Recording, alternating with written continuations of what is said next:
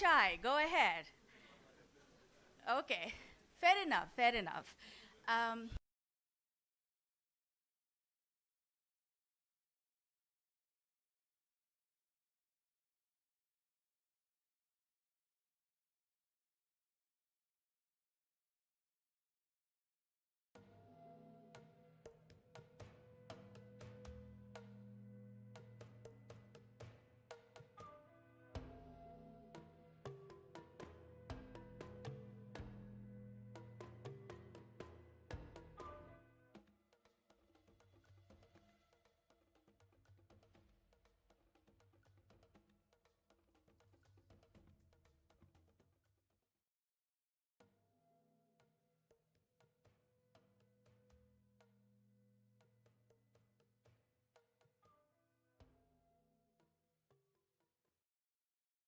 New things, but that's how we begin, right? It's better to know the big complex um, complex system that we are tackling up front, and then to kind of find a way to break it down into simple pieces that we can each understand and tackle, right? But there are no more surprises. What needs to happen is you have seen it yesterday. There's no more surprises to say, oh my goodness, but we didn't know this. Oh my God, but this is now more complex. Or, oh my goodness, we didn't know the standard body was going to be so tough on us. You know now, right? And I think that is why I'm glad that we started yesterday in some ways with some of the hardest pieces, because it's best. All of us have passed high school, right? All of us have taken some professional entrance exam or such. It's a bit like that. It's a bit like knowing the syllabus, right? It's a bit like knowing what the examiner is going to ask at the end of the day for us to pass. That's not supposed to scare you.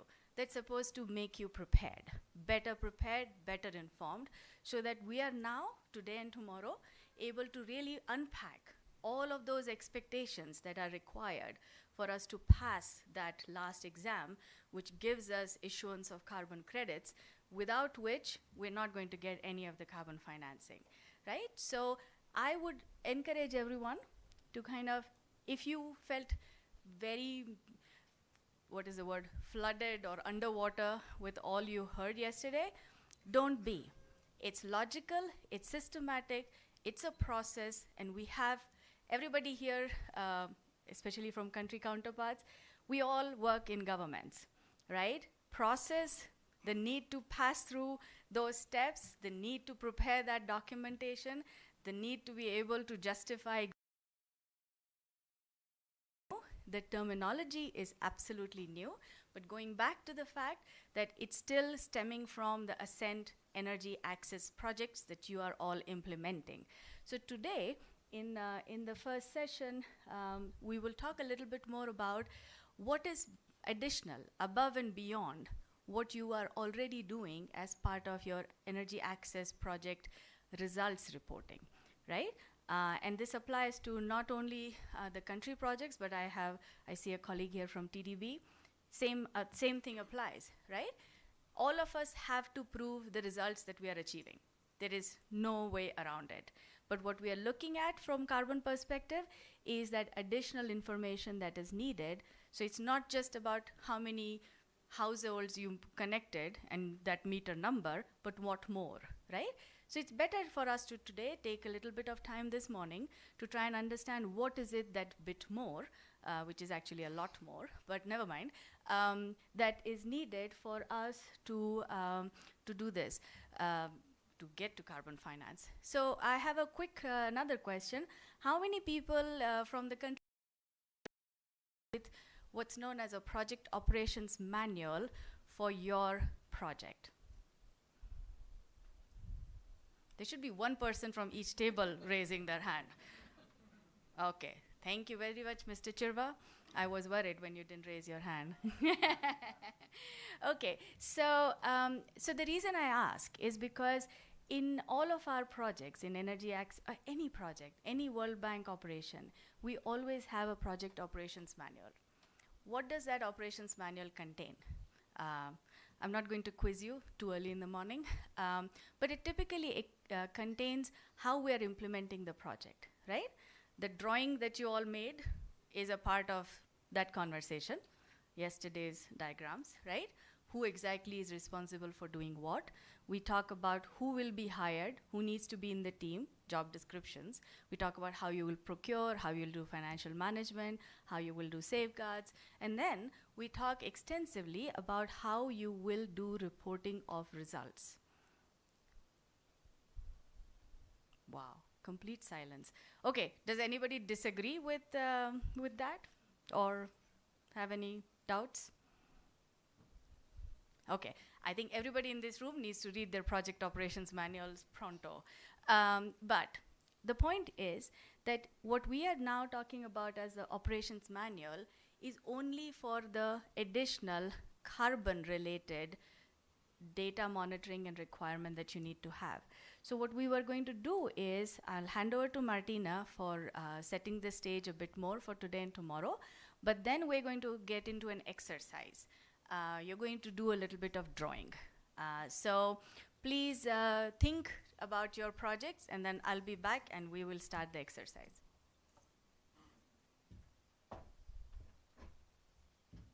Okay. Good morning, everyone. I hope you enjoyed the reception. I'm sorry to hear some of you had nightmares, but I think, as Monali said, you've seen the big picture, and now we're gonna have it in more concrete bite sizes. But I think we're off to a good day. Now you've seen it all. Plus, we have internet working, and we have AC working, so I think this is all positive. So thank you for the IT team to help us bring us a better working environment. And I think one of the points, as we think about yesterday, and I thought about you guys, oh my gosh, there's a lot of vocabulary, a lot of stuff, and we'll come back to that. This is not the end of the day. We'll bring it back in different pieces. We will bring back Subendu and his team to explain pieces of the carbon standard. But I think I was trying to say, think about how could we summarize yesterday's meeting. So I have 5 points for you. One, I hope you got of the meeting yesterday that progress on implementing the ASCENT project, the energy access project, is necessary for generating carbon. No ASCENT project, no carbon finance revenue. So the faster, the more rigorous the implementation, the better the prospects to generate carbon. Two, we have learned about the energy access carbon standard. And what you need to remember from that, we will come back to it, is that it's really what sets the requirements and the rules to be in place in order to generate carbon.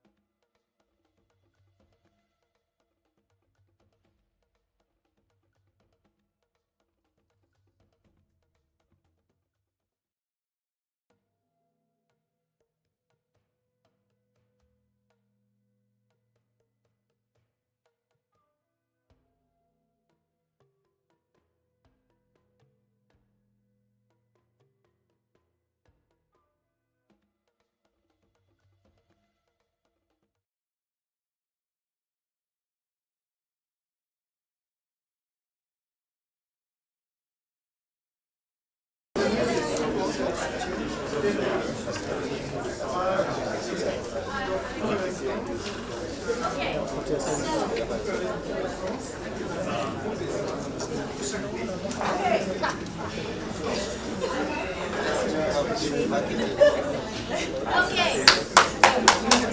So, we're going to have to do this without a mic at the moment because they're trying to figure out our electricity problem. I mean, the fuse I moved.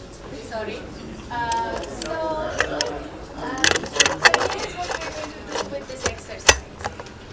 What we're looking for is for you to have an understanding of how data flows, right, through the system. It's not very complicated. I think we need to buy you a replacement. Since how to support this? It's a run out? Yeah, no, it's tiny.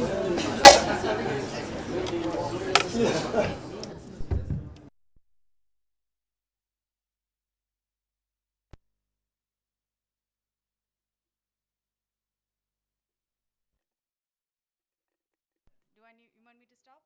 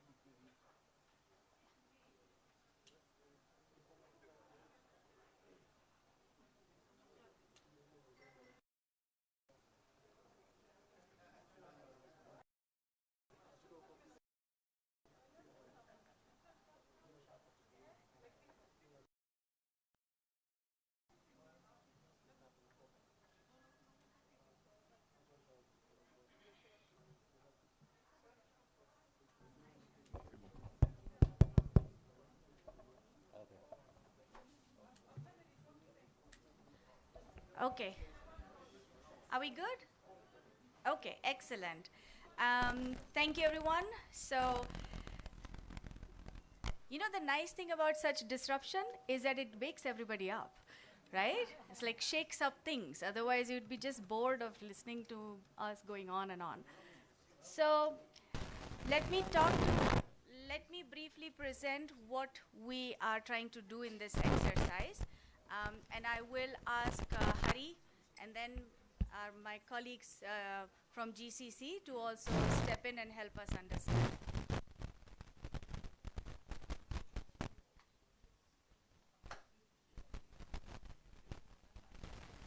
I think it's the wind that's making all this noise. Okay, but so what are we doing in this exercise? Can I ask everybody who has ever worked on a data process flowchart before to raise their hands? Not the bank team. From the country tables, how many of you have ever worked with a flowchart that looks like this?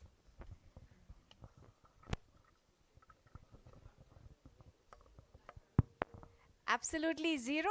Oh, no. Okay, one hand, two hands. Anybody else? I have a couple of hands at the Uganda table. Zambia table? Yes. Come on, guys, don't be shy. Burundi table. And has anybody in that group worked on a process flowchart which looks like this? Doesn't have to be on energy sector. Anything. In your engineering course, in your finance course, in anything. Okay. Any experience of this on Malawi, Rwanda side? Tanzania team. Okay, super. Good. So now we know that that this is a bit unfamiliar to many of you, which is perfectly okay. There is no problem with that. What we are trying to help you see, visualize, is how the data flows, right? That's all we're trying to do here. You're not trying to solve anything. You're just trying to imagine this like one of those things where you're trying to find your way through a maze to the other end of the maze, right? So that's all we're trying to do here. Don't worry, you don't need to be an engineer, you don't need to know science, or you don't even need to fully be conversant with the project. All we want is one or two of you to look at how the data flows, and given that Uganda team really needs to know their their project and how this works. Maybe I'll ask you guys to explain to the others later. Okay, so here is what I need you to do. Please, you'll have to look at the chart. You'll have to look at your charts. Now, I want you to look at only one data point at this moment. And I'll request our colleagues, Razwan, Stefan, what's your name? Thomas. And sorry, hello, Thomas. And colleagues who are working on Prospect, working on DMRV, to please circulate so that we help understand. So what you are seeing on the left-hand side of this chart is what is the type of data we are looking at, and I only want you to think about one type at this moment, which is data that is meter data coming from a new customer that you have connected to the grid. Yeah? So in the case of Zambia, ZESCO has now connected a new customer to the electricity network, and now they have meter data and consumption data from that meter that is likely to come through. Yeah? Same here, Tanzania, TANESCO, same thing. You have now connected a new customer to the grid, and now we're looking at data coming through from TANESCO. Same Madagascar, your utility has connected a new customer. EU particularly, you have connected a new customer. How does that data flow through this, right? You don't have to have that answer right away, but that's basically what we're looking at. So you may want to go closer to that and try to take a closer look.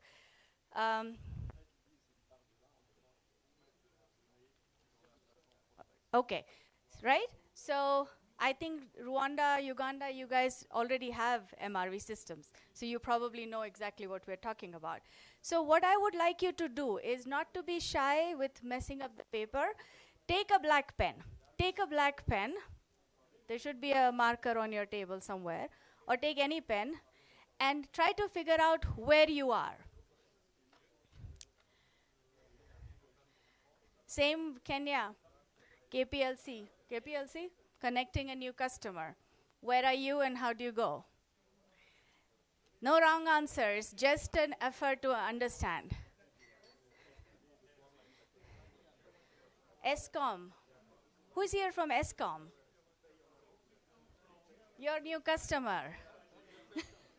So the question is, okay, I think you don't have any. I'm so sorry, you don't have anybody from the bank team here.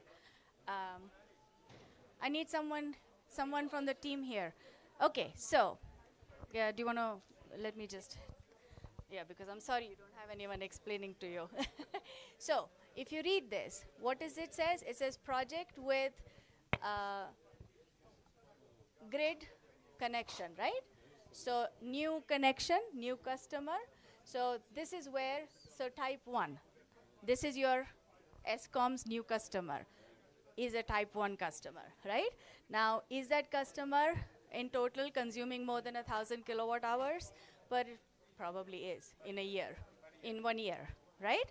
It probably is. I mean, a new connection. So then what are you going? You're going towards a metered solution, right? That customer has a meter, and you have collection data from that meter. Now that meter data could be metered, as in postpaid, or could be prepaid, right? Or could be pay as you go, which is probably, you probably are doing all prepaid, right?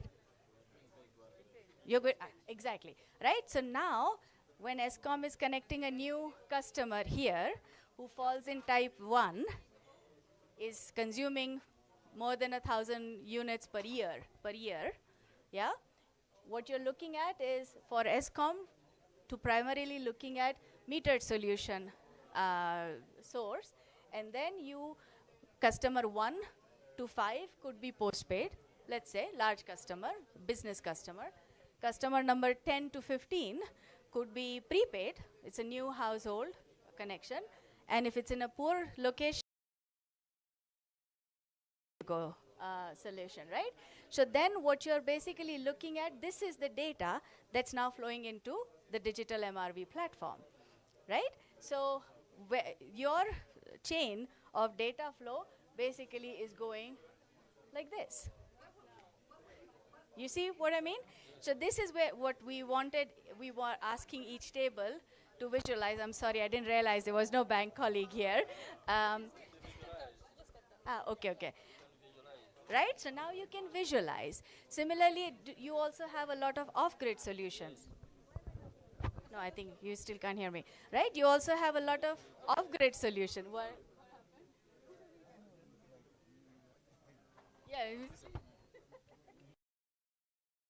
Example, now you also have some mini grid solutions, right? When you are doing mini grid, maybe not ESCOM, maybe Ministry of Energy, right? So that becomes a type 2. So now you're saying, okay, in this type 2, is this customer or this mini grid doing more than It's 1,000 Monali. units? Probably yes, right? Then you do a meter, maybe without a pay option, but it's individual household, Monali, individual consumer. I think I can take them through this one to understand the logic in each of these therein. Then it's easy to understand. Okay, no, give them 5 Yeah, minutes. 5 minutes. Yep. Right? So then here you have a meter but without paygo because it's like a bulk consumer. So for example, a mini grid that is primarily serving a telecom tower. Yeah? You do have those, right? But so the big customer is this one, then that just goes back into metering. Yeah? But if you then have somebody who is small customer, then where it goes is options A or C. So it could be metered like a paygo, or it could be just a distribution metering.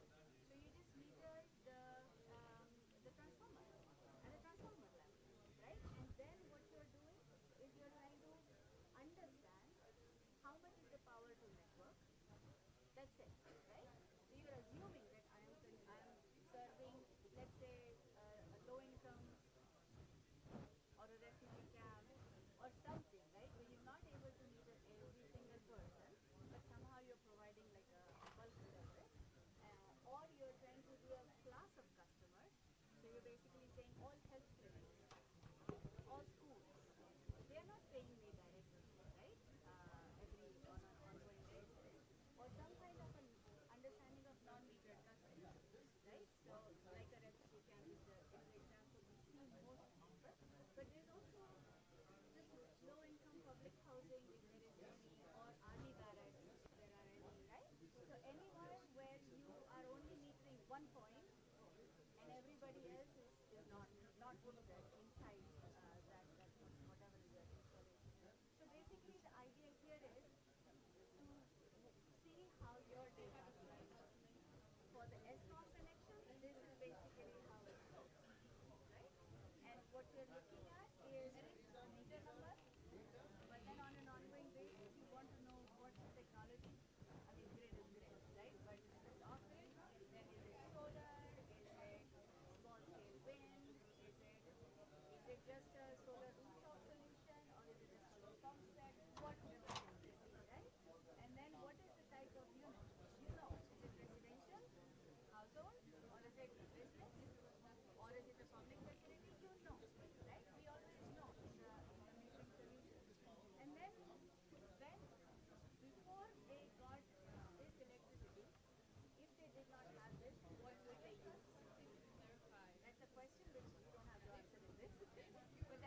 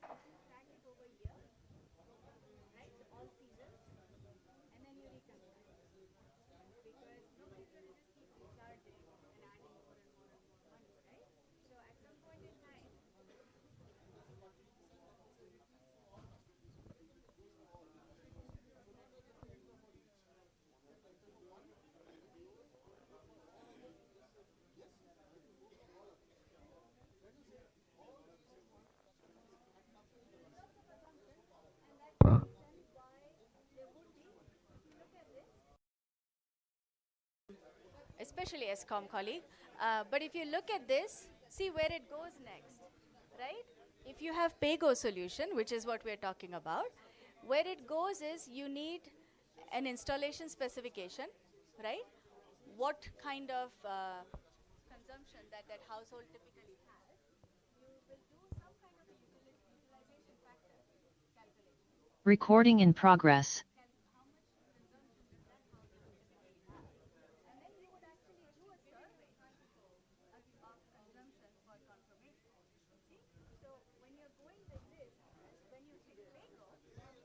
Because we don't have consumption data from the consumer, you have to go into this chain where you have a survey of the consumption for confirmation. Your point, right? Your point, which is just because they are recharging doesn't mean they are using, right? How much they are using, there's too many assumptions. That's why you have to do then the survey to be confirmed. So in most countries now are seeing different kinds of smart prepaid meters so that where we are seeing use of more smart prepaid meters, right? So you get a little bit more information, or also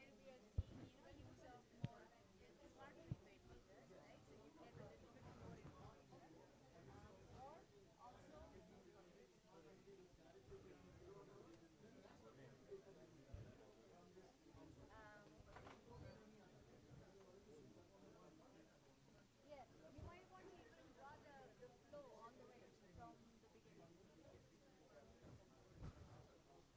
Okay.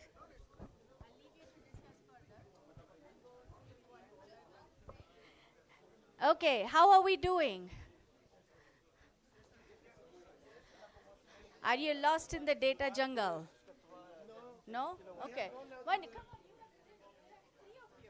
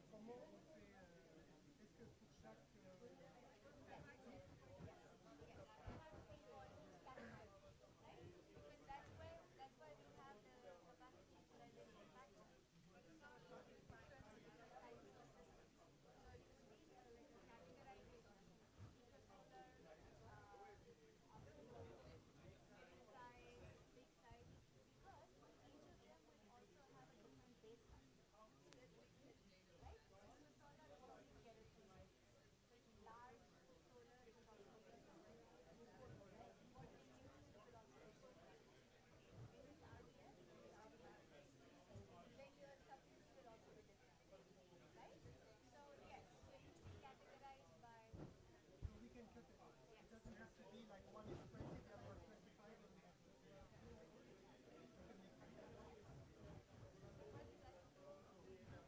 is also categorization by type of customer, type of unit, right? It can be residential, non-residential as well. Even in non-residential, you could even have like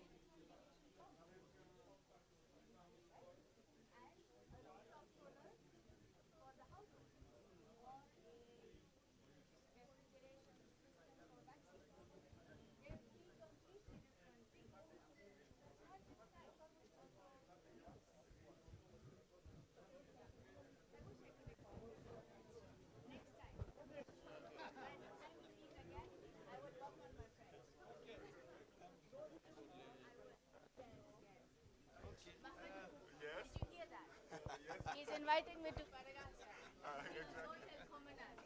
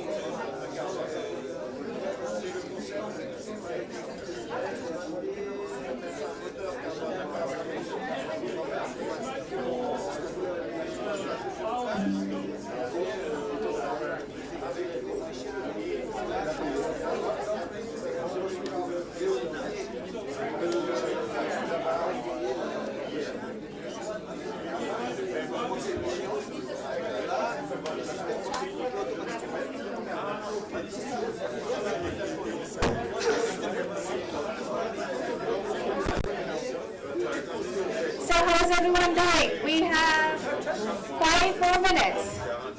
We're just going to take 5 more minutes. Okay.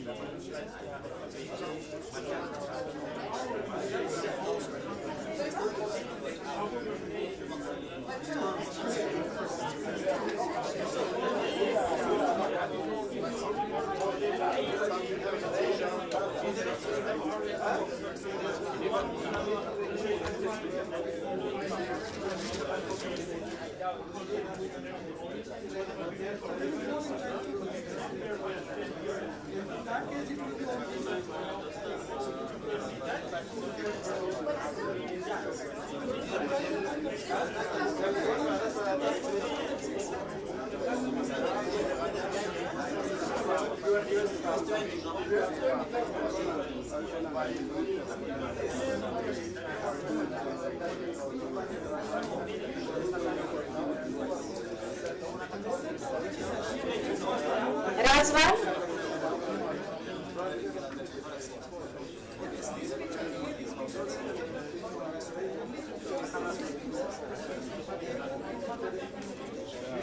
There is no carbon data. There is only electricity consumption data.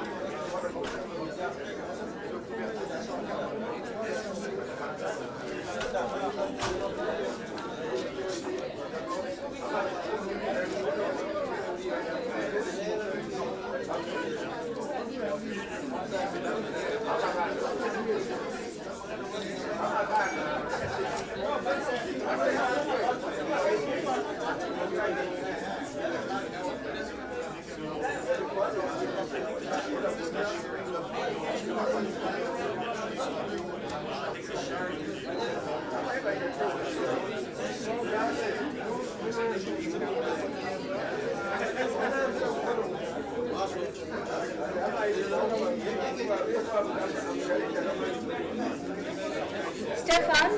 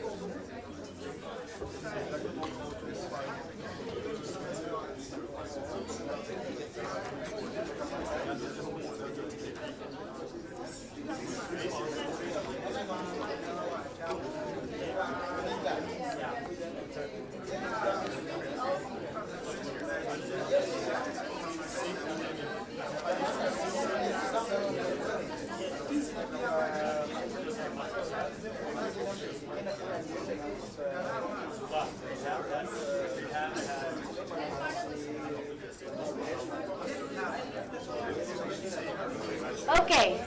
Yes. Sorry. Yeah, no, great. Apologize. I'm going to move. Okay. So, how are we feeling about this? What are you doing?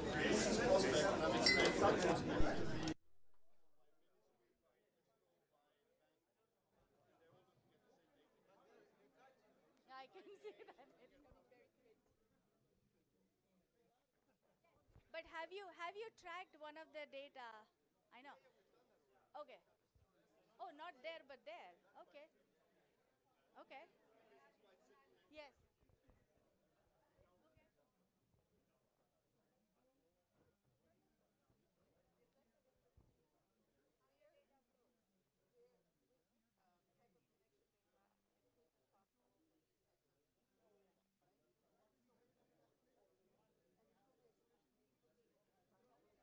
Oh, please don't worry about clean cooking. If anybody is worrying about clean cooking.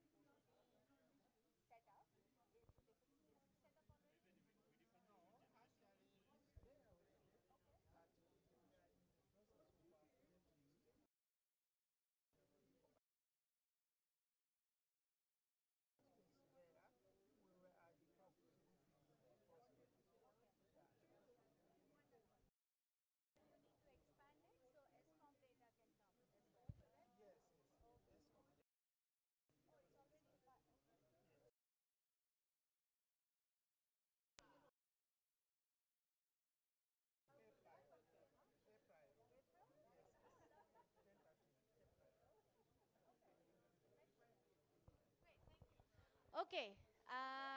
Okay. So we're going to stop. Are we done yet? Zambia is figured out? Excellent.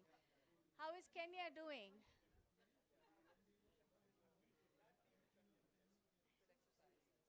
Yeah.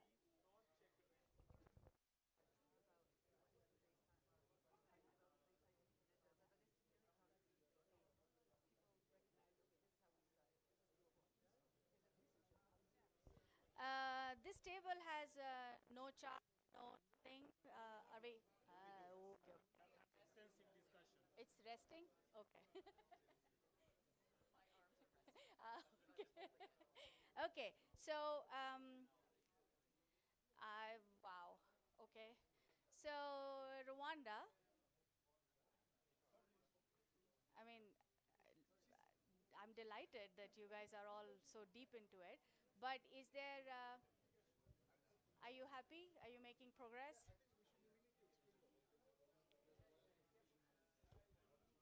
Yeah, yeah. No, but this is good. This is confusion is good because they have to think this through themselves at the end of the day, first and foremost, right? And if this is not clear, okay, so if everybody is done, Thomas, are we good? I mean, you can continue talking, but are you good for now? Okay, super.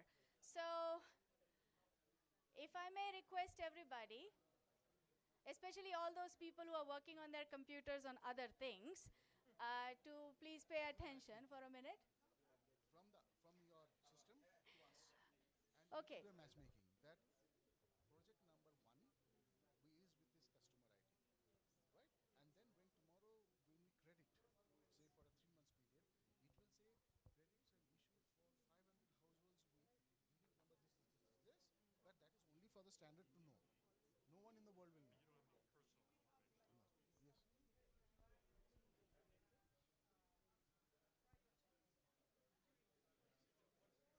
Yes. No. It is as and when it happens. It's a program. Digital.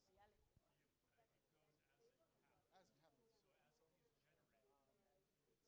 So tomorrow you install a new one, you add a new one. You add the fourth one the day after, you add the fourth one the day after. So as and when it happens.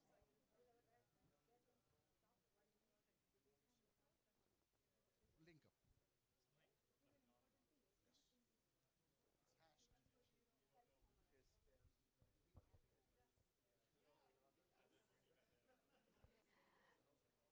Okay. Okay. So, pens down, computers closed. If I may request everybody who is doing everything other than carbon right now to please stop. Okay, so let's now listen to the experts.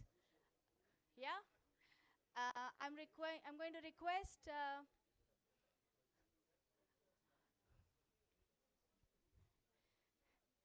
If I may request this table to please look at the stage. Thank you. Same this table. Pay attention to the stage. We're going to listen to the experts now, yeah? We've tried to do what we know as practitioners, right? What you know as the utilities, what you know as the ministries of energy, right? This is the data, the way we think about it. So you have done that exercise and done a good job of it. Some have done more complex thinking than others, but it's good, right? So now we have looked at this from how we see this as people who implement these projects, people who run metering systems, people who do data collection for ministries of energy and analytics and so forth.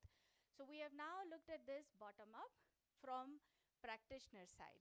Now let's listen to Subendu and Hari more from their expectation as the standards body on what is it that they want us to look at, right? And somewhere between what they want us to do and what we can actually realistically do lies the truth. So, so let's listen now, and then what? Oh, and then we maybe discuss a bit more. With sorry, Ashia, we're taking more time, but I think this is an important exercise, so hopefully it's useful. So over to you, Shubhendu and Hari. Okay, two things before we start on this. Yeah, it's a little blurred, but then you must be having it with you all, right? So, what this is all about, this is trying to put in a decision tree to say what all data would be needed in order to be able to generate credits from a project using the methodology AMS 3BL modified one with DMRV. But we need to understand there is actually a methodology sitting there with around 80, 90 pages, wherein all these are further detailed inside. So you'll not get the whole picture by just looking at this. This is just a snapshot therein. Second confusion that I saw was, you don't need all data. These are options. We need one of them. One would be good enough, or maybe a combination or two or three would be good enough, depending upon which path you go for. So, first of all, the whole thing starts from implementation, right? It can be a SHS, it can be a grid extension, it can be a micro hydro, it can be anything. So a project get implemented. So this project would have to be included into the program to get credits, right? We said a program is registered, and then each project that happened under the program are then included into the program to get credits for the next, say, 10 years, 15 years.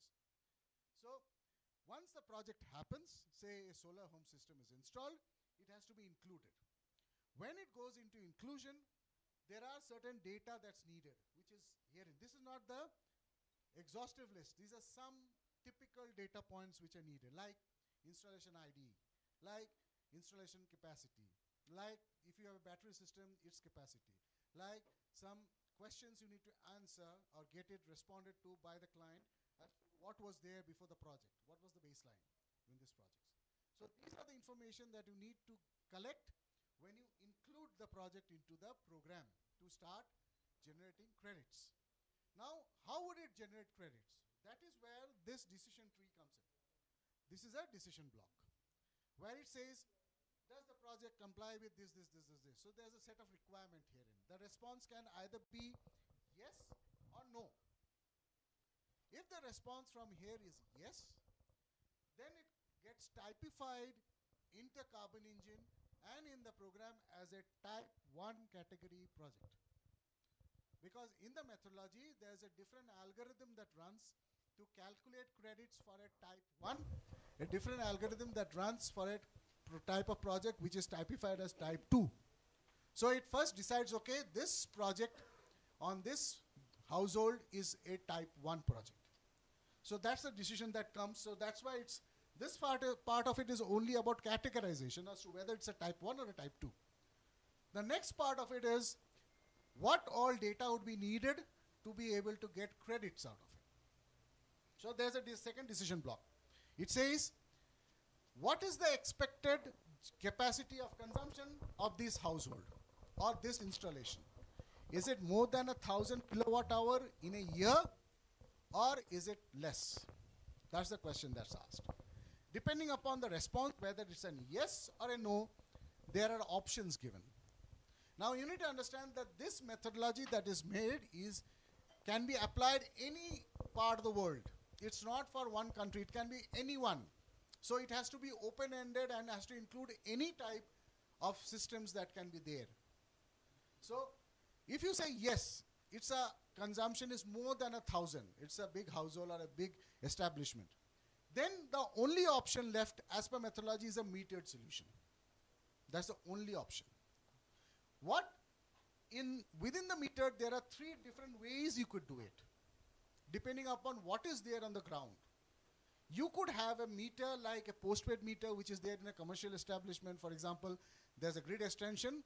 The grid is extended to this unit and it starts pushing power, and you get billed at the end of the month depending upon the amount of power you consume. So the meter directly gives you the kilowatt hour generated and pushed through this consumer. This data is good enough to give you credits. Only one data, which is from a metered solution. Now we got a suggestion to say, within bracket postpaid, because it's done at the end of the month or whatever is the time period that is done. The second one is a prepaid meter. In certain geographies, it's done as a prepaid meter. That is, they pay an amount of money. Depending upon the tariff, they are allowed to consume up to a certain time. And it's like any prepaid systems, like the mobile prepaid. It keeps running down, and when it goes to zero, it cuts off. You have to again, it just cut off as well. Okay, now. So the moment you recharge, the system again comes back on board. So what do you get from these? You get information on the amount of money paid in the prepaid system divided it by the cost per unit of power. You know the amount of power that has been delivered. So that data is good enough to give you credits. But there are geographies wherein they go with a pay-go model, like using the installation without trying to find out what amount of energy is consumed. It's like an use of an installation for a period, so 7 days, 10 days, 30 days. In that case, we don't know what is the amount of power that is actually generated. In order to be able to calculate that, we need 3 data points. With respect to the capacity of the unit, you might say the capacity is already logged in at the initial stage. Yes, so you don't need to do it again. So the data will flow from the initial to here. You have it. Then you need a capacity utilization factor. Obviously, the solar home system is not going to deliver 100 if it's 100 watt into 8960. No. There is a capacity utilization factor depending upon the irradiation on the place, availability of the solar panel, downtime and everything. That cuff will come into herein.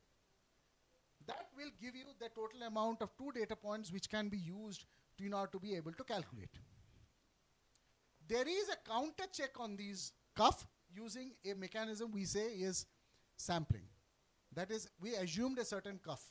We don't want to be, there is a word in carbon world which is there in the carbon world. We use the word conservative. So we cannot overcredit. Depending upon, if you tell me, how do these 3 options compare? The first will give you the highest amount of credit because it's metered directly, values. The second one will give you an equivalent because it's paid divided by unit cost is metered.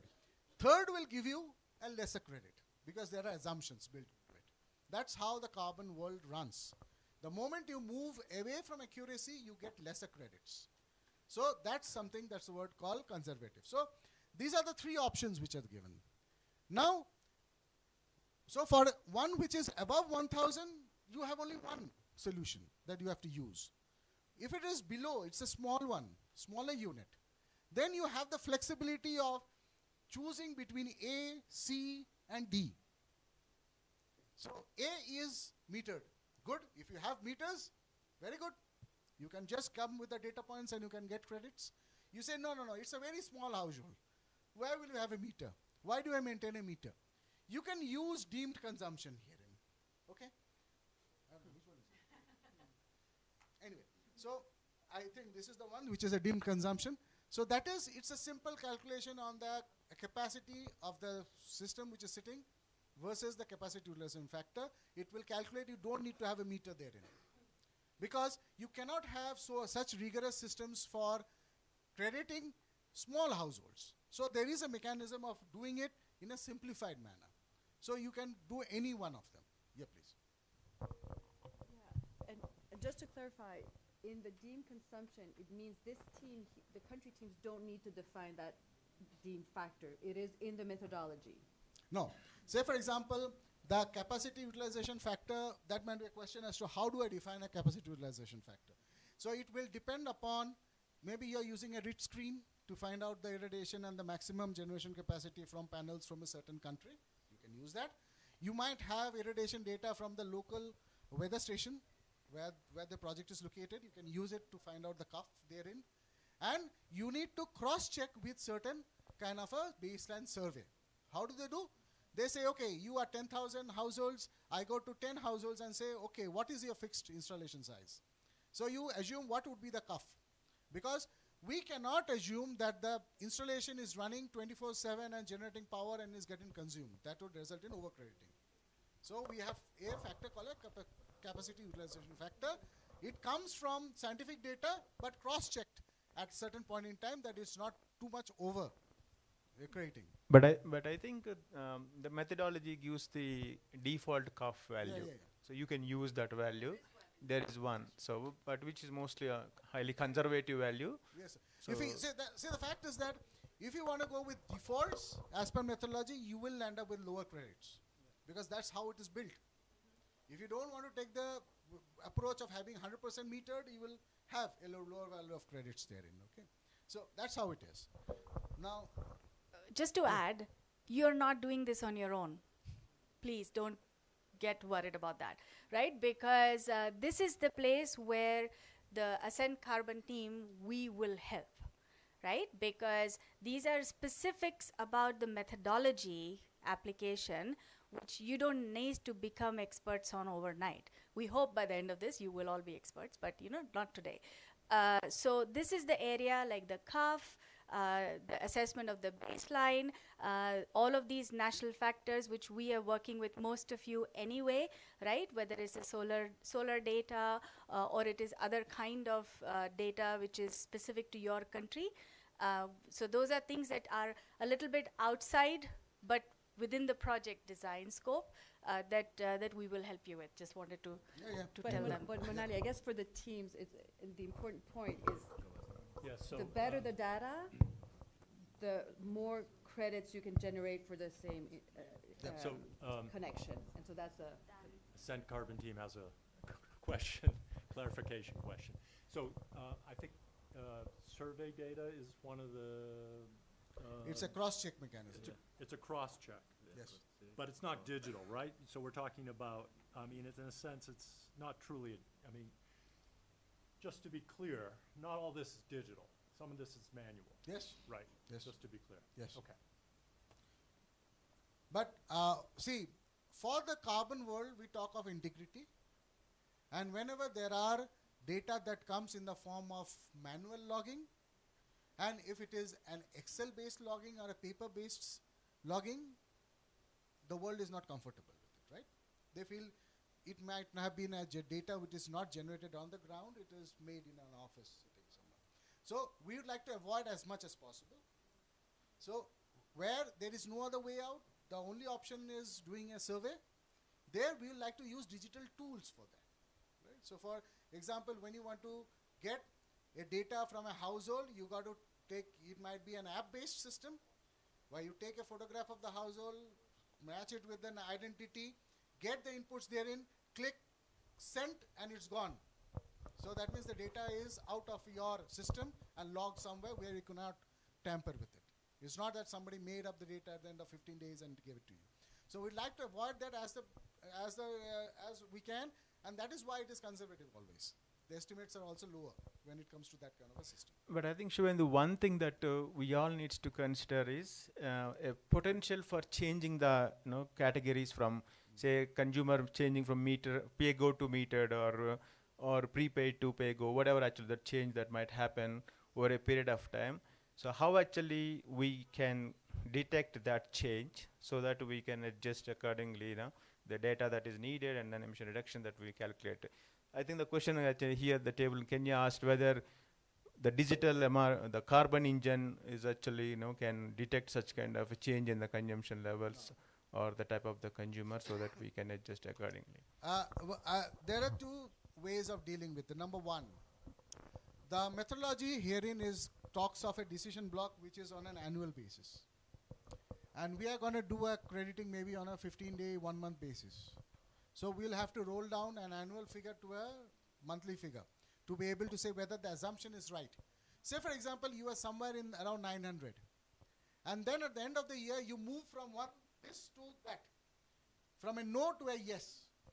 You used an option which is in this track, and then you moved because your consumption pattern changed. You only landed up with a metered solution. Then what? So these are practical problems. These are something that we say are, when do you get included MEs? After registration. So they come under something called a post-registration change, wherein your monitoring requirements might change because your nature of the, how use has changed. So you need to flag it. You need to notify. The DMRV system can only decide on value, on data. They might be able to tell you, no, no, no, it's not a type 2 type, it must be a type 1 because it's more than 1,000. Projection is more than 1,000.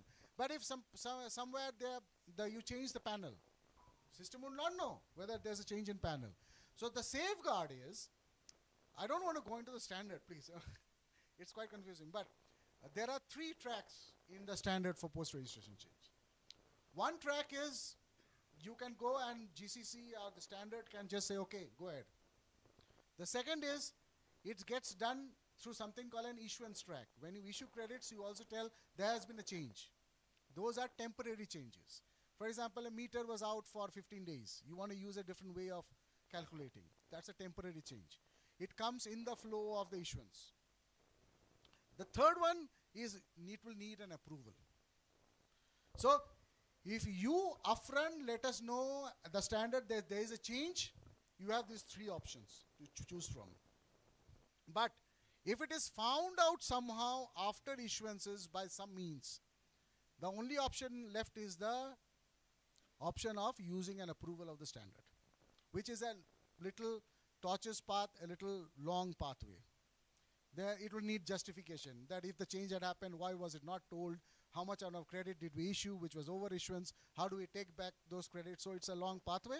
So whenever there's a change in your system or in configuration or any kind of anything that might affect this decision block, you have to upfront tell the standard. Tell the standard. Then we will guide you which pathway to take. Okay? So this, again, this is only a part of methodology of letting you know that what will this give you? This will only give you kilowatt hour.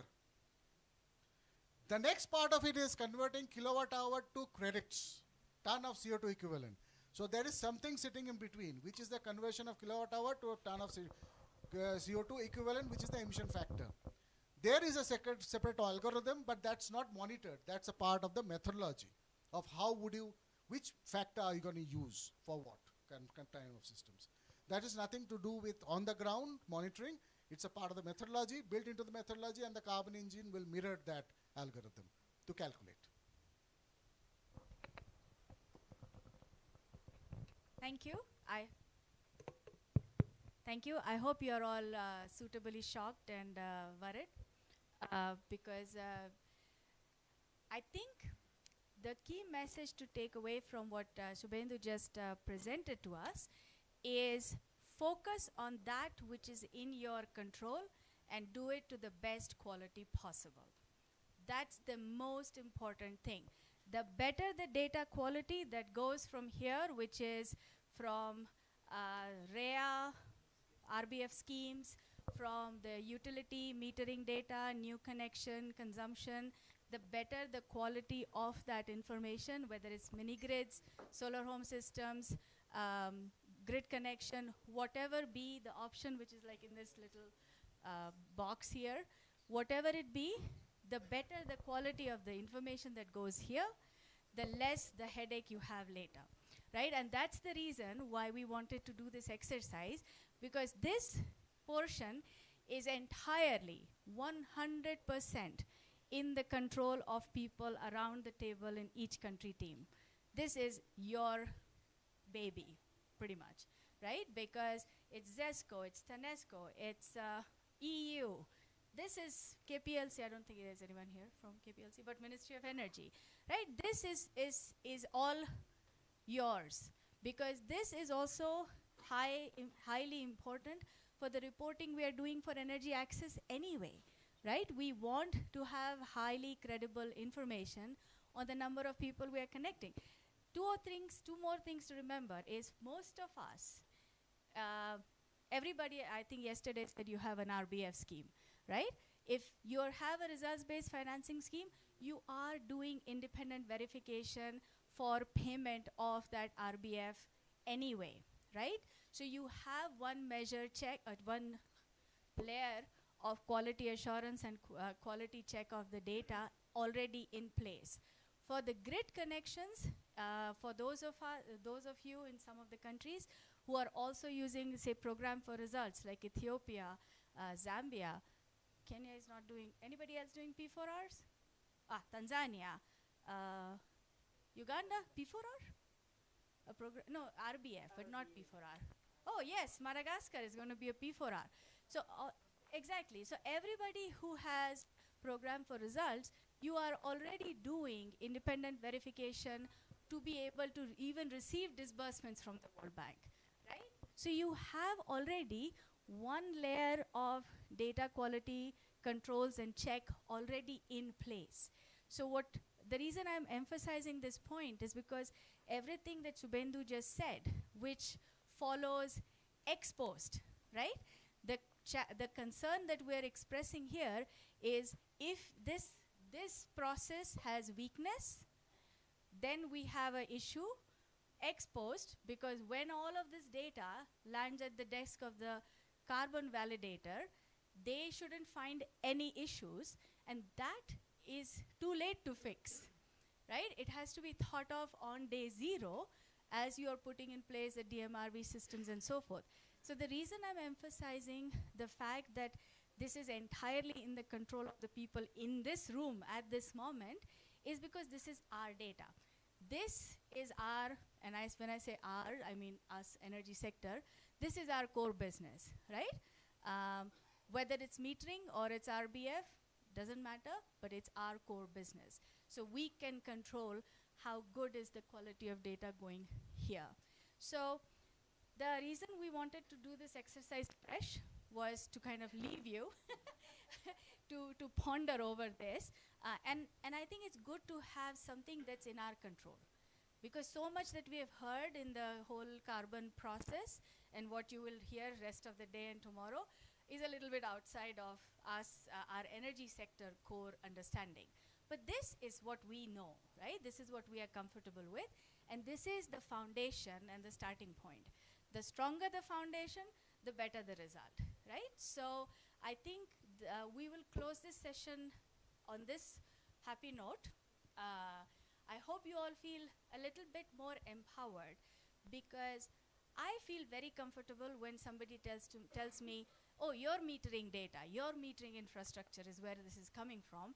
I know there is a couple of tables back there who are very worried about that, but let's have a separate conversation with the energy TTLs, with our energy projects on anything that you need for the utility to have ability to have stronger data management. If you need some support on QA, QC, quality assurance, quality control of that metering data, let's talk about it. If there's something we can do to strengthen the RBF's mechanisms, let's talk about it. That is part of the ASCENT Energy Access project anyway, right? So let's kind of take this and see if there's something else beyond or not core to our business that we can do. Let's do that. So let me stop at that point and ask Daniel or Ashia, do we break for coffee or what's next? Because then I think the next session is with, okay. Well, Daniel, that sign is more than coffee, right? He's doing like this at the back of the room. Okay, so I think we break for coffee, and he will tell us where to go for coffee and all. And then let's come back and start talking more about the carbon finance and market readiness. So we take a 30-minute break. What's the time right now? My phone also died. 10:40. So can we please come back?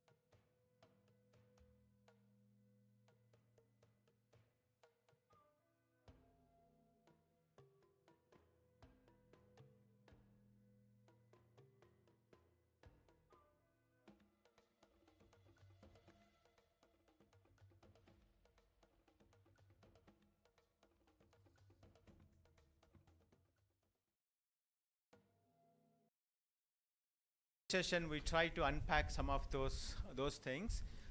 So we have also with us Mariam from UNFCCC Regional Collaborative Center Kampala, here to talk about some of the things that that UN is doing in Article 6, so that you all know what are the things that's happening at the UN, and what are the specific requirements that countries needs to fulfill to satisfy some of the requirements under Article 6 of the Paris Agreement.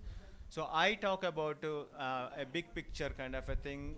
What's the scenario on the supply side, like how many credits have been generated last year, and who actually bought them, what is the demand actually for those credits, and then so on and so forth.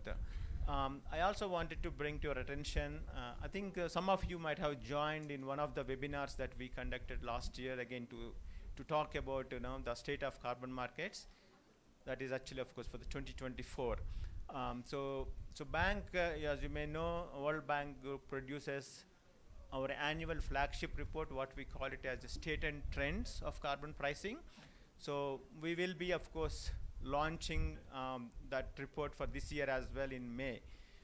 So some of the things that I'm talking about are not directly from that report, from the different public sources that I managed to compile, so that you will know a little bit about what is the current status of the carbon markets. So don't worry about the exact values that are actually on slides, but you just pay attention on the trends, actually how actually the market is going, and then of course are there any positive signs, are there any negative signs that one needs to be aware of. So with that, so again, as it's mentioned in the agenda also, the objective is basically to equip you with some of the latest information on the market, what's happening on both the Article 6 side but also the voluntary market side. Just to start with the context, I mean, what is driving the whole climate action in all the countries? I mean, so I'm sure many of the countries are now have set up their own net zero targets. I'm sure you're all aware of that thing. So one of the good things is that now 83% of the world economy is actually covered with net zero targets. So of course we know some of the developments in the USA last year, wherein of course the new administration has renegated some of the targets that was set by the earlier administration, but still actually more than 80% of the world economy is now under net zero targets, gives a hope that the climate action is still continuing. And then if you look at the climate policies that these countries are actually introducing, not just only of course considering the carbon markets related policies, but also other policies that are essential for us to reduce the emission reduction, be it in the energy sector or transport sector, elsewhere. So if you see this one, of course you've seen that number of countries that are considering the policies related to the carbon are increasing. Of course that includes of course role of the carbon credits, and then domestic carbon pricing, carbon taxes, emission trading systems, and etc. So that's a good sign. That means countries are now looking at the meaningful role these carbon pricing and carbon markets can play as part of their decarbonization agenda. So this is just a snapshot of the supply of the carbon credits in the market. I mean, so we all know there are multiple ways in which you generate carbon credits through different mitigation instruments, be it actually forestry, of course on energy access is one classic example, the transport and etc. But you've seen that one, of course, the annual issuances that of course that the standard board issue from these projects has slightly come down actually last year, mainly because of the reduction in the credits that are issued for the renewable energy projects. That also reflects actually how the market is actually preferring high quality, high integrity credits for, and then of course that there's a perception in the market that renewable energies are now very cheaper in almost every country, and hence they may not actually require the carbon credits. But there are a lot of nuances that one could talk about that thing, but this is the trend that at least last year was that the amount of issuances from the renewable energy credit new projects actually has come down. That actually led to the overall reduction in the number of issuances from these projects. The demand side, of course, there's a not much depressing in the sense like demand continues to be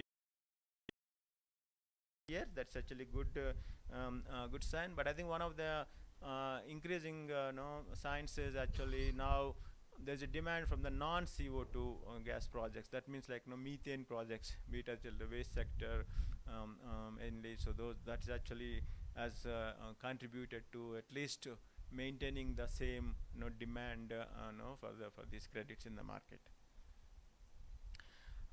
So in terms of the prices, yes, there is a continued pressure on credit prices, because now buyers have become much more sophisticated in terms of like understanding the dynamics of the project.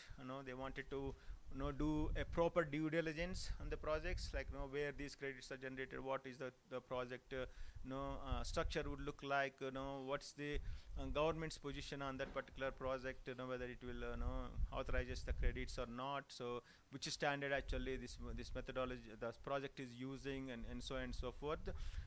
But and then in order to of course build the trust and then credibility, there are few other things that are already started emerging, which is of course like this labeling of these credits by an independent bodies like ICVCM and the Integrity Council for the carbon markets, which actually rates gives a particular labeling for the carbon credits, which, based on the what they call as core carbon principles. So that is CCP labeling.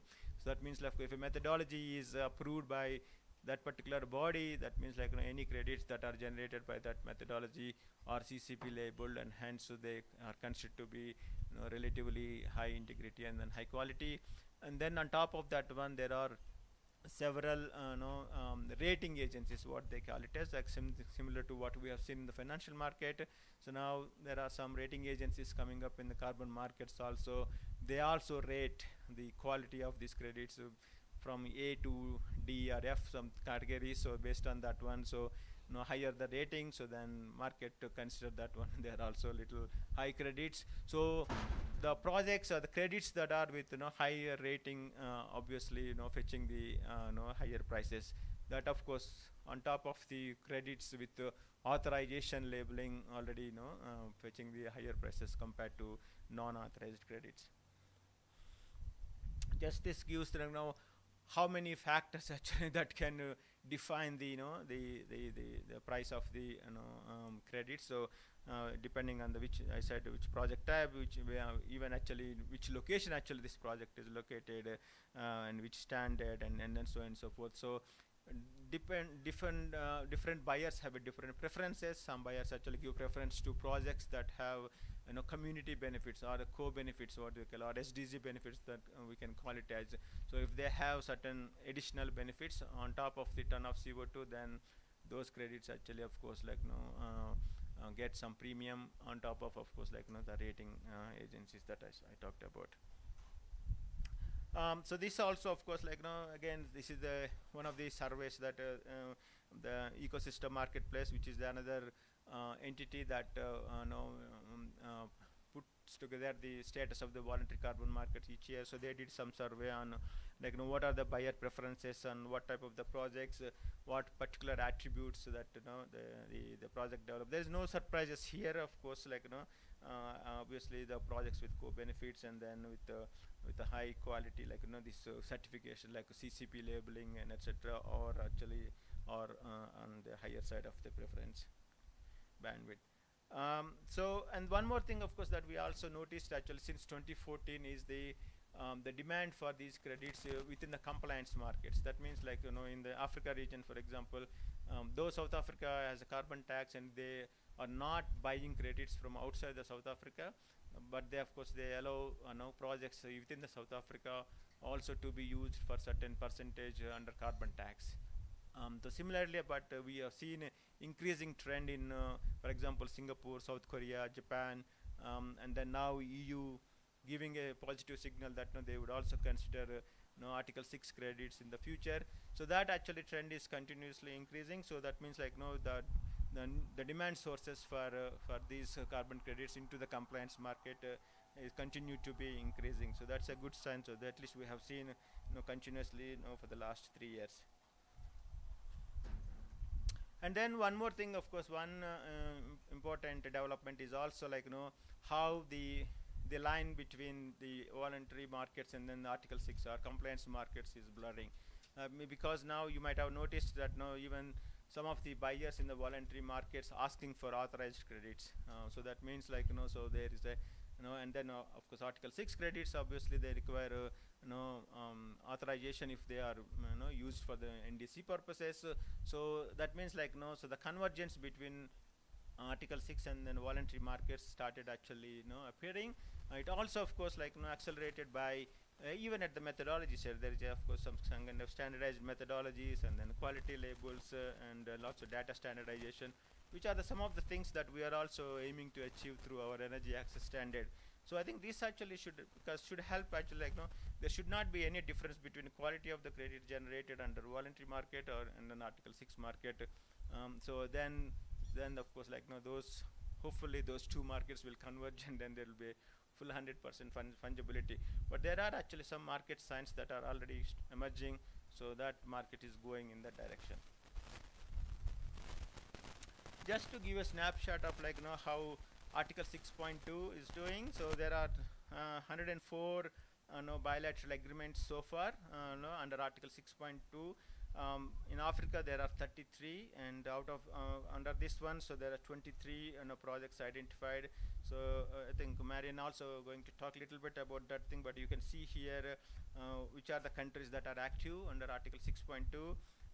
And then of course you might have noticed actually that despite these many agreements that are in place, the transactions of ITMOS under this one has so far been very less, very little actually, less than 6,000 tons after I think 3 or 4 years of activities under the Article 6.2. But I think now the hope is that this will accelerate in 2026 onwards, given that many countries now have some kind of a policy framework that is very essential to facilitate these Article 6.2 transactions.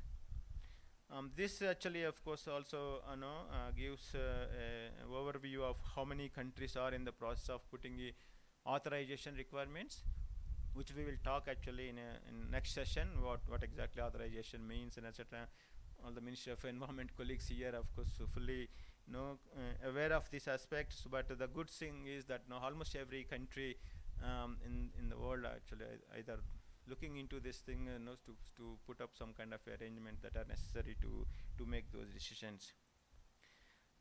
So this is of course also at the moment because of this regulatory complexity in terms of like establishing these policy frameworks is delaying the actual progress on the ground. So if you see here there are total 108 countries already shown interest in participating 6.2, but if you see the authorized credits, there are very few credits that are available right now, and the majority of them are from the jurisdictional RED plus kind of a projects. But other than that one, on renewable energy there is nothing actually so far and authorized. So this is actually causing one of the major issues in the market at the moment. So how soon countries can set up their these authorization arrangements in place with a full clarity to the private sector, like what are the types of the projects country wants to authorize, what are the restrictions that country wants to set it, how long actually it takes for a country to issue this authorization letter, and then so on and so forth. So that clarity is actually missing in many of the countries. So hopefully with all the things that are happening right now, so market is expecting that that clarity will be achieved soon, so that there will be of course many more 6.2 transactions, and also of course 6.4 obviously, which is going to emerge very soon, I think, which Marian will talk about. So so that's actually a positive sign in the market. This is just a snapshot. Who will buy these credits? It's like so if you see at the moment on the left hand side, Japan, South Korea, Singapore, Sweden, Switzerland, Norway. So these are the major players in the market, especially for Article 6.2. And then many of the African countries have agreements with these countries, and then they're also, of course, looking for many more opportunities for the projects in the area. And then the majority of the demand is, of course, is from the Corsia. So yesterday, I think Shivendu talked about this thing. So that's another scheme for the airlines, which has now this is one of the known and credible demand that's out there in the market, for at least for the next few years. And then, of course, on the right hand side is the future demand expected from the EU, which of course which is again very rough estimations here, and then there are a lot actually needs to be unpacked here, which we do not know what exactly the demand would look like. But at least EU said they allow certain portion of their EU not EU ETS for the as part of their NDC targets. They will allow Article 6 credits in the future. So that's actually another one that will be likely to materialize in 5 years time. So that actually, okay, to summarize, so yes, so now Article 6 is what, of course, central to linking the carbon markets. And then we talked about yesterday, the digital infrastructure and technology is one thing that is transforming the market. And then, of course, voluntary markets. Now they are all actually in the resetting mode, in the sense like aligning with 6.4 requirements and then so on and so forth. So there are, of course, additional market forces that is also driving, like ICVCM and then rating agencies and etc. And as I mentioned, so the last point is what is most critical is what we can do at the country level, which is the policy governance, and is very critical, that can be achieved through the needed policy frameworks. So more action to in 2026. Everybody is hoping that all countries actually will be ready and then put up their own infrastructure and then policy frameworks that should help to accelerate the credit generation, especially and the compliance and then voluntary markets. I'll stop here and then I'll hand over to Marian to talk about what's happening at the UN level, so that you will also have a full picture of on the regulatory side. Okay, let me share that slide.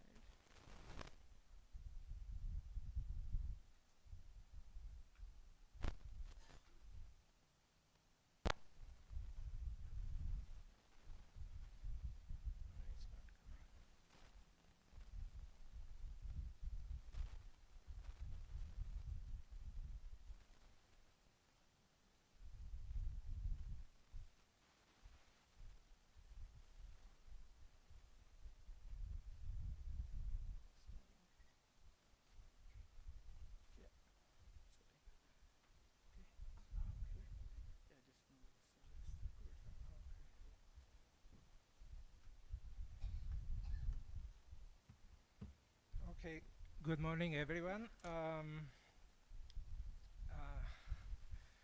My name is Marian Mraz. I represent the UNFCCC RCC based in Kampala. Our office covers 19 countries in East and Southern Africa, and my responsibility is sort of a little bit broader, covering Article 6 and carbon pricing policies in these countries.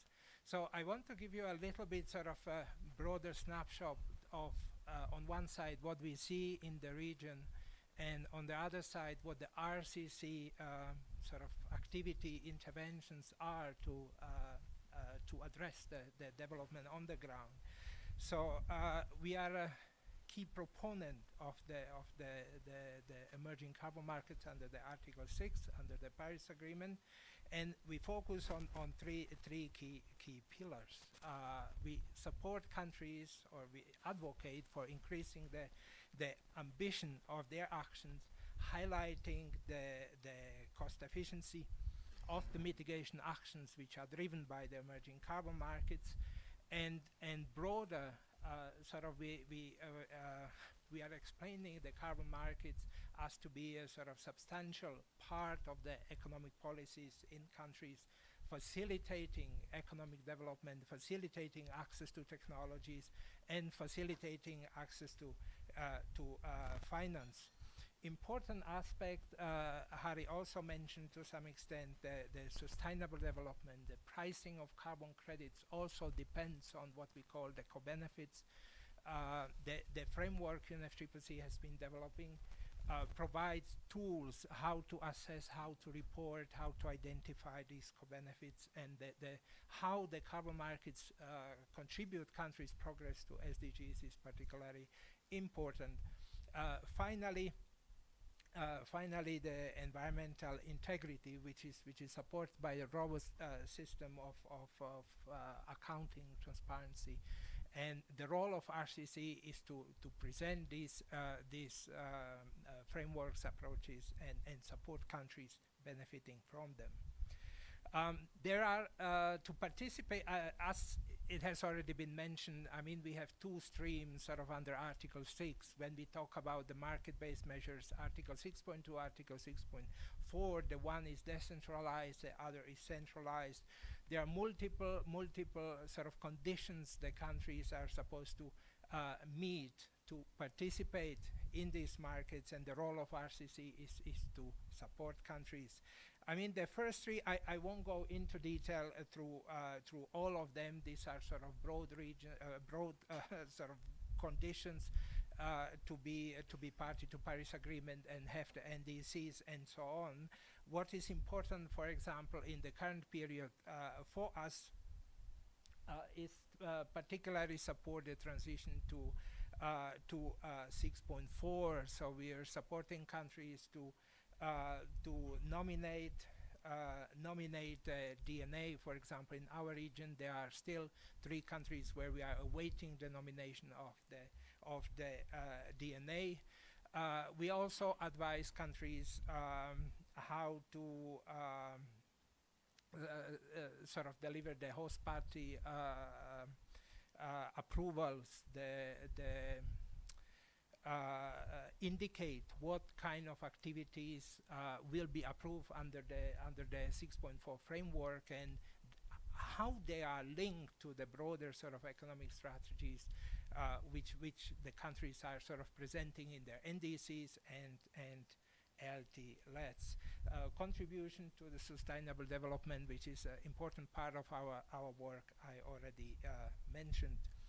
So, as I said, I mean, you're all familiar with this, so I just provided some links for those who want to check the rules and modalities. The role of RCC in supporting 6.2 is much more on strengthening the reporting capacities, transparency, you know, having access using the data, and so on. So that's a direct, basically cooperative approach between the 2 countries which sort of trade emission reduction for carbon finance. The centralized system is sort of more complex. It's run by UNFCCC, and here basically the role of RCC is to also present the new methodologies, the new frameworks which are sort of coming up. Little bit with the focus on the region, Article 6.2, it has been picked up also in Southeast Africa. A few countries have already signed Memorandum of Understanding. You see, I mean, this is an overall picture covering all the countries. You see the key purchasing countries that has already been mentioned by Harry previous presentation. I mean, the key buyers: Sweden, Norway, Switzerland, and then East Asians, Japan, South Korea, now Singapore. So this is what we observe on 6.2. What is happening at at the UN level? Countries who participate in the 6.2 mechanism are supposed to submit the reports, and the Secretariat has been currently reviewing, undertaking the technical expert review for multiple countries. I highlighted Zimbabwe, Malawi, Rwanda for our region, who sort of presented the cooperative approach with Singapore, if I recall correctly, Sweden, Corsia also. Okay, so where we are, I mean, there's a lot of information on the slide, But I mean, the key focus of our work currently, if you look at the methodology process, where the methodology, the framework standards are being sort of developed to meet Article 6.4 requirements, and the important part of our work is to prepare countries to fulfill the participation requirements and well, as I mentioned, delegate the DNA, nominate the DNA, and approve projects. Just as a snapshot, I mentioned there are 3 countries still. We are awaiting nomination of DNA, but there are still few countries which haven't submitted the host party participation form, which is critical and condition for participating on the 6.4 mechanism. And there are a few countries which have already met the conditions, and well, we are in the process, we are discussing with these countries the progress towards the project approval. I want to mention few, I will not go to detail through all of these. There are specific benefits. I mean, these can be seen more as what's the intention, what's the goal of this, what we call PACAM, the Paris Agreement Crediting Mechanism, that it's a global market mechanism. It very much wants to tackle the double counting, the integrity, has a comprehensive sort of approval process, quality assessment has already been mentioned here, and all these aspects. It contributes also not only to mitigation, to adaptation, to OMGE, and these kind of aspects. It ensures, well, it delivers, it facilitates delivery of credits which can be used for both for compliance and non-compliance purposes. So this is a sort of snapshot.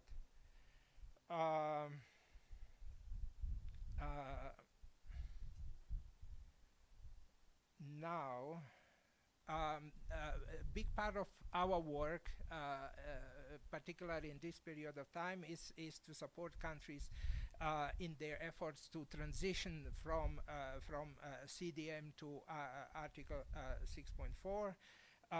Basically, there were some developments in the most recent COP that the deadline has been sort of shifted to the end of June 2026, so countries got additional half a year to approve project and submit the HPPR forms. And they still have some time until the end of the 2026 to submit the additional documentation as required by the Article 6.4. A little bit about the geography, what concerns the CDM transition. We have 11 countries where there are projects, former CDM projects that are eligible for transition. There are 94 activities which are eligible. In the end, I guess the number will be a little bit lower because also some project proponents are canceling some of these activities. UNFCCC is also running and developing the registry. Given all these particular decisions of the CMA, UNFCCC has a mandate to develop international registry and the additional registry services. I provided a link to have a look on the terms and conditions for the entities using that, the procedure which has been developed, and yeah, the process is open for parties to use the registry. So I provide a brief information what kind of registries there are available. Countries are continuously submitting requests to UNFCCC to facilitate access. On 6.2, the registry is currently under development is basically a standard electronic database for tracking the emission reductions. And basically what the Secretariat aims to ensure the consistency with the requirements of the specific CMA decisions, and the relevant standards provide sort of the technical details, what kind of account the system sort of covers, and what kind of transaction the registry can cover here. Secretariat plays a role of administration. At the moment, this registry runs as an interim registry, is not yet finalized. I mean, for the information, there were some concept notes and draft procedures prepared on the shape of the registry. Well, there is an indicative timeline. There's an indicative timeline. All this information basically are available on the UNFCCC website when you look at the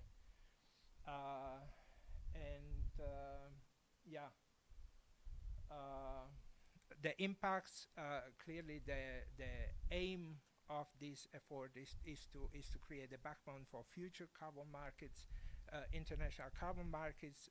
Again, the registry should strengthen transparency and the readiness, support the mandate from parties to operationalize the system.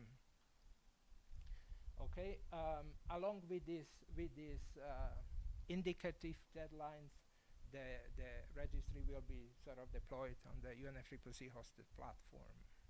Okay, methodologies. I mean, just for you to understand, the RCCs are not really directly participating in these processes. We are getting sort of updates from the secretariats to share that with countries. So I provide here sort of list of methodologies and standards which have already been approved. There are two in the stage where there has been sort of published a call for public input, and there are few tools and well, methodologies that are in pipeline, so it's a work in progress. There has been, I mean, you know that there are basically, there's a two-stream or two-line process to adopt the methodologies under the UNFCCC, the bottom-up, the top-down process. The Secretariat received about 30 methodology submissions, which out of which 6 passed the initial assessment. So these are the methodologies which the MEP will be dealing with next year according to the work plan. When I looked at the work plan, they I mean for the 2026, MEP has been requested to prioritize those methodologies which are particularly relevant for the CDM transition towards Article 6.4, and there are few methodologies which may be also relevant to the project as we're discussing now. So I invite you to have a look on the draft work plan to see that. Yes, I mentioned already the role of the Secretariat for the Article 6.2 is very much to ensure the transparency, to facilitate the reporting process. And so this is there are a number of reports which countries are expected to submit, such as initial report, the annual information, and the regular information. As I mentioned, currently the Secretariat is reviewing the submission up to now. To conclude my presentation, I want to also present a little bit the framework under which we sort of support countries in the region and cooperate. We have basically a kind of a two-line approach. On one side, we provide a direct country support on Article 6 related matters, particularly now it's the CDM transition, but we also run the so-called SIACA program, which is designed to assist countries to design a broader carbon pricing policy frameworks. Last year, for example, we supported the design of the carbon market framework in Ethiopia, and well, the program is designed to provide targeted trainings, policy dialogues, capacity building activities, and also to commission tailored studies. For example, at the moment, we are looking at the emerging governance framework across the world for Article 6.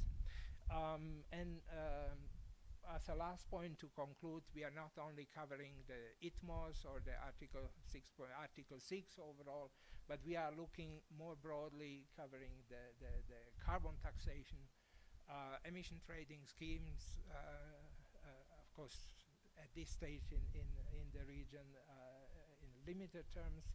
And we are looking more also on coherence with other economic policies, such as investment frameworks, the fiscal system, and labor market regulations. And this is where I conclude my presentation. Thank you very much for attention.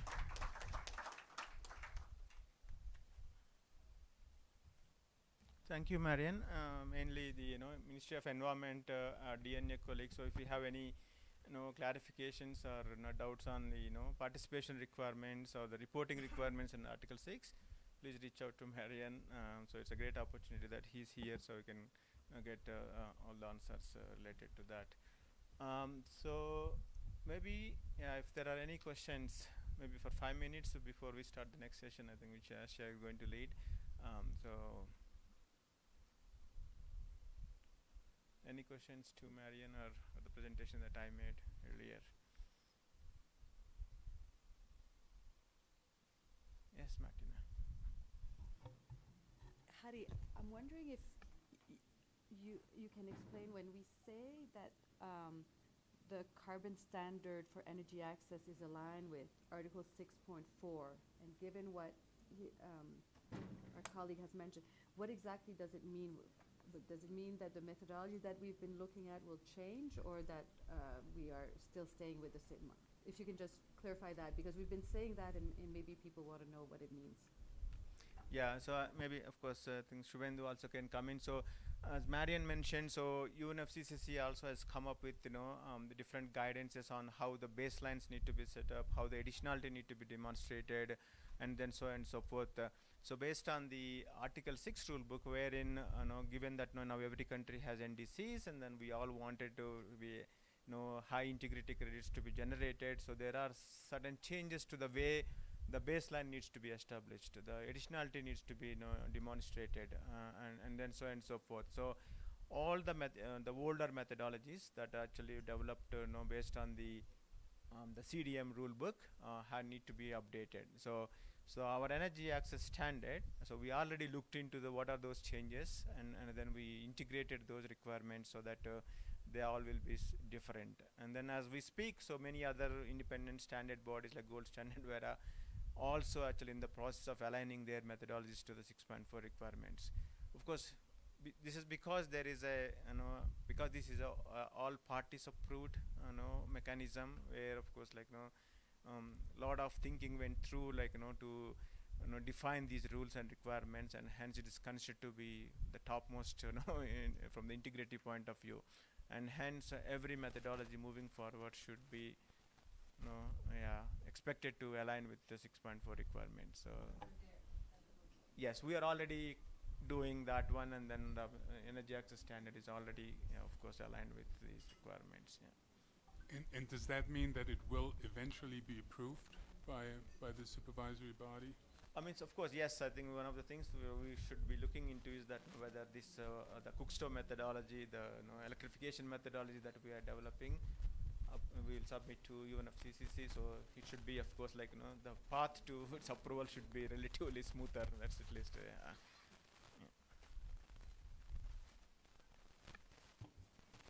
My concern is on carbon pricing framework. Do you have a pilot country where you have already put in place and see how it is performing?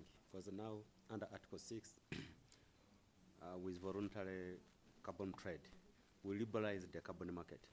So if we bring in the pricing framework at national level, until you hindering the innovation of the private sector. Can you just repeat? I mean, what I can say, last year. Need to Now? Is Yes. it good? Okay, thank you. Last year, the RCC supported specifically Ethiopia to develop the carbon pricing framework. But what was exactly the question? My question is now, have you assessed how it is performing vis-a-vis liberalizing the carbon market sector? Because if you put in the framework for pricing, technically you are also limiting negotiations, the free participation, especially in the private sector who are investing in the carbon market. Well, I don't think we have done, I don't think at this stage, can you hear me? I don't think at this stage any sort of ex post evaluation has been done, as the framework has been only submitted. For example, for this year, we are discussing with Mauritius to do the carbon pricing framework. But I'm not very clear in what way the inclusion of private sector would cause any constraint or any limitation. Okay, just an example. I'm from Uganda. Okay. And assume that we have that framework in place. Yes. And we have private players who are in the carbon market, who are initiating projects and so forth. And I guess that pricing framework will have some controls over the way they conduct and they generate their credits. Won't it, at the end of that day, affect innovation? So ideally, any policy framework that you set up should not lead to that situation. I mean, like now, one of the things, so for voluntary market, for example, if the private sector wants to participate in the voluntary market, so then the framework should clearly explain. I mean, it's like, okay, if you are participating in Article 6, so these are the requirements. If you are under voluntary markets, these are the requirements, which should be, of course, relatively much simpler than participating in the Article 6 requirements. So that way, we should not be any situation, but it's interesting point that you made. So I wanted to understand a little bit more on why that should be the scenario.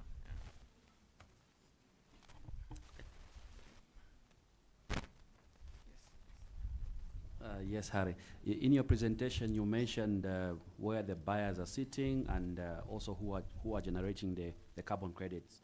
I wanted to find out, with the implementation of CBAM in Europe, and also transition of CORSIA to phase 2, do you think there will be demand for credits within Africa, and how can ASCENT countries tap into that potential? Thank you.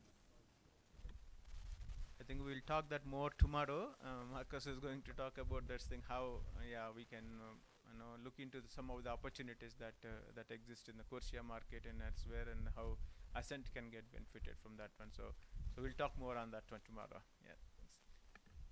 Yeah, sure. Hi, I'm Subhendu from the Global Carbon Council. I don't know whether you see me. Hi. It's a little a follow-up on the one that Martina said. We are standards in the so-called voluntary market, although there's a very thin line now between voluntary and compliance now. Now, the fact is that when it comes to with compliance with the new market requirements, what we say 6.4 on BAU, baseline, additionality, and leakage and all of us are working our own way of trying to define ways of tackling this new thing. UNFCCC has their own team which is working on methodologies. We are having our own team working on methodologies and publishing.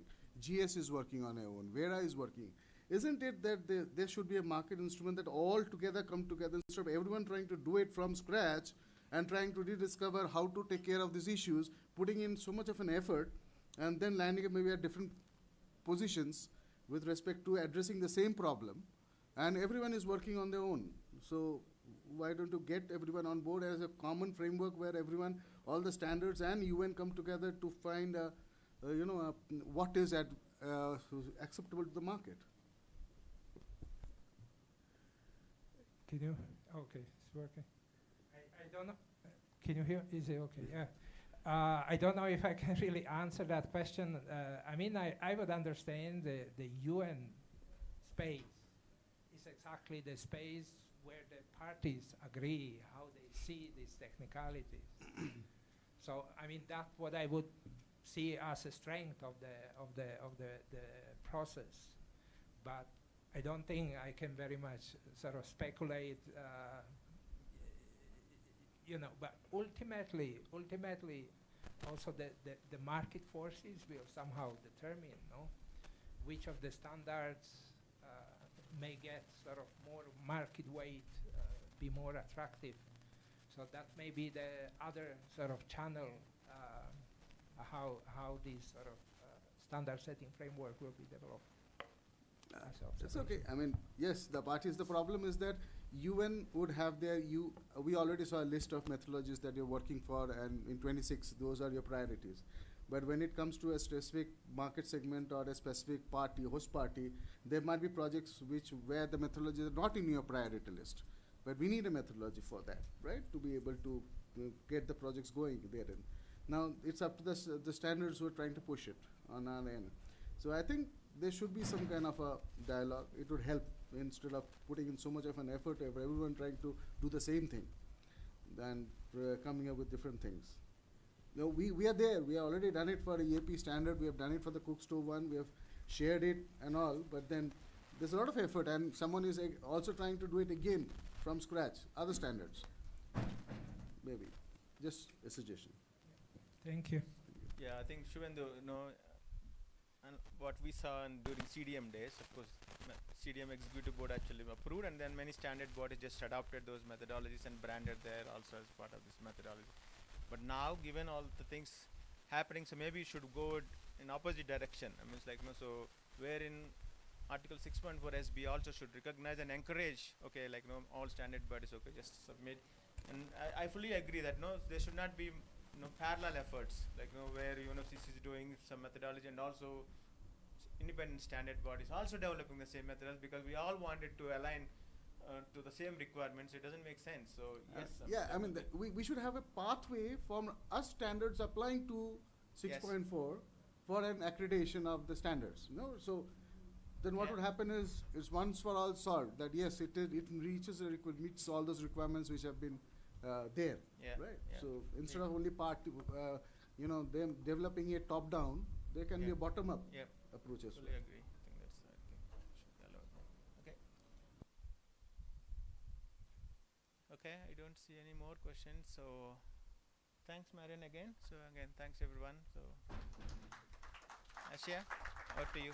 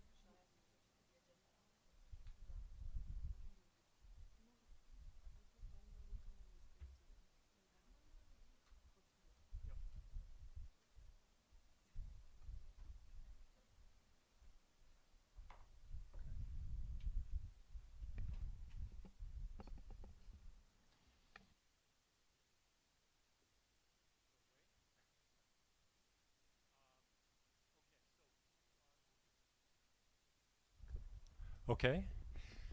You got it?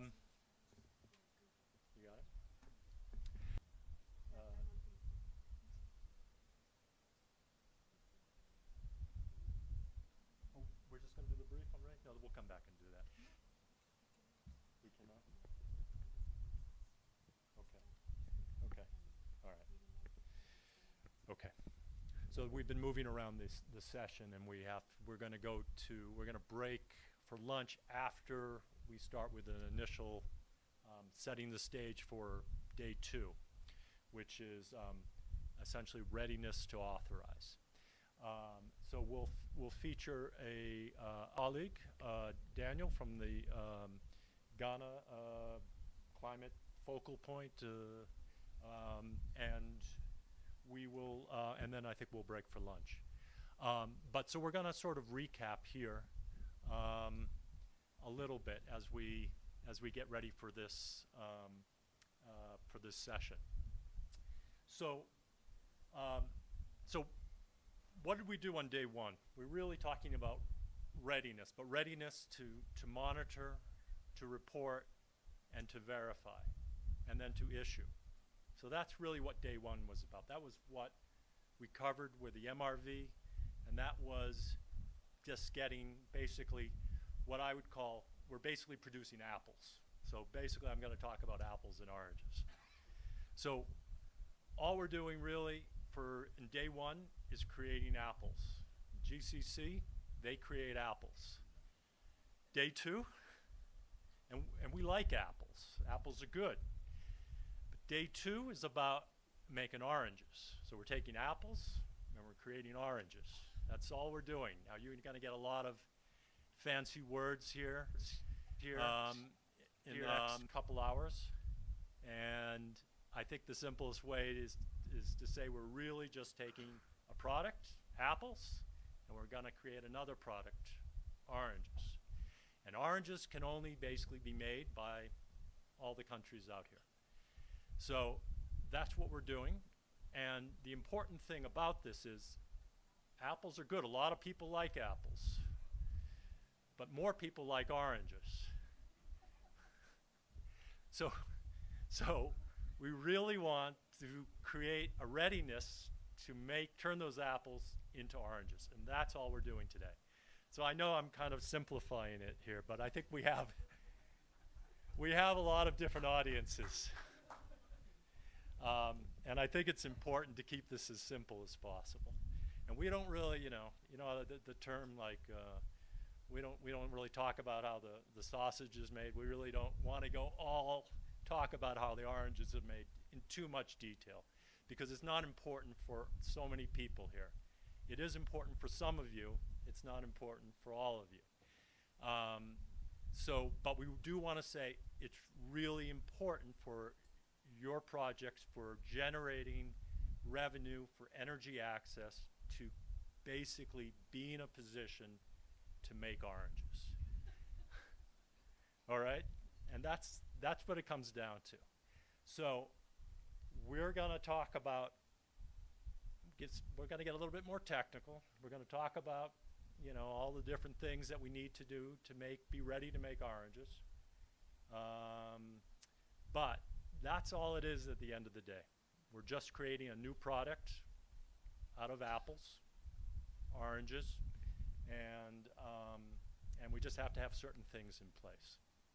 So that's how I'm introducing this. Is Daniel ready? Okay. So we're gonna. Oh, you want to do the slide session first? Okay.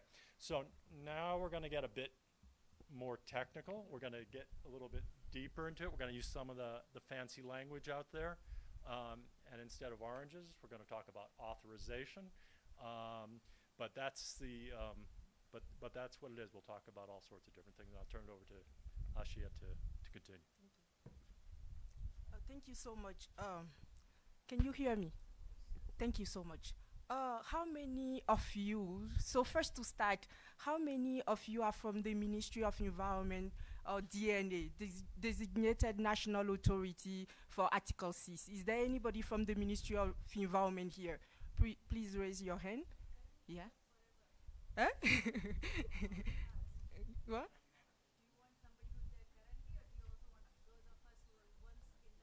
Forever. I want forever. Okay, good. Yeah. Perfect. Yeah. So this is good. I think those that just raise their hand, whatever we will cover now, will sound familiar. But those that did not raise their hand, I think it's an opportunity to learn. Because when we talk about energy access, and we are trying to move from energy access to carbon credit, it's complementary. We need to talk together. We need to coordinate, just like the mapping we did last time. And that is what it's about. Those who do not know about it will learn something new. So we will not make it technical. It's gonna be easy, but so that everybody can understand. But really, what is this session about? It's about carbon market readiness. And there are two objectives for this session. First, we want to strengthen understanding so that when we talk about carbon market readiness, when you get out of here, you can say something. Or maybe you will even become maybe an expert, who knows? And the second objective is that at the World Bank with the team, we all look at your carbon market framework and all the documents, and we did a mapping together with the team at the World Bank, and we would like to collect your feedback. What do you think about the mapping that we did? Does it make sense? Does it reflect your current status in your country? So that's the second part of the session. But then there is another third part of the session that Dan just mentioned, where we are bringing in Ghana. Ghana is quite advanced when we talk about carbon market readiness. So it provides you an opportunity to hear where they are, what they have done, and then you can ask your questions so that also you will be at that level. So this is what the session is about. So first, what is carbon market readiness? ABCD. What is it about, really? It's about how robust your institutional framework is. Do you have a regulation? Do you have processes in place to generate credit, to track them, to issue them? How will carbon market help you meet your NDC ambition? I think that is really what it is about when we talk about carbon market readiness. It's the robustness, the extension to which a country has in place its institutional, regulatory infrastructure in place to generate, authorize, trade, account for carbon credit, while safeguarding its NDC integrity. Why is it important? Why do we even talk about this right now? Why is carbon market readiness important? It's because first, the countries in their NDC and climate plans, they have committed to reduce their greenhouse gas emission. So, carbon market helps the country to meet their target on their NDC. That's one. But the other reason why it's important is because it allows countries to raise revenue. And that's what we are trying to do with ASCENT. So we have 5 billion, and with carbon market, we will raise 10 billion additional. Isn't that exciting? But there are also other reason why carbon readiness is important is because it gives the investor confidence. Because if you have all the systems in place, you know, as a buyer of credit, it will be easier for me to come and see you because there is transparency. So it's about trust. It's about transparency. It's about the investor. And then, the last but not least, in addition to revenues that we are able to raise with carbon, when you are ready, it also provides additional, what should I say, benefits, right? Because the ASCENT project that you are doing right now, all of you, you know, but you are helping a lot of people through job creation, through the transfer of technology. We talk about digital MRV. This is a transfer of technology from what you're doing right now, business as usual, to something that is more sustainable, that is faster. So that's what it is about, carbon readiness, and that's why it's important. So when we talk about carbon readiness, what are the key components that a country needs to have, you know, in order for us to mention that, oh, the country is ready or not? So first, a carbon market strategy. Second, a policy and regulatory framework. Third, a carbon market infrastructure. And the fourth one is institutionalization. But really what it means is operationalization. So these 4 blocks are quite complementary. When we take the first one, the carbon market strategy. We are taking notes. So for these key components, can you go a little bit slowly? Slower. Yes. Yeah, because we have also. Because you are also writing. You are writing. Yes. Okay. Yeah. Yeah, we will share the presentation with you. So and it's recorded too. Exactly. So don't worry about that. We got you. So when we talk about carbon market strategy, what is the strategy really? Even in general, when we talk about, you know, your energy strategy, it's the vision for participating in carbon market. It set out what are your priorities? Why do you even want to participate? What are the key sectors you want to focus on? And then when you talk about carbon market, because international carbon market, we know that there is a voluntary side and the compliance side. In your strategy, you need to mention, you know, what is the role? For example, when you take Ethiopia, they clearly mention in their carbon market strategy that they want to use voluntary carbon market for key sectors like aviation. So in the strategy, it set out clearly what is the vision, what is the objective, what are the key priority sectors I want to focus on. What are the future regulation? What are the future regulation I want to put in place? For example, if I go back to Ethiopia, they have a carbon market strategy, but they don't have a policy and regulatory framework. So in your strategy, you set it out. You say, you know, as part of the strategy, like I want to engage in carbon market to mobilize resources, you know, so I will put in place a policy framework and all regulatory. So in your strategy, you set out a broader vision. So that's one. Then, and one thing that I need to specify, it's not mandatory for the strategy because we have seen a lot of countries that just move directly to the second point, that is policy and regulatory framework. So they don't have a strategy, carbon market strategy, they went directly into the policy and regulatory framework. Because really, what is a policy and regulatory framework, and what is a carbon market policy framework? It helps implement the strategy. So some countries do not have strategy. Even most countries in this room do not have strategy. They went directly into the policy framework. And why is it important to have a policy framework? You want to show alignment. At the beginning, we said that the countries committed to reduce their greenhouse gas emission. And in the strategy, they mentioned that they will use carbon market to achieve that. Now, in your policy framework, we need to see that the story that you are telling, it makes sense, it aligns. So there should be alignment between your carbon market policy framework and your NDC and long-term climate plans. Secondly, in the policy and regulatory framework, one thing that is important is to tell us what is the legal status of carbon credit in your country. And this is really important. Is it a commodity? What is it? What is the ownership right? And this, I think that I'm going through, it's important, and I hope that the DNAs are listening, because when we look at the carbon market framework, we realize that some of these things are missing. So these are the gaps. There is no clear what is the nature, what is it really? So it's important, some of these key points. And also in the framework, another thing that it provides is it tells you, right, what are the procedures, okay? If I'm a private investor and I want to invest, I want to put in place, develop a carbon market project, what are the processes? What are the institutions that are in place? These things need to be clearly be stated in the policy framework, as well as in terms of safeguard.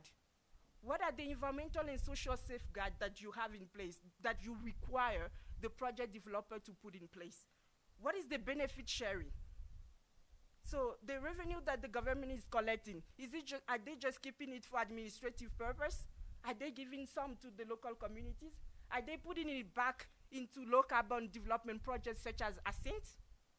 So these are some of the things that needs to be clearly laid out, because the policy framework, it's the rules. This is the rules. The strategy is the vision. Now it's the rules that operationalize the strategy. So next, the carbon market infrastructure. Remember at the beginning we talked about transparency and trust. If you want me to trust you, you need to communicate. You need to have the system in place so that you communicate. So this is also very important to have, like we mentioned, a digital MRV. That's why we want data in real time, right? What is your accounting?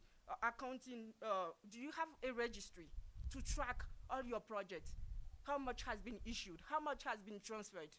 Did you do your greenhouse gas inventory? So at the country level, if you're trying to reduce your greenhouse gas emission, you need to know where you are.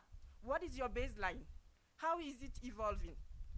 So this is for the policy framework. We have also done the carbon market infrastructure as well. And the last but not least, that is also important that many countries do not have as well, is the operationalization. So they have the rules in place. So if you want to put in place a carbon market project, first you prepare a main, after the MAD. So they have the process in place, but the operationalization is something that they are still working on. Do you have resources allocated for people in your DNA, in your ministry environment, that are on the day-to-day focusing on this, so that when a project developer comes and submits, you know, the approval process goes quickly. The authorization process is also fast. Do you have all these things in place? So when we talk about carbon market readiness, these are the 4 blocks that I wanted to share with you. So I will move on to tools. To share again.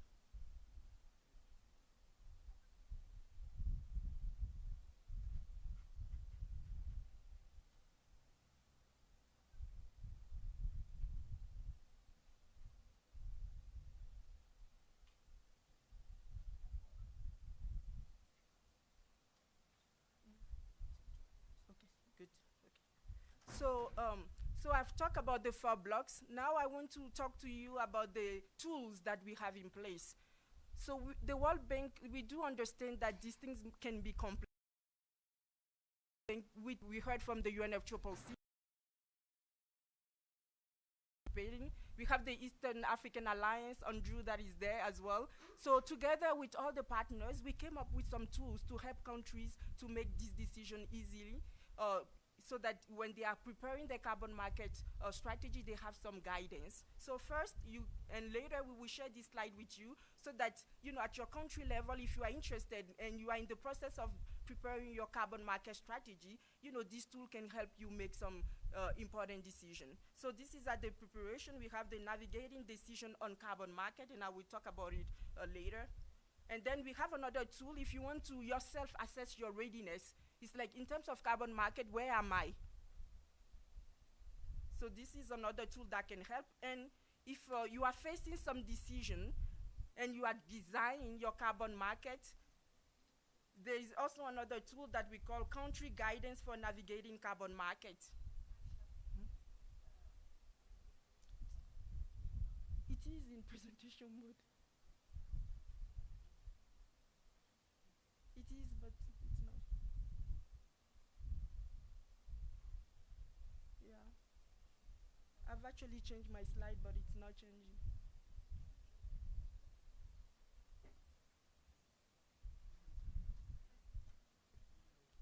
Reload again. Okay.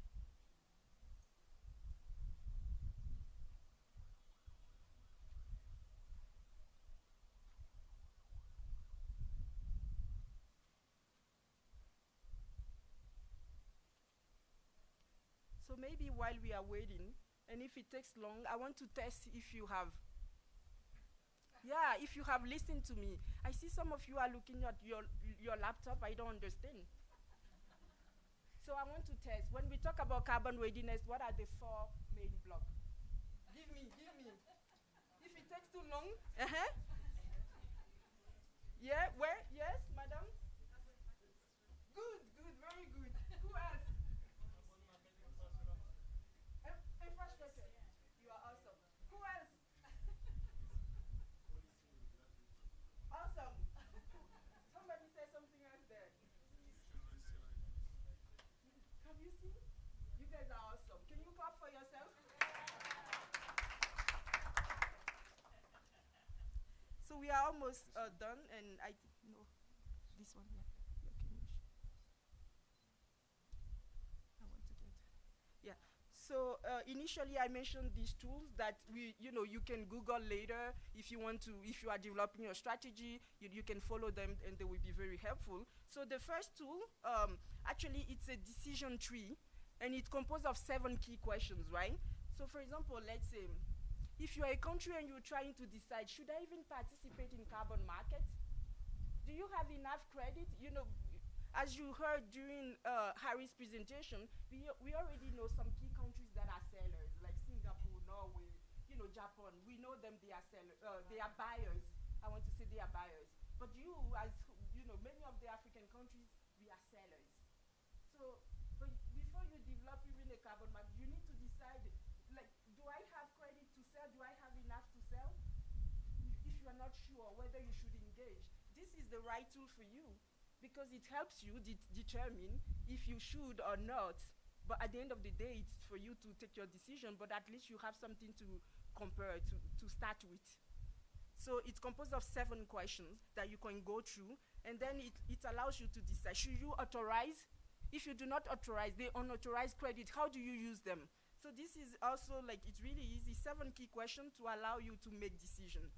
The next important tool is mitigation action assessment protocol that I also mentioned about, that if you are in the process of developing your carbon market strategy or your policy framework and you have done it, this tool allows you, when you have a good draft, to assess, did I take into account all the key important issues, like, for example, like the institutionalization that we talk about, reporting, the infrastructure, is everything I've also seen in many carbon market strategies. Some, they will tell you clearly, energy is a focus, but some of them did not quantify the baseline, like, the energy, like in terms of energy, where do we want to get to? So let's say we are 50 now, we want to reduce our emission and get to 20. Some did not really specify sectoral target, and this is important. Some have just listed, like, we want to do AFOLU, we want to do all this. So it's important, it's a check. When you have a good draft and you use this tool, it will allow you to know what is missing, what should I add more, because this, it allows you to compare your strategy against benchmark, and it's important tool that I think as well. The other tool that is also important, it's the country guidance for navigating carbon market.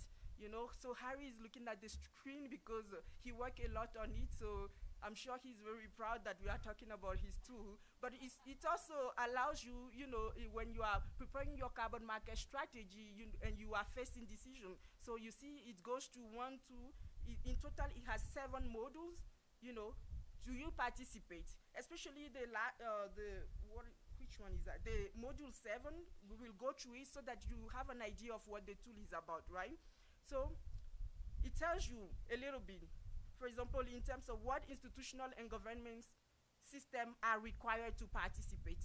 So you can see clearly, when you have a carbon market policy, what should you have in it? You see, it says that it provides guidance, it provides clarity, it specifies, for example, how revenue should be used. So it allows you to do a checklist. Do I have everything in order? What are the share of proceeds? How will it be used? How do you also ensure environmental integrity? So I think that it's an important tool that it's good, if you are interested, to go back and look at. So now we have provided an overview of what carbon market readiness is about. I hope you have learned 1 or 2 things. So we will move to the next session with Ghana. Over to you, Dan. You didn't applaud me. Right.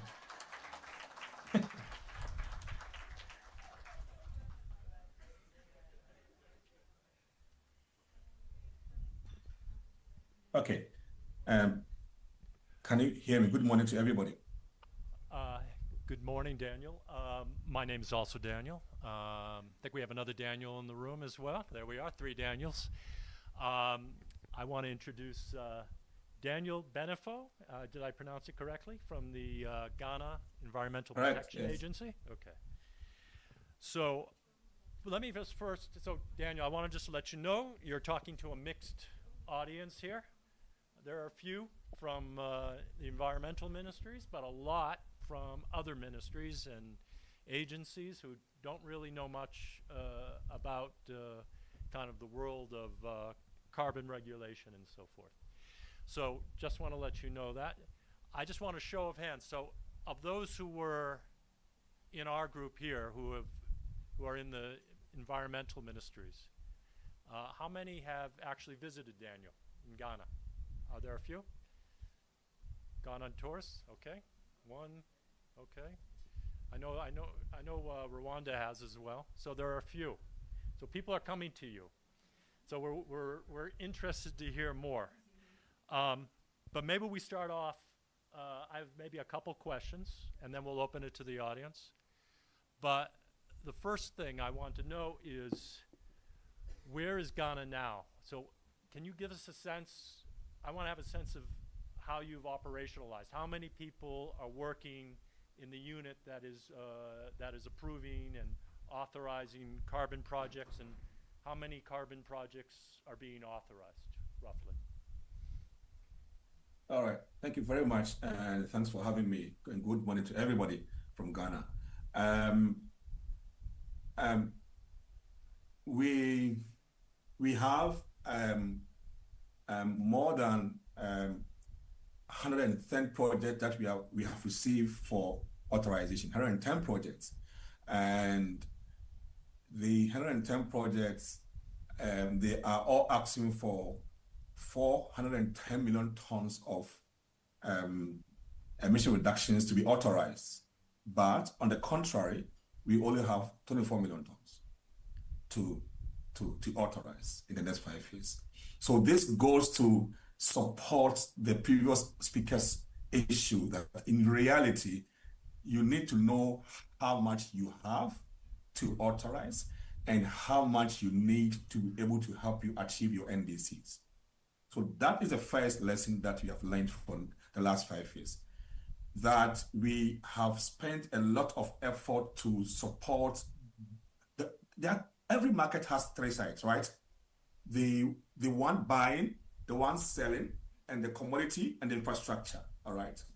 We spent some time in dealing with the demand side, the sovereign and the non-sovereign buyers, and now we are focusing on the supply side, the product side. In between is a very powerful tool called authorization, which has accounting and environmental integrity implications. It has commercial implications, and it has a legal implication.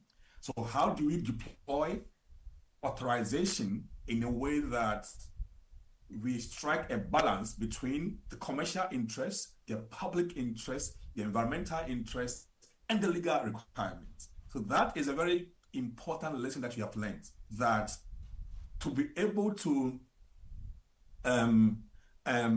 achieve the multiple benefits of the market, you have to be conscious about how you can use public policy to achieve that. That's the first one.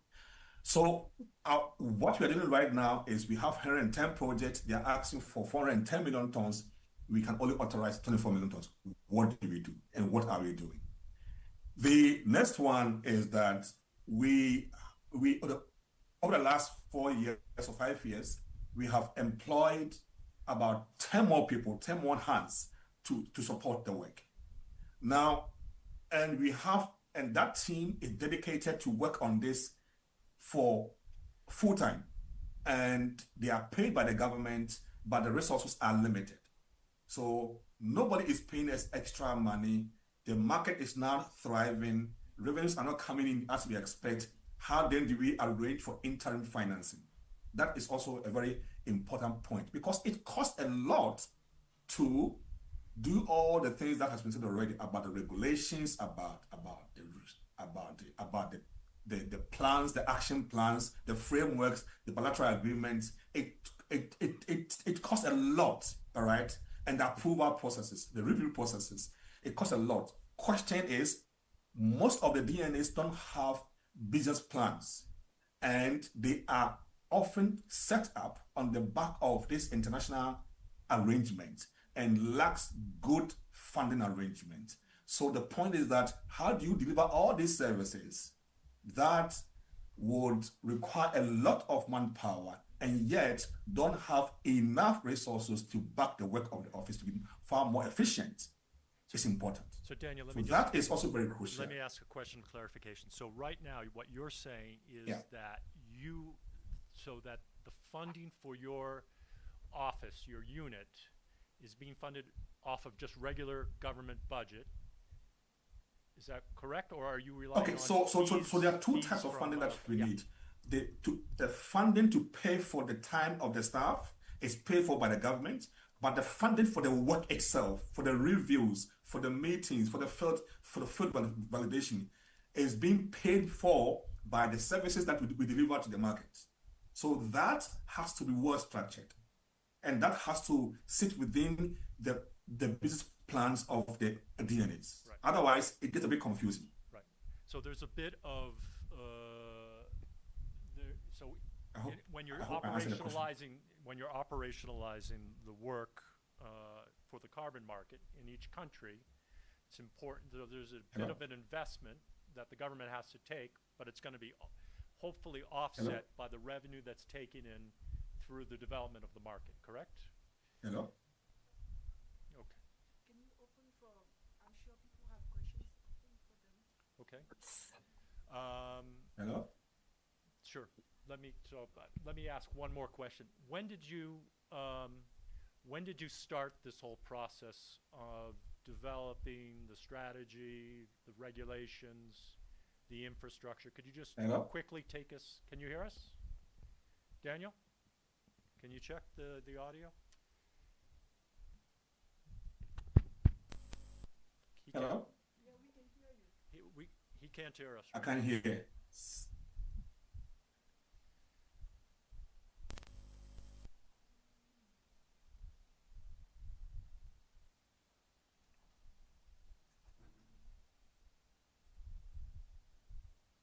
Okay. Daniel, can you hear?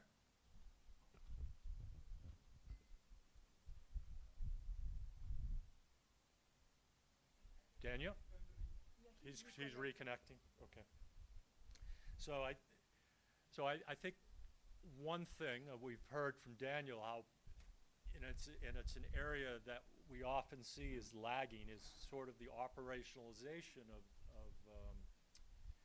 of units in the government, and how you're going to run the units and how you're going to scale up to basically meet a carbon market. You can get all of the pieces in place, and unless you have that last piece in place, you're never going to be able to meet the challenge of the market. It's so I'm back. Essential.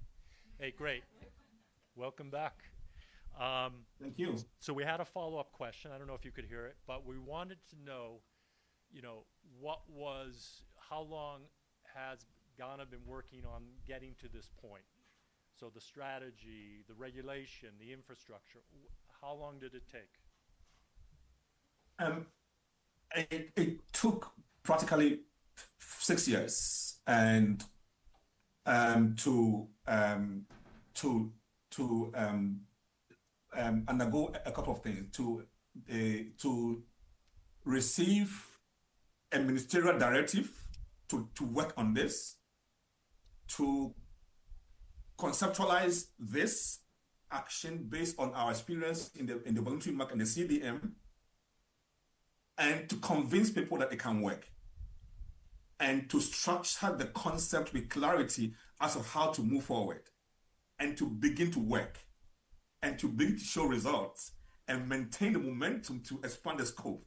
So it's and also continuous learning. So it took almost 5-6 years to get to where we are getting, and still learning every day. And as we speak right now, we are currently engaged to show the results in the form of revising a regulation that is backing the whole work. So today, after this meeting, I have to go to another meeting to engage with stakeholders in the formulation of a regulation that is backing up the initial law that we are using. So it takes a lot of effort in the last 5 years to ensure that whereas you are getting ready, you must show results. Yep. if you juxtapose it against the expectations of the political authorities and also from the market and different interests, then you must be careful in managing expectations, what the market can deliver and what it cannot deliver. And the fact that it boils down to, in many, many cases, it boils down to three very important things or four things that we have looked. One is about, when it comes to expectations, is about what is the most efficient way of using the carbon revenues that may accrue over time. And in my view, Article 6.1 of the Paris Agreement clearly stipulates what the use should be. The use of the proceed is to reinvest in raising the ambition of the NDC target. And also, number two, is for the benefit of the people. And somebody said to me very, very practically that view carbon credit as the intangible to get the tangibles. So if you want to get access to clean energy, which is the tangible one, you can use carbon credit, which is an intangible asset, to get access to the tangible, which is clean energy. If you want access to efficient electric mobile transportation, which is tangible, you can use carbon credit to unlock the investment to get that. So for me, the whole idea of clarity and expectations is important. And that we have learned that in a very hard way.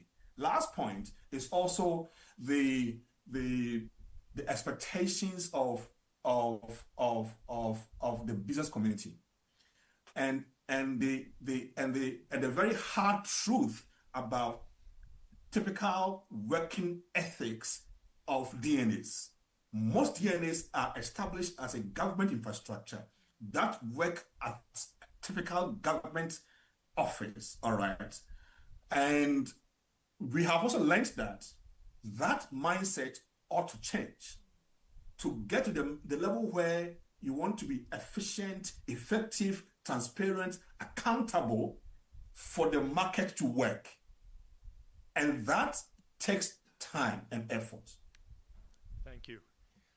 So I'm going to open it up to the floor now. Yeah, please. Thank you very much, Daniel. This was extremely useful and informative. The last point particularly, which is what I wanted to maybe ask another follow-up question on, which is, how do you look at prioritizing national development imperative when you're looking at allocating the amount, carbon budget, let's call it, of the NDC? Right? Because if we have half of our population without access to electricity, how does the government look at that in terms of finding a way to encouraging certain types of projects or certain types of credits above or ahead of others? Not to say anybody's a bad project, but just to say some projects have a much bigger, broader development dividend in addition to carbon. So in your context, have you had that kind of questions? How do you look at it? I just thought you already started on that path, so if I could ask that. Yes. Thanks for the question. That is a very unavoidable debate that should have ensued when the government or when governments are formulating the NDCs and the whole concept and transparency around the concept. That box ought to be opened. We think that if the concept around the definition and application of conditional and unconditional NDCs are more open, they cannot authorize because then it means that the government is going to depend on the market to unlock investments for the development. That would not be easy as far as we are concerned. So to answer your question, we believe that that balance between what to prioritize for export and what you can unlock investment for development should be on the table when the governments are deciding which ones are conditional, which ones are unconditional, which ones are tier 1, which ones are tier 2. Otherwise, you realize that in the end, the governments will not benefit because as they should, because it is unclear as to which ones the government will prioritize to let the people benefit as against the conditions of the market. So to answer your question, I believe that we spend more time on this in defining what the conditional NDC is and what are the ones that are unconditional. And we place at the very center of it the SDG benefit of the projects. So the ones that we think that we can do ourselves to unlock investment on the ground very faster, and the ones that we cannot authorize. And we should be bold about that which ones are available, which ones are not, and because of what reasons. Okay, thank you. Are there any other questions from the audience? Martina. Thank you very much. A follow-up question to the one on how you prioritize.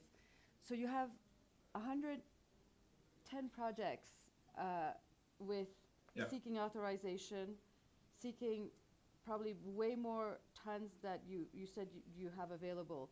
Yeah. Have you made that prioritization? And how much time does it take you to communicate to all these projects whether they are likely to get the authorization or not? So there's when do they get that signal, the market? Yeah. So that is an area that we need to improve about the communication. So two things or three things. One is whether or not we have done the prioritizing. Yes, we have done that. We have come up with a set of factors that we are using to define which ones to prioritize over the others. And it covers about 6 broad areas. Let me share. One clearly is about the development or the transformational impact of the project. That's the first one. The second one is clearly about the investment ticket of the project. The third one is about how it will be aligned with NDC's ambition. The fourth one, of course, is first come, first served basis. The fifth one is whether or not that project can contribute to a technological leap. So, for example, if we have to choose between biomass stoves and electric stoves, or a better stove, of course, we want to look at the ones that is the best available solution. So we have, that's number 5. Number 6, very important, is also the ones that ties in very well with the community interest. So that we have done. The third one is whether or not we have communicated the results, and yet at what point. That we need to improve on that. Ordinarily on paper, this is to be communicated at the letter of intent stage, which is at the very early stages of the process. But sometimes we slack, and that is what we have to improve on in terms of when to communicate to them. Hari? Then Mark. Yeah, so Daniel, this is Hari here. So the fact that now you have no more than 100 million tons asking for authorization is also giving an indication that you have... Any more?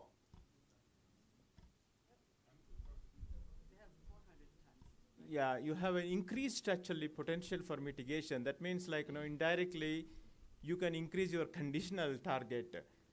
So do you see actually that actually changes the way you look into the how many tons actually you can authorize?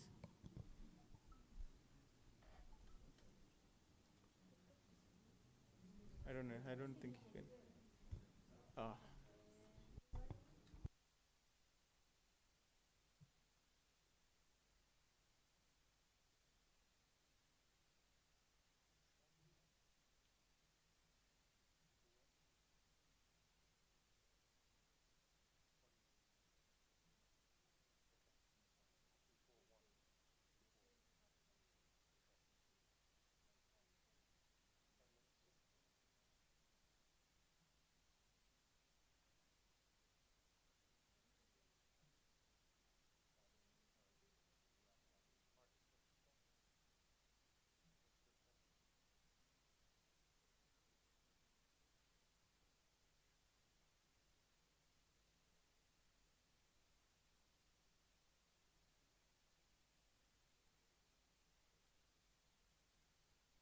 Hello?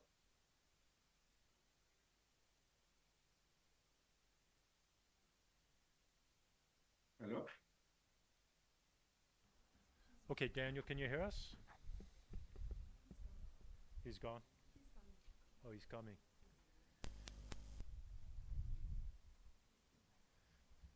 Okay, welcome back, Daniel, again. Did you hear the rest of Hari's question? Daniel?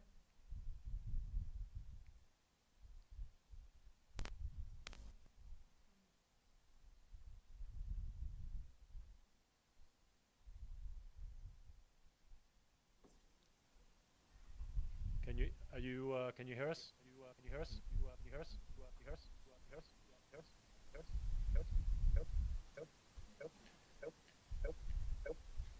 No, no. Okay, okay. Hello, can you hear me now? Yes, we can. All right. Okay, did you get all of Hari's question? No, I'm sorry, I didn't get Harry's question. Okay. Yeah, so Daniel, I was asking, the fact that when now you have more millions of tons to, for authorization requests than what the carbon budget available, also indicates that you have more potential actually to reduce emissions beyond your NDC. Yeah. So how are you actually looking into that aspect, that whether that leads to increase in your conditional target and hence ability to authorize more credits? Yeah, so thanks, Harry. The good thing is that we are revising the current NDC, and it's part of the conversation. We are trying to look at the entire emission projection, the targets, and also the Article 6 budget. We are revising the whole notion around conditional and unconditional, and also redefining, make it much more crisp, and define whether or not we have an additional room to increase ambition beyond what we have right now in the NDC 3.0. So we are going to we are going to address that going forward, and we hope to release the NDC 3.0 somewhere, I'm told somewhere in May. So that issue will be addressed as part of the NDC 3.0. The initial analysis completed already, and we are convinced that we could increase the ambition beyond what we have right now, to accommodate some of them, not all of them, because we must have the emissions to authorize. So we cannot create hot assets if they don't exist. So that's what we are doing right now. Okay, thank you. We think we have one more question. Marcus? Yes, I would be interested. We have a lot of countries here in the room that are trying to follow your path and that see you as a role model that successfully moved from asset generation to monetization. And if you look back, you said it takes 5 to 6 years. What was most important from your point of view that allowed you to successfully transition towards your first transactions? Maybe 2 or 3 points. Yeah, 3 points. I think I have to be frank with everybody in the room. I think that if you look at the current carbon market frameworks and regulations in Africa, since we are in Africa, I think that the benefit sharing arrangement and the fees and charges arrangement are either overambitious or impractical. And in the case of Ghana, we think that the clarity around benefit sharing arrangement and fees and charges is a very important trigger for the first transaction. As the first clarity and being realistic. One. Number 2 is the big elephant in the room. That is the concept of the public policy on authorization. We think that our approach of authorization had also helped. One, the clarity of the timing, the scope, and the purpose of clearly communicating the consequences of it on the NDCs for us is important. In our case, We have a two-tier authorization, what we call the normal authorization, which is at the earliest possible point before implementation, all right? Which, in my view, gives a good market signal. However, we have another one down the line called examination, which is a way to filter through what has been authorized to becoming an actual market asset. So to us, our structure of authorization had helped a lot. The third one, which is my last one, is for this to work, I don't think it should be a one-man show. I think that it can work with dedicated, committed teams that do not work like a typical government civil servant. I'm sorry, I have to be very frank. If it is one-man show, it will never work. Thank you. Or government bureaucracy that is abused to never work. Oh, last one is the fact that the local banks are far away. That is a major issue for us in Ghana. Our banks are either at the periphery or are far away. We have a new work stream that is going to help bring them into the center of the conversation. So that for us is a weakness that we need to work on. Okay. Thank you. Thank you very much. Let's all give him a round of applause. It's really helpful. And yeah, thank you. Thank you, Daniel. Thank you. Appreciate Thank you your time. for having me. So with that, are we? Do we close for lunch? What's the next on the agenda? Please. You're already tired. I think. Do you want to stay for, let's say, what? Or you are ready to go, or we can take a little bit? Are you ready to go, or we go for lunch? How about the mapping? Yeah, I know. Okay, no problem. I was okay, when we come back. It's almost 1 o'clock. Yeah. Okay, thank you. Okay, good. Okay, so I think the consensus is that we go for lunch and we'll wrap up when we get back and start the next session. Thanks everybody for an excellent morning, a lot of good work, and see you in the afternoon.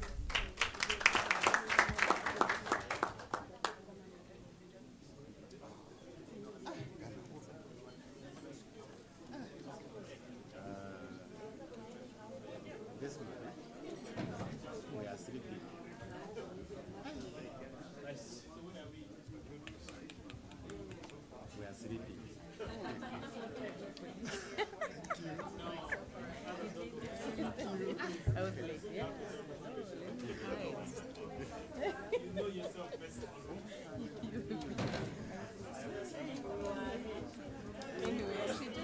So you should have received blue tickets for lunch. And we will see you back here at 10 minutes to 2 in an hour.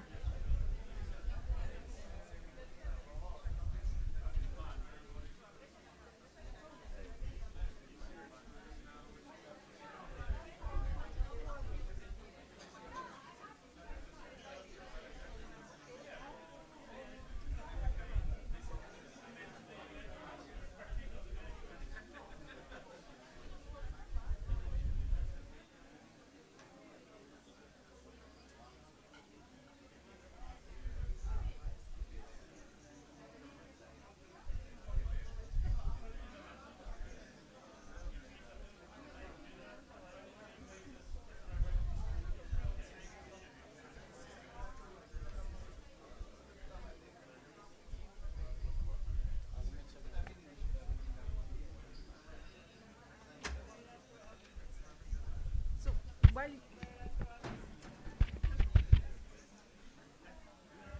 hello. I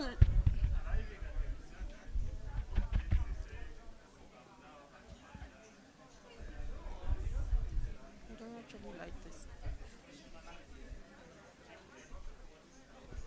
Recording in progress. Huh? No, oh, it's better. It's working now. I can use this. Hello? Hello? Do I have your attention, ladies and gentlemen? I see so many people with their laptop. Do I have your attention, ladies and gentlemen? Did you eat well? The food was good? Okay. Who can tell me what we discussed before the break? Quickly. Just one person. I know they are so smart. Just one person who can tell me what did we talk about before the session, before the break? Yeah, please, thank you. This is Uganda is represented. Please go ahead. We talked about carbon market readiness, and we had a case example of Ghana demonstrating their capability as a key benchmarking area. Awesome. Thank you so much. So, yeah, you said it right. I didn't want to wrap up. So, after the scene setting and the country experience from Ghana, we know that when we talk about readiness, of course, the World Bank is supporting countries, but we also have other partners here.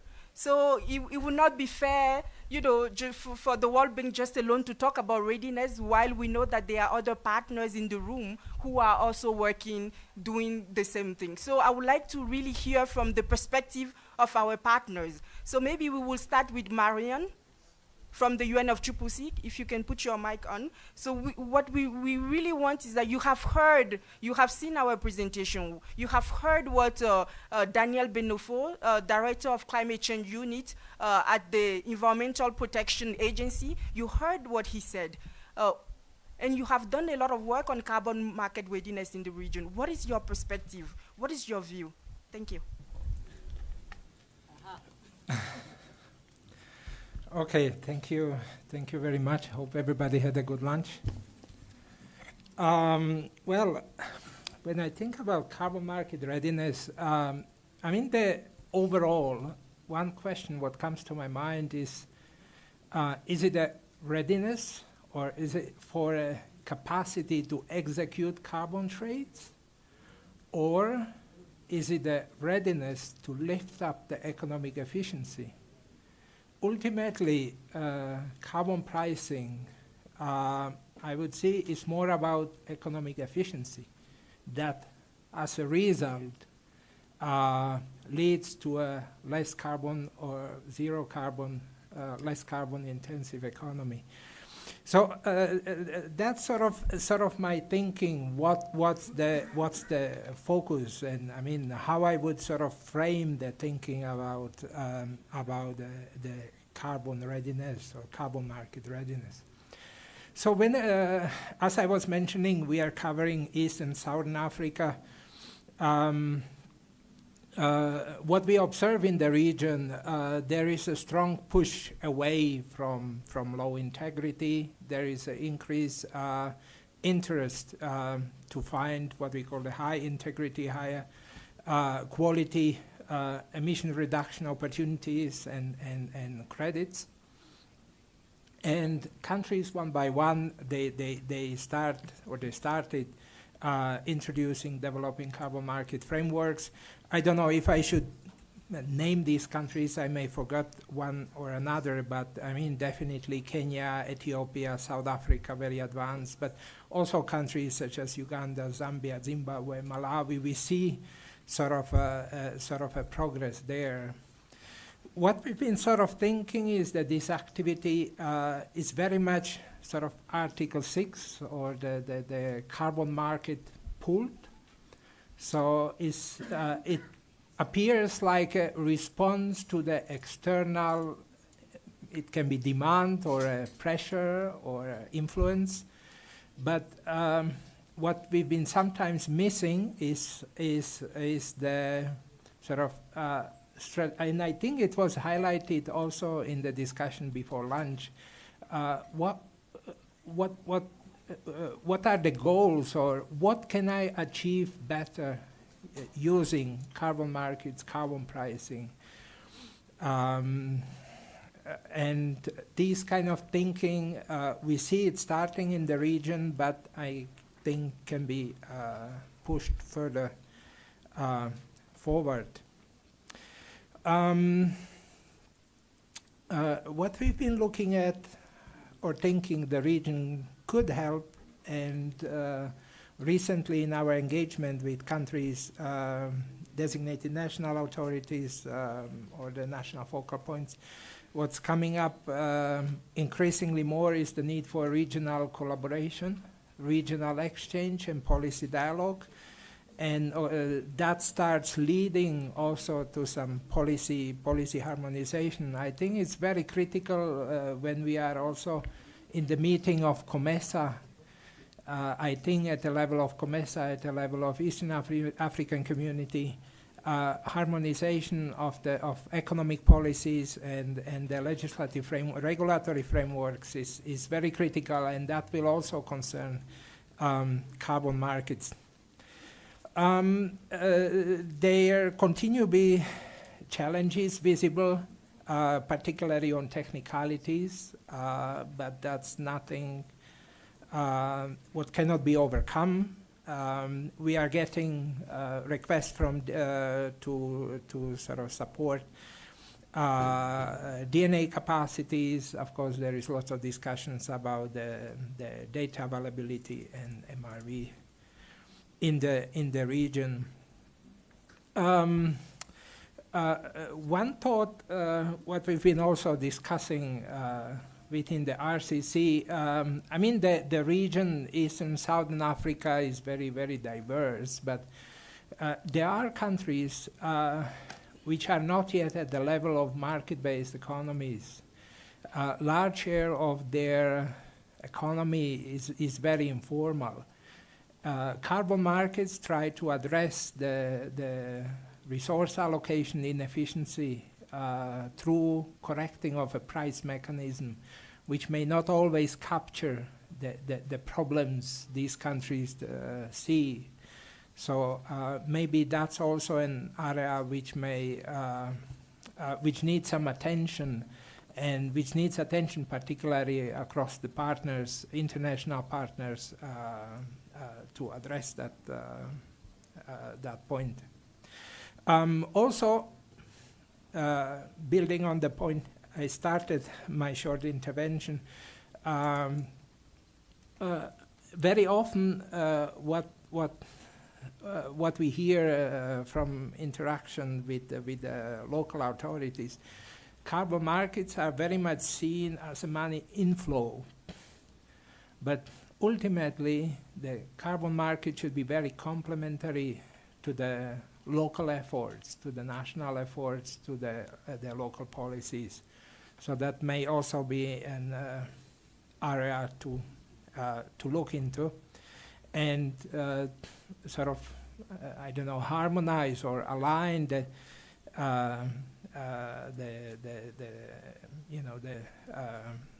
broader economic policies. I mean, we see emerging efforts to invest in projects or carbon, but at the same time we subsidize fuels and we subsidize electricity. So the question is how to address or achieve more coherence here. And yes, this is where I would stop. Thank you.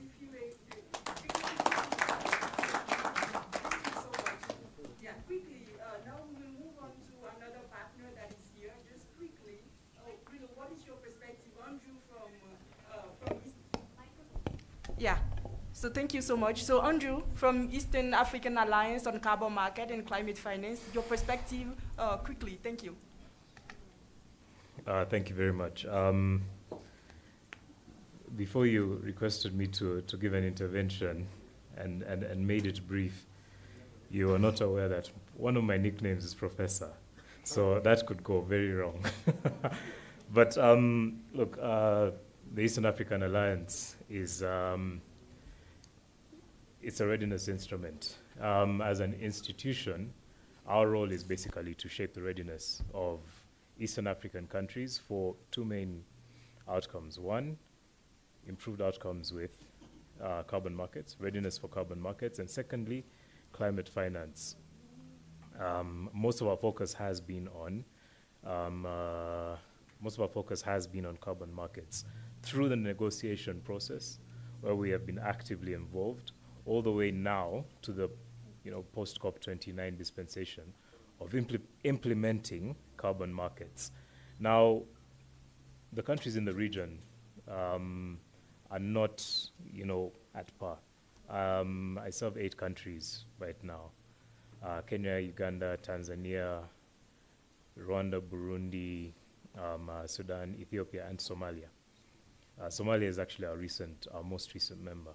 And for me, it's a positive challenge because you have, the fast movers, yeah, and then you have the emerging, where the emerging potential is.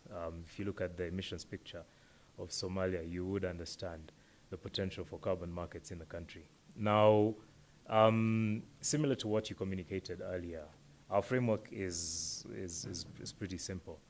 One, we need to have the governance and policy frameworks, right?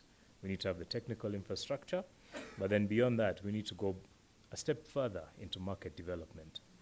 You have mentioned a lot of the things: strategy, policy framework, DNA approvals, processes, staffing and capacity building. You've also talked about MRV systems. You've talked about registries. You didn't talk about support structures like audit. These are key functions where there's hardly any capacity in the region. Actually, we may have about 3 or so recently accredited entities for carbon market development. But there's a strong need. One, if we're going to have a vibrant carbon market, we need to have a vibrant private sector involved in the private market. In the carbon market. So we've taken, as part of our mission, beyond supporting government readiness, we have taken a step forward to do our bit to develop this ecosystem. One, we are approaching this on a sectoral basis. We have done we've done training and published on development of carbon projects for nature-based solutions. We are doing the same for energy, and we have also in the pipeline for agriculture. Now, these are core sectors, especially important for Africa, when you look at carbon markets. It's important for us. The way we look at it, the Alliance is a country-led coalition. And it's important for us because we look at carbon markets as being an opportunity for us to bridge the financial gap. If anything, subsidize to enable access to technology, or to generally get the money to fund initiatives. There's some that are not very costly per unit, and with good carbon prices, you could go a good distance of the actual production price to cover what you need to get those technologies down. Clean cooking is one of those. So we're quite keen on market development as well. With the countries, every year is a different story. And it's interesting how we actually operate in these post-COP cycles. At the end of COP, we do a review of what's happening, and then something happens in the market and reminds you there's an issue we need to deal with. As the Alliance, for the first quarter of this year, our focus is on training of NDCs, training of DNAs, sorry.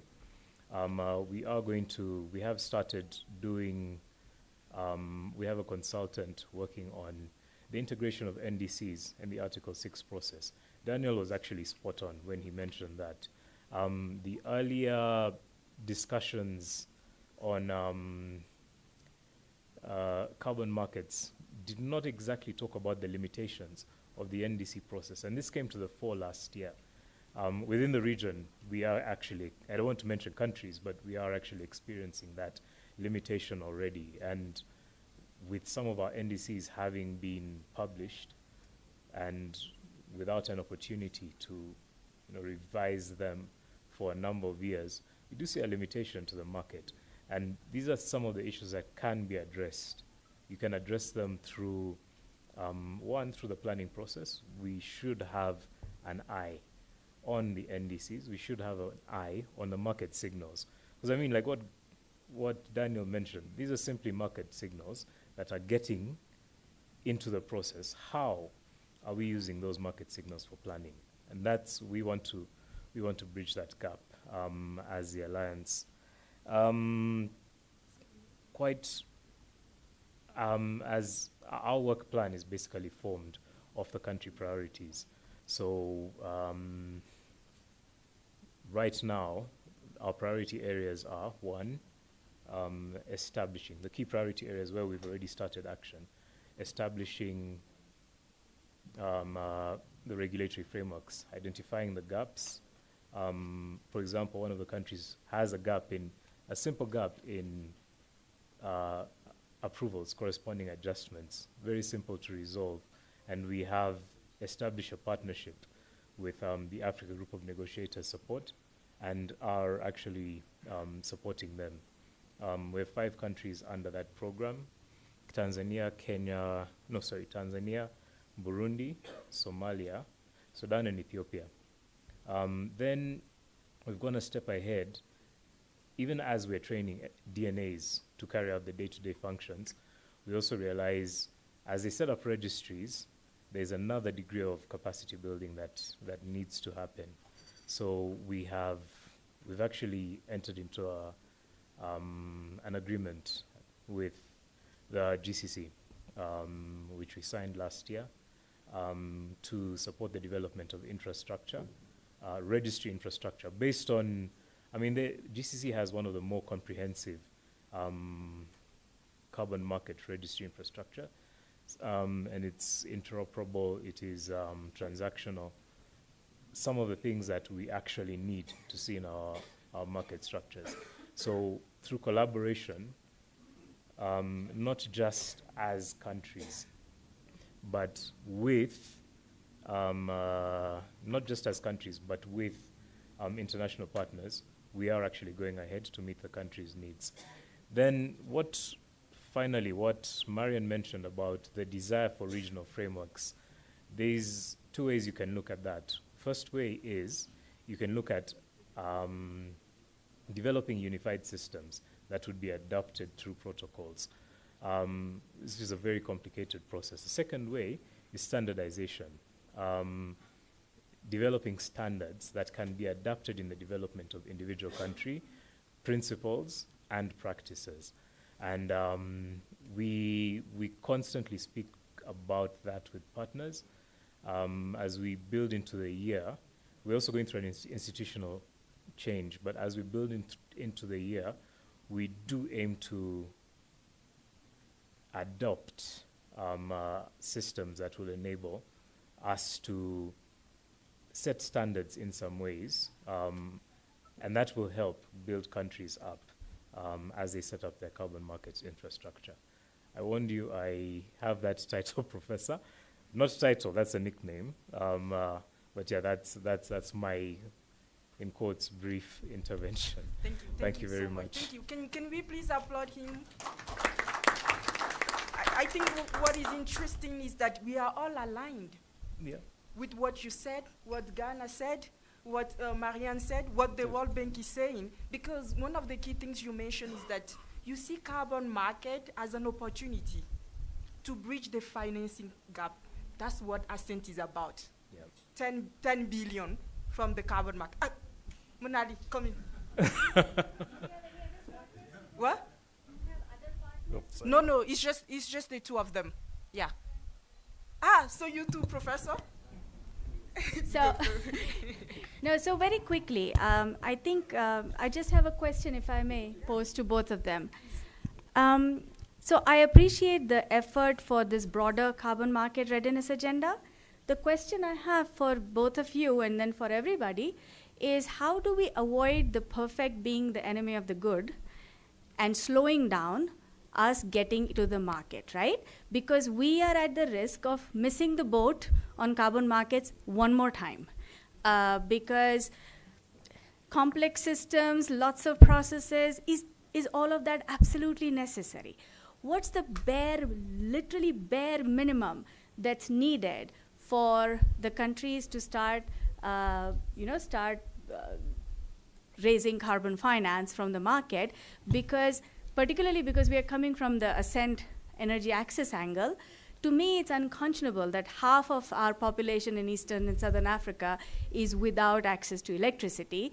And the one source of financing, which is carbon markets, that we could probably try to tap. It's not going to solve all the problems, but can really be a contributor, as you were mentioning, right? In achieving the national urgent priorities. How do we make this be absolute bare minimum requirement for carbon market readiness to get started? Because systems can always evolve, right? You do learn by learning by doing. So you actually get the ball rolling, start generating some carbon finance, and then you tweak, you improve, learn, and so forth. So that's a question, because every time I hear like the Ghanaian experience, it took 5 or 6 years. I see the long list of things. I don't even know how much of it is actually necessary, right? Good to have and essential to have.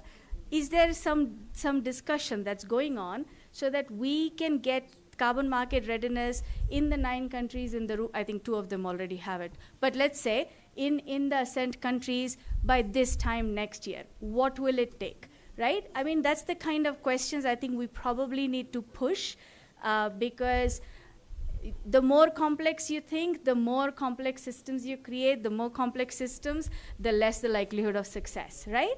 So how do we whittle down to the absolute bare minimum? Because I think the question of NDCs should not even come in this room.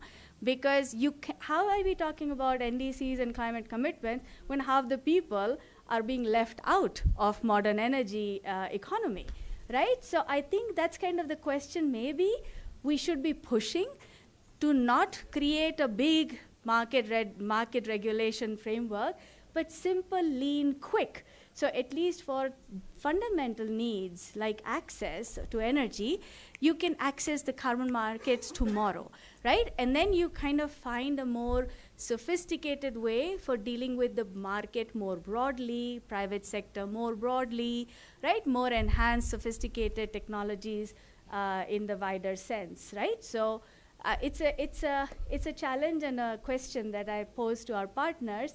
But actually the country, I mean, everybody is welcome.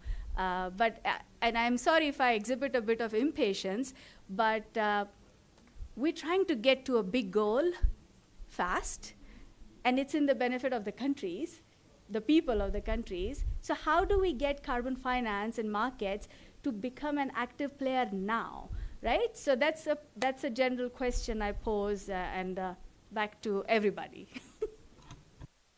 I could jump at that. There are three things I think are absolutely vital. And this is in line with old carbon market frameworks. Mandate, process, transaction. I don't know if the word transactionability exists, but the ability to transact. Those are the 3 things that you need to have, a carbon market functioning. We are limited, however, by the fact that in this particular dispensation of carbon markets, there's a significant degree of oversight and control. So the regulations that are set in place would require a little bit more of oversight. But then if you have those 3, you should be good to go. You should be good to go. A lot of the capacities can be imported. Right now, actually, a lot of the capacities are imported. Audit, project development, these are not capacities that we have in-house, but projects like, what did he say? Daniel mentioned of all the projects that have approached them, you'll find that barely 50% have local developers. Barely 50%, at most maybe 40. But the capacity is being imported. But if we have those three, I would not go beyond that. And then what I would add, there needs to be an outlet. We would not want to include the NDCs as an overarching structure, but then we cannot avoid them because the market is asking for approvals. Every single developer wants a letter of authorization. The NDCs cannot be, looked at. I mean, it's hard to walk away from them. However, it is possible to identify alternative market structures. There's a voluntary, independent standards, the voluntary market. There's a COSIA market. And even further into this is not a short-term solution, but then internal domestic carbon pricing structures are also very important if you're going to have a vibrant carbon market. They can help with many, many things. Even like someone asked about CBAM earlier, one of the solutions, one of the avenues to actually engage actively in CBAM is actually having a vibrant domestic carbon market or a domestic carbon pricing instrument. So, we can give and take on one or two issues, but structurally, how can we close it up so that we know what is being produced is actually being translated into money? That's basically it. Thank you so much. Thank you very much. I think maybe I will also want to say something about it. I think the good news is that we are not starting from zero. So that's a segue to the next thing that we will do, the mapping of carbon market readiness in the different countries. So each of you on your table, I gave you a sheet of paper to map your country. So I had a couple questions. Everybody has filled it up. Can you please raise your hand if you have done it? Let me see the country that has not done it. Who has not done it yet? What to do? Eh? They already know. Have you already filled out the mapping on your table? Let me see how you Yeah, they've already done it. Okay, so based on exactly, it's a mapping. Everybody has done it, right? There's no strategy, yes? Regulation No, in place, I not went complete. around. They have done it. Okay, let me go. Uganda, have you done it? Okay. Which country? Rwanda, have you done it? Good. Kenya, have you done it? Who has not done it yet? Huh? Zambia? Martina, Zambia has not done? Okay. So based on what you have done, you have checked. So I asked you, do you have a carbon market regulation? Now, based on that check on your country, so for example, Burundi, for carbon market framework or strategy, we put not in place based on our research. But it's up to you now to see, tell us if that's correct. And it's the same, look at carbon market regulation. Example, Burundi, or maybe I take Kenya, we put in place. Is that really the current status? You look at authorization authority, so this is DNA. Do you have a DNA? For example, for Burundi, is the Geographic Institute of Burundi. Is it accurate? The same thing, have you published the carbon project fees? So for example, recently, Rwanda has, developed the carbon market fees. So you check, is it accurate? Corresponding adjustment fees, do you have it? Rwanda, recently you have done it. So let us know if that's correct. Do you have a national registry or you have access to one? Done or not? It's the same for bilateral agreements. Do you have bilateral agreement with countries?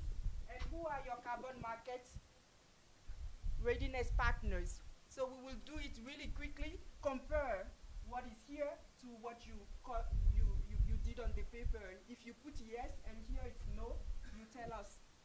So for example, Madagascar already told me that they have a regulation in place. Let me see. So they have a regulation in hello? So Madagascar, during the break, told me they have a regulation in place. But you will see that in our table, we put in place but for RED+. It is in place for RED+, but what he clarified is that even though that the regulation covers all the sector, including RED+, so it means that this is something we need to adjust. And this is the same thing we want from you. React to this. It's the same for the partners. Andrew and Marianne, you have also been working on carbon market readiness. Look at the screen. Tell us if there is something accurate, something wrong, something we can improve. I'm giving you how many minutes? How many minutes? 2, 3? So you discuss among yourself and then tell us. Thank you.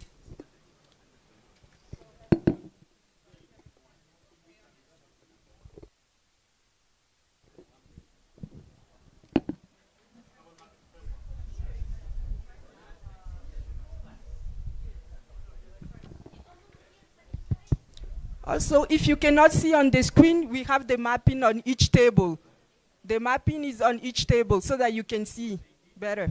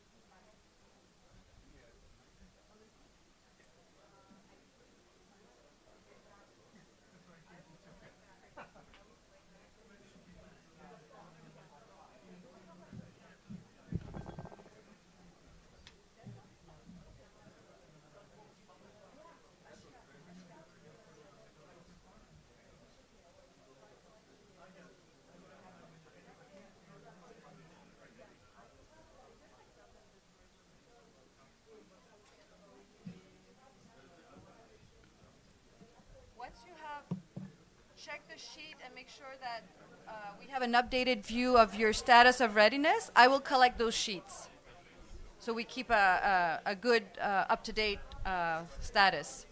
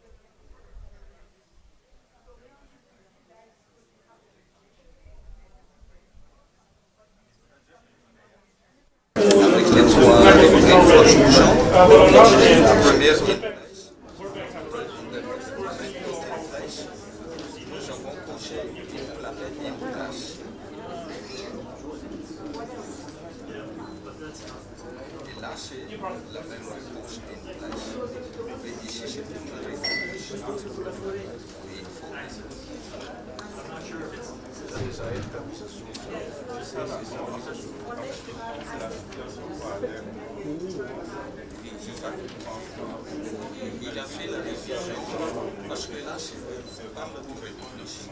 Et ici, on parle de l'unité. Et par rapport à l'idée, c'est des manières de monter gaz là. Parce que nous avons déjà le registre de carbone. Là, c'est déjà mis en place. Mais on l'appelle le registre ITMOS. ITMOS, ITMOS. ITMOS veut dire dans les secteurs générés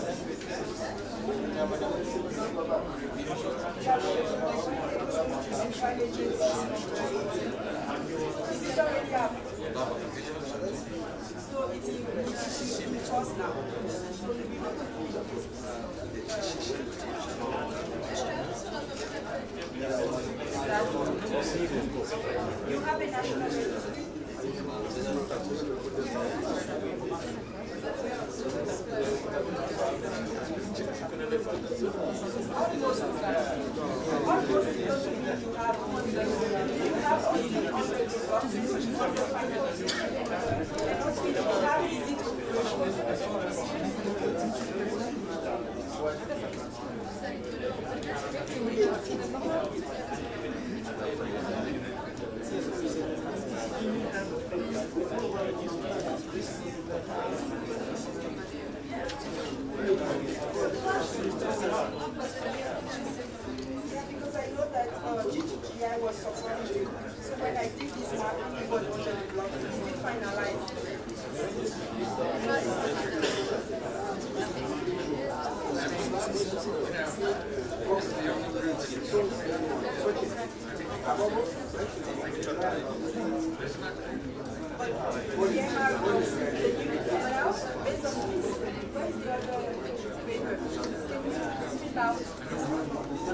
are the gaps?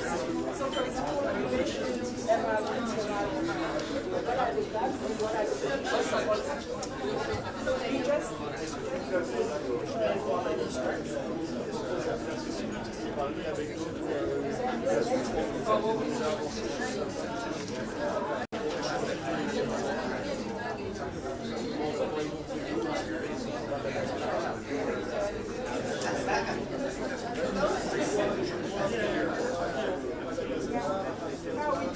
Malawi, you guys are awesome.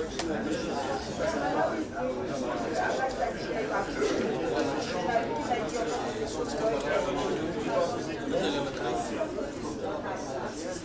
have the tools as well.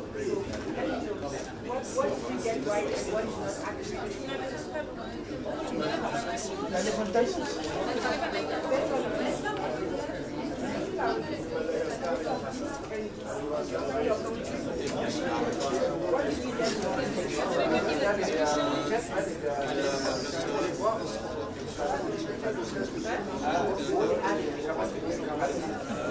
So everything is correct. Are we correct? Now we fill out just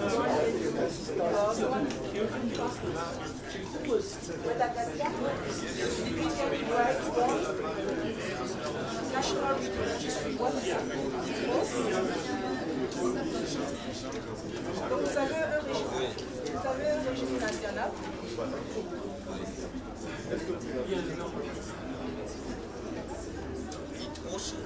Yeah, c'est ça le nom du musée. C'est un outil pour faire la registre nationale du secteur généré par le canton. Yes, English is called standardized coding. Il y a des ça aussi, vous savez, ici il y a des partenaires spécifiques. Et dès que vous finissez ça là, il y a l'autre feuille là, vous devez remplir la 1 et 2 aujourd'hui. Et demain, vous allez remplir 3 et 4. Non, c'est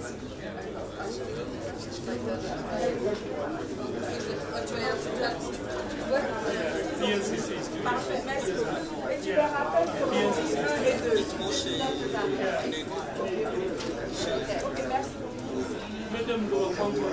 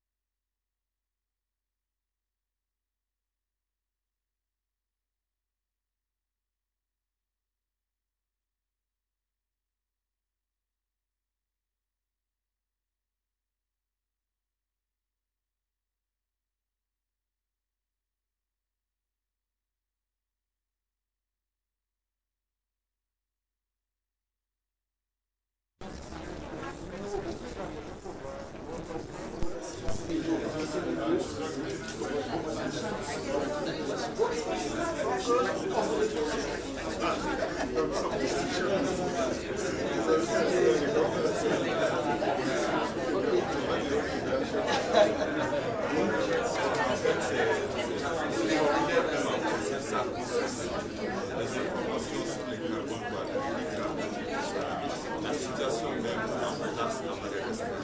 Voilà, ça part de généralement ce qui concerne les services policiers et les régulateurs à sens c'est-à-dire qu'est-ce qui est déjà disponible dans certaines régulations politiques, et puis les évaluations qui sont déjà dans ces cas, c'est pour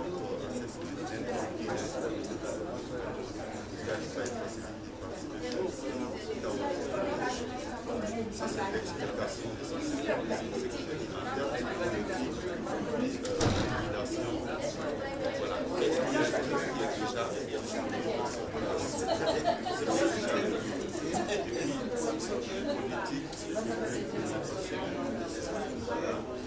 la situation en place, la situation le marché de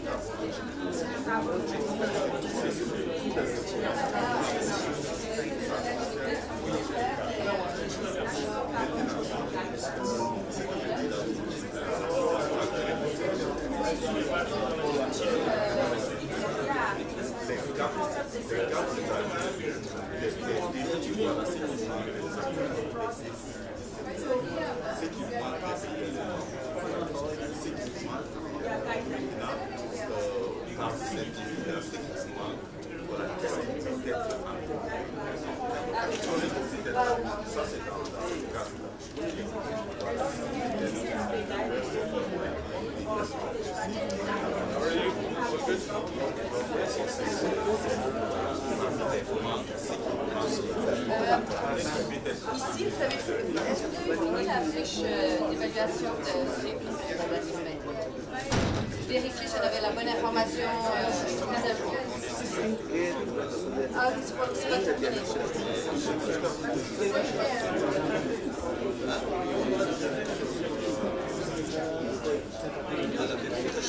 Vous avez vérifié?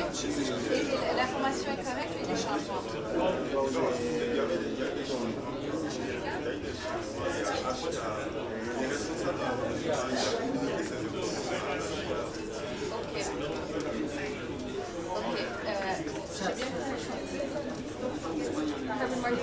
Elle est là plus au propane, elle est aussi énergie.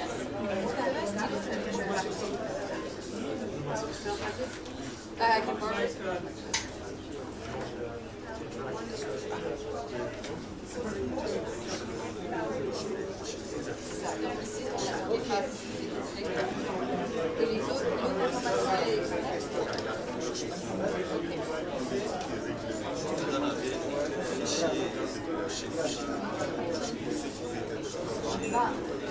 est-ce que ça vous intéresse? J'essaie de partager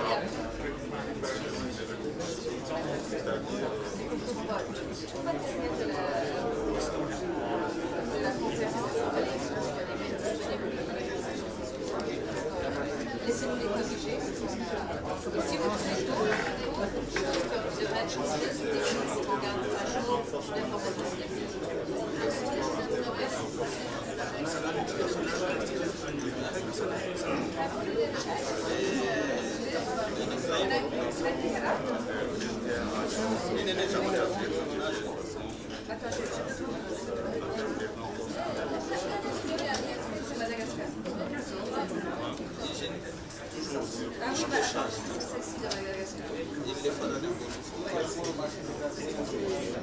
So ladies and gentlemen,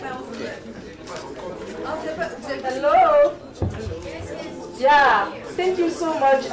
So I went around and I have to say that I'm really happy because everybody has filled out the form and it's really useful for us. So we come at the end of the session and we will move on to the next.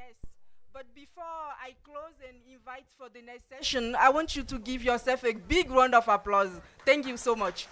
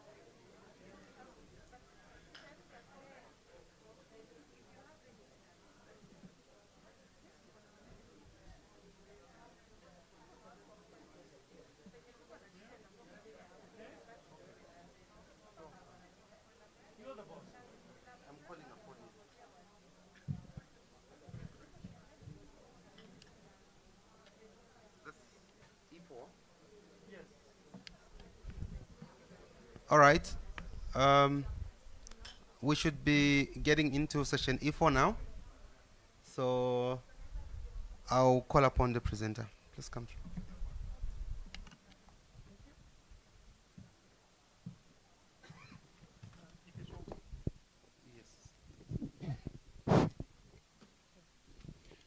Thank you, everyone. This session will be led by myself and Dan Radic. We're both from the bank, Senior Climate Financial Specialist. This session will be, first we'll give a little bit presentation set to the stage, and then we will have more interactive discussion on that. First, a few slides to talk about authorization. We heard these words a lot.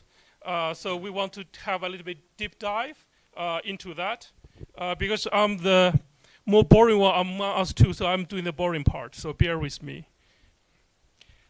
Maybe for someone from the military environment, it's something you already know, but I think since we have many people coming from the energy sector side, so we want to give you a little bit debriefing of what is authorization, right? We hear a lot yesterday and today up to now about a lot of things, so we'll talk a little bit more into what is authorization, why a country wants to do authorization, how to decide on authorization, how to process authorization. And so we'll talk a lot of acronyms. I hope you are already overwhelmed, but we'll try to break it down so that you can have a better understanding, because it's very important in our process. If you remember, yesterday's slogan is more data, better price, but it's if you have authorization, you will also get a better price. So it's very important for us to understand the implication of authorization and make an informed decision on that. So there's a lot of them, I know. So let's do a little bit analogy. So you see, so let's just do a thought experiment. Just think. You are committed. So you see there's a temple on the mountain, right? So it's a temple for the god of climate. You are committed to contribute 100 corns to the temple. I asked the AI to give me fruits. It gave me corns, and we actually searched. It says corns actually are fruit. So just think about it. You committed to the god of climate to contribute 100 corns there. So you worked really hard, you set up the program, you already have 100 here. You're going to harvest them and take to the temple. But there's someone next to you say, I want to buy them. Do you want to sell to them? If it's $2 for 100 corns, who will sell them? $2 for 100. Okay, no one. $10? $100? So your decision changes, right? That's the whole process of authorization. So the temple is the NDC. It's your country's commitment, how many emissions you're going to reduce. And the cornfield is your inventory.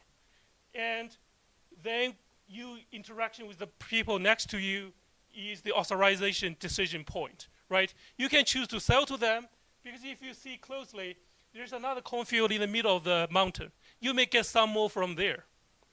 But there's a lot of risk and uncertainties, right? It may have someone there, and someone sitting there may charge $2,000 per corn, right? So there's a lot of uncertainties. And it's a very challenging. I'm going to many countries. The Ministry of Environment people told me, we have 100 people knocking on our door every day, say, authorize this project. They were like, we want to know how we can actually do that. So we want to give a little flavor on how to actually do that. But we're not go to the very details, but just want to give you a sense of how the process look like, why it's very important. Okay, now is the boring part. What is authorization? So it has a few key elements. It's the host country's formal decision. So that has implications and obligations. To allow mitigation outcomes is what we call carbon credits. You reduce your emissions to be transferred internationally. So if it's gone, it's gone. It's not no longer with your country. And it's used either for another country's NDC, nationally determined contribution, or other international mitigation purposes. From yesterday to today, you talk a lot about COSIA. COSIA is one of the other international mitigation purposes. So that means you need to make a formal commitment to give up something you already owned for a price. And then you will need to think about whether you can still keep your own commitment. So that's the whole thing about authorization. And carbon credits can be authorized, which translates to, you can also say, no, I do not want to do that. So you have choices, right? There's different carbon credit mechanisms, I think, have been covered extensively yesterday. They have like centralized UNCCC standard. We also have national bilateral standard, like the one Japan is having with different countries, and also we have the standardized credit framework, also supported by the World Bank and built in a few countries here in Madagascar, in Rwanda, in Ethiopia, to help countries to do bilateral transactions. And we're very happy we already see quite a few issuance of carbon credits on a national mechanism in Africa by African countries. But of course, we also have those independent mechanisms. You already heard a lot, Golden Standard, Vera, and the GCC here. So you can choose one of them. And the reason yesterday we have talked a lot about global carbon council GCC is because it really helps us to integrate the digital MRV for real-time verification. And if you go down this path, the ERs have two choices. You either authorize them. If you not authorize them, it will go to voluntary market. If you authorize them, it will go to COSIA or country NDC purposes. And because we are already talking about using the GC standard, basically you're ending this camp. You authorize them, it will be ITMOS and transfer internationally. If you are not, there will be voluntary credits. So why you want to turn right and not turn left? Because it matters. So this is the price I extract from the quantum intelligence. So COSIA phase 1 price last week is $21. And one golden standard price we got is $3.8. So you can see the huge, huge difference. So there's incentive to authorize. But how you are going to make decisions? So we need to talk about the implications of authorization, right? You need to understand, yeah, we understand the benefit, you get a high price, but what's the implications of that? So let's say, sorry, we do not use fruits anymore, we're using real countries. So there's activity happening in a country, we reduce 15,000 carbon, and then the country say, okay, I love good price, I want to authorize them. So they authorize them, and they find a buyer. So then the country buy them actually need to pay a fee. I think many of you in your country already have the carbon regulations, have a fee structure, how so countries generally will get a fee and the income or share of revenue in forms to get something out of it. But here's the implications. So if I'm a country buy these credits, then my commitment goes down. Originally I commit, say, the inventory I have 150, but because I bought 50, now what I commit to do is only 100. and you are the country, you already have 70, but you sold some of them, and your inventory goes up. So which means, yes, you got a high price, you got revenues, but on another hand, you need to work harder to make up for this, in case it will make you working harder to get your NDC. But of course, if your NDC have a lot of rooms, maybe that's an easier target. So it's case by case. Every country may need to do assessment to understand that. So should I authorize? I think it's two scenarios. If we have great potential demand and also have high prices, and if we have an implication for you to unable to reach your NDC and also maybe have reputation risk. Just go back to our example, right? There's a cornfield in the middle of the hill, but for example, if it's guarded and they ask too much price, and then you may need to use something to get them. So you have a reputation risk there. And there's a few criteria you should think about whether you want to authorize. One, whether it's inside or outside the NDC. So if it's outside the NDC, you do not need to do the adjustment I just showed you. And also the cost of mitigation, right? You already give up some carbon credits. You need to make it up. What's the cost of doing that? And what's the technology you want to support, right? Every country have a strategy. What do they want to support? And lastly, what's the potential sustainability benefits? There are some tools there. We'll share the slides. You can go through them. So a few tools we're already helping some countries are working on. One is on qualitative basis. Some countries have possibly say, okay, these are the sectors I'm going to authorize. Some countries say, I want to have negative list. These are definitely I'm not going to authorize. For example, it's a sector I have very ambitious targets, and we will need all of the emission reduction to meet the target. So I will put in the negative list. And also it could be quantitative, say I have a cap, right? When I authorize to a certain point, I will stop doing that, right? When you hear Ghana is talking, right, they already think about, they are almost hit the cap. And also, what's the portion of the MOs as buffer, because you want to have some buffer so that you can actually reach them. And also pricing options. What kind of price you want to put there to make sure it can cover the cost, you have to do it yourself. Also, as you see, many countries are already starting working on that. I think in Africa, we see more and more countries is working on or already have authorization in place. And every country have different forms. We'll skip that. You can read the slide. But the countries can use a template to their liking as long as it meets the mandatory requirement of the UNCCC. So next, I will hand over to my more interesting colleague, Dan, to walk you through the interactive discussion. That's very kind. So I was thinking about an interactive discussion, but I'm not sure, what that would look like where most of our audience is really not from the Ministry of Environment right now. And this is mostly new and a lot of information for everybody. But let's just say, one, I will open it to questions if anybody has any questions. But what I really would say about authorization is a process which is still being worked out in so many countries. You can even see in Ghana, which has worked on it for many years. They're still working out the details. For us, we're really just trying to generate revenue for energy access. We will work through this, and we're here to support you, to support the Ministries of Environment.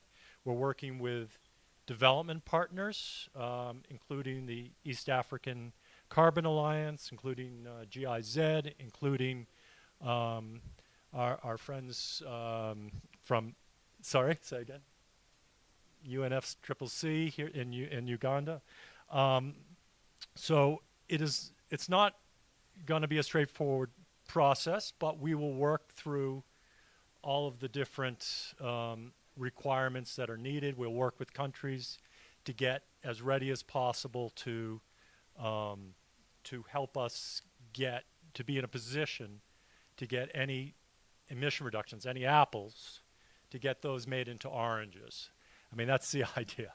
So, I mean, in the spirit of what Manali said, we're here to sort of to help use ASCENT to basically kind of build capacity in each of your countries, which will help other sectors, but it also helps us get the revenue for energy access that we're interested in.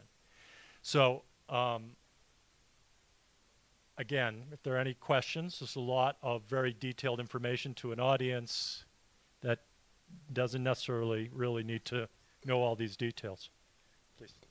Not a question, but then I wanted to add. Okay. I just wanted to add something that as a standard. So, as was said, the credits could flow into two different market regimes, right? One is a 6.2 where the acquiring country uses it for their NDC purpose. The other was into the CORSIA market, maybe as another definitive market where it could flow. Now, we as a standard, we have these requirements given in, we showed the setup, right? So where do we cover these requirements as to what is required for a country to be able to authorize credits is given in a separate standard called a double counting guidance of GCC. And we have separate standard for CORSIA market, because when CORSIA gives us accreditation to be able to issue credits, we have to make a standard which they approve. And they say, okay, you could give CORSIA first phase or second phase credits provided that you abide by these rules as a standard. And that's where we set what happens when someone comes with an authorization letter, what do we look for and what do we do. Now, the problem, like any other system, is not when everything goes fine. The problem is when things don't happen as specified in the letter. What can happen? What can happen is authorization letters can get amended over the period of time. Authorization letter can get revoked over the period of time. Authorization letters can get withdrawn over the period of time. Because there's a lot of learning which is happening on the countries and all. They might issue a letter today and they might revoke it tomorrow.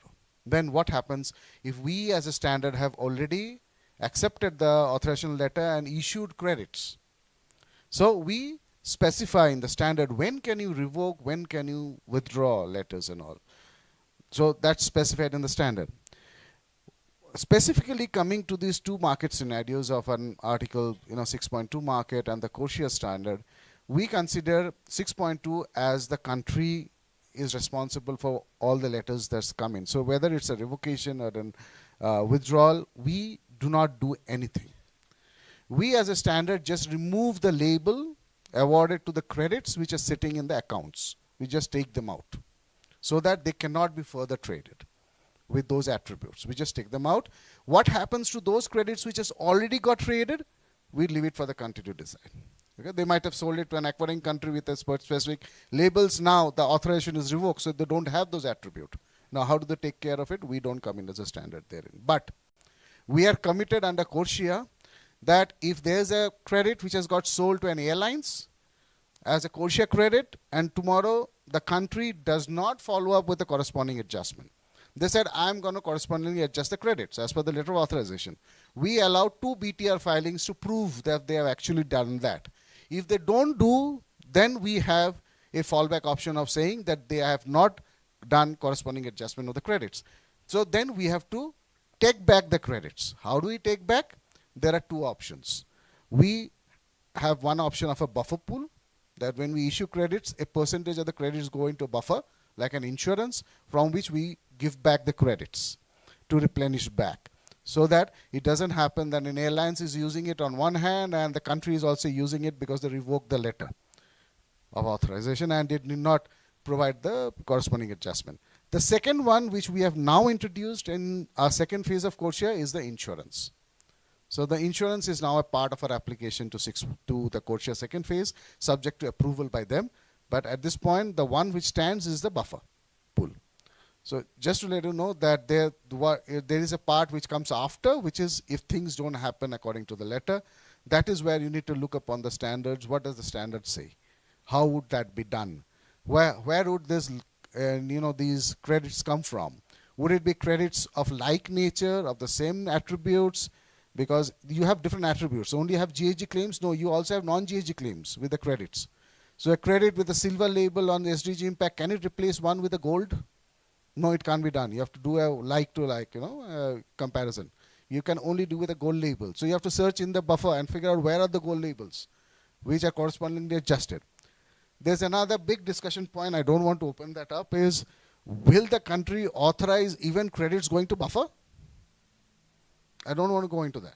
Now, there's a lot of deliberation on that from the European Union, right? They said with respect to that. Because we have to understand buffers are not only with respect to corresponding adjustment, they're buffers on permanence as well for removals.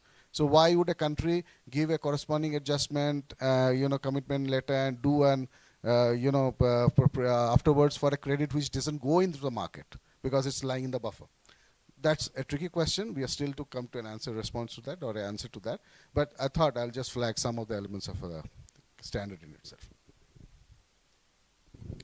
Okay, thank you. So there's a lot of details around authorization still need to be worked out. And that will take some time. So we're going to break for coffee, tea. Any more questions, comments? Marion. Yes, we are always learning as much as we have attended different sessions. It really gets to kind of complicated. Yes, so in the perspective of ASCENT, we see countries will be giving authorization letters to sell through COMESA, and so I'm just thinking, if in case the national designated authority does not issue that letter, it means as project developers cannot be able to proceed. That is one of the requirements that needs to be in place. Second, I don't know if in tomorrow's discussions we'll discuss that. In the context of Rwanda now selling, we have the emission reduction purchase agreement, right? So in this framework, we're going to have who signing on behalf of the government? Because if we are selling and somebody under COMESA needs to, I don't know, I just feel I needed clarification on who signs the emission reduction purchase agreement for us to understand how we provide information to NDAs. So the question is, and I think a lot, so day 3 is about monetization, about who are the buyers, how things are monetized, flow of revenue. So we'll deal with a lot tomorrow, but I can tell you right now, COMESA is not going to be transacting on behalf of different countries. It's really the country's responsibility to transact on their own behalf. So the role of COMESA in ASCENT Carbon is to help facilitate the verification of emission reductions at scale. And that's the role. To provide services such as verifications and other services to help facilitate that. But it's not for any kind of transaction. There will be ASCENT Carbon helps facilitate transactions, helping to connect to buyers, but ultimately it's each country that will transact. And they have to, because the countries are the ones who own the credits, okay? So that just to be clear. But we'll cover that in much greater detail tomorrow, okay? Just want to add something here. Both are great questions.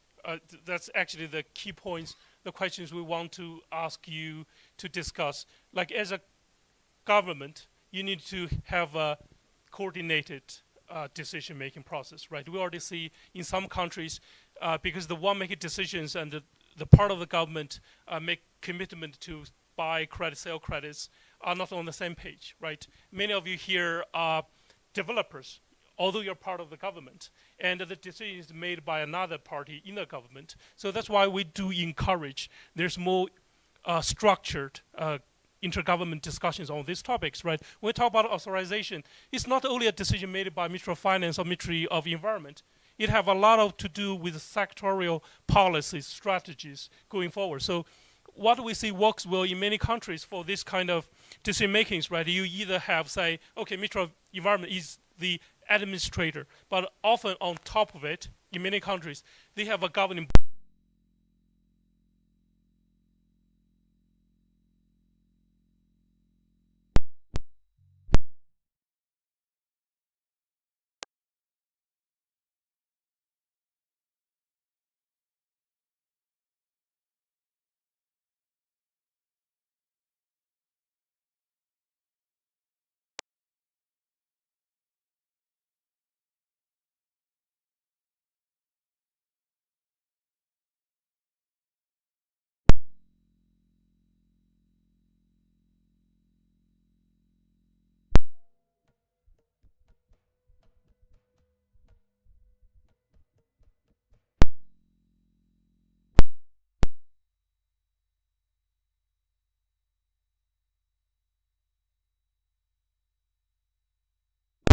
often play a role. We buy the credits in the case of Rwanda, right?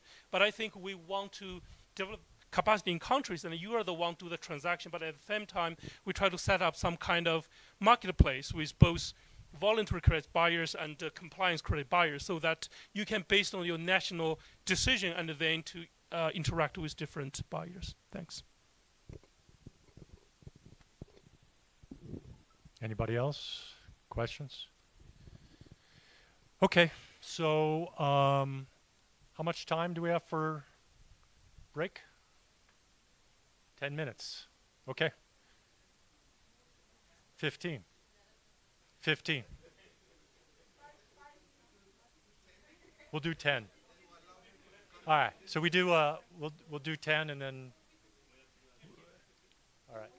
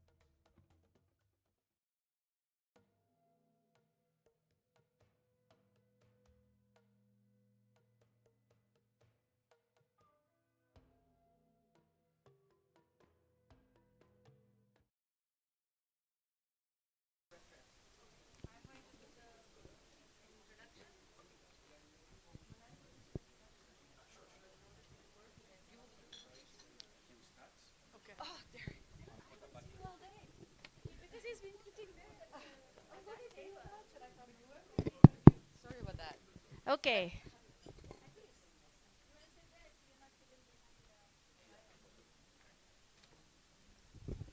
Okay, so good afternoon. Really enthusiastic. Okay, so this is the last session of today. And today, and this session is going to be COMESA's session. I'm just here to give a little bit of a background as to the purpose of this model policy framework that you have seen as the title of this session, right? So our COMESA colleagues will walk us through the process of this proposed model policy framework for carbon markets. Now, the origin of this, the reason I wanted to give a little bit of background is one of the biggest reason why COMESA Secretariat is an essential partner to the ASCENT program overall, Energy Access Program, and then as part of it as a carbon program, is because they are your institution, right? They are an institution of all of the countries of Eastern and Southern Africa. You are all members of the common markets for Eastern and Southern Africa. As the name suggests, and they should be talking about themselves, but let me do that for a minute. As the name suggests, their mandate is to help build this common market. What does that common market mean in principle? It's a lot about harmonizing policies across the countries, so cross-border trade can happen. So common markets for various things, various products, producers, etc., manufacturing, trade, industry can happen. And we are trying to utilize and build on that mandate for the Energy Access Program as a whole. Yeah, that was spooky, my voice behind me. Still there. Okay, so so what we are trying to do is to utilize and build on that mandate to try and promote more harmonization of policy frameworks in the region for the energy agenda as well. So one of the bodies of work, and Nahid may speak to it briefly, that has been done is, for example, around solar standards, correct? Solar standards, because if one manufacturer is coming to Malawi and they also want to go next door to Zambia, if there is more of a streamlined or a harmonized solar product standard, you better priced product and so forth. So that is where is the value of harmonization of policies and standards across the countries. And there is that value, as you can imagine, also for carbon markets, right? If we are trying to bring larger buyers, if we are trying to attract them to Eastern and Southern Africa by promise of or potential of larger volumes coming from very similar underlying projects, then some degree of harmonization or at least benchmarking of the carbon market framework is also valuable. So that's the reason why we, along with our colleagues from COMESA Secretariat, and they'll introduce themselves to you because they're the key players here, this effort is being launched. Some of you have a carbon market framework, some have it in different stages of progress, but it's always good to see what is the best practice, what is the model that we can benchmark ourselves against, because it is a process of continuous improvement. So that's the logic and the rationale for why we are even embarking or requesting COMESA Secretariat as your institution to embark on this process. So with that introduction, let me hand over to our colleagues Derek and Luembe and Ahid to maybe first introduce yourselves and then tell us about the model framework. Thank you, Monali. Let me introduce myself by saying at least I am not Daniel. I am, if you want to know why I am not Daniel, if you throw me in a pit of lions or a den of lions, I'll be eaten. Daniel won't be eaten. I am Ahid Maeresera, the technical manager on the COMESA component of ASCENT. Thank you. Good afternoon, colleagues. My name is Luembe Mwale. I'm a climate change expert based at COMESA, supporting resilience building, DRR, as well as ASCENT carbon. Good afternoon. I'm Dimbwa Derek, climate finance expert under the PIU for ASCENT at COMESA. Thank you very much. And I think without further ado, we'll proceed to present the model policy framework. So we have outlined our session to start with some introduction, the objective, the operational approach, the roadmap. We'll dive into explaining some of the successful pilots we've done for the model policy, and we'll then run into into a session where we'll have question and answers. So I'll do the first part, then Luembe will pick it up, then Ahid will talk about our historic successes in our policy. So allow me to stand a bit down. So as you know, a framework is just a guide that allows us to follow something in a logical manner. And as COMESA, we want this process to be successful. And in that case, we are defining this model policy as a framework, as a structure that guides development, implementation, and evaluation of carbon markets in a nutshell. If we move on to the purpose of this framework, we want, one, the framework to establish a common ground. There should be a common ground among the ASCENT countries and across. Then also to establish a bit of consistency and credibility in the policy. And the last purpose of the framework is to ensure that we avoid duplication. And one thing which is important is to allow the framework to be flexible. So if it can be done in Zambia, it can be done in Ethiopia, Burundi, and elsewhere. We can easily move. We can move. So why does it matter? We're looking at 6 components of why it matters. The first one is harmonization. We need harmonization in the policy. The second one is around building capacity. As we run this policy, we want to transfer skills and knowledge to the country teams to be able to customize it at country level. The third thing is around credibility. I think this has been said from day one, around if we need to have good carbon markets, credibility is important. So the policy should be the first thing that moves that. And again, compliance. I think we spoke a lot about certification, validation. So in the framework, we are trying to see that we have a lot of compliance, and this should be from the beginning to the end. We also look at issues to do with efficiency of the framework. So the framework should be efficient. And as we carry out this task, efficiency will be there at the top of it. Lastly, if I zero in, you may ask, what is the objective of the framework? So the objective is basically to create a common foundation, not to duplicate, but create a common foundation for the ASCENT countries as well. We can move quickly to the next slide. Yes. So again, the previous one. Yes, the objective. So the big question in the room may be, why or what does this framework seek to achieve?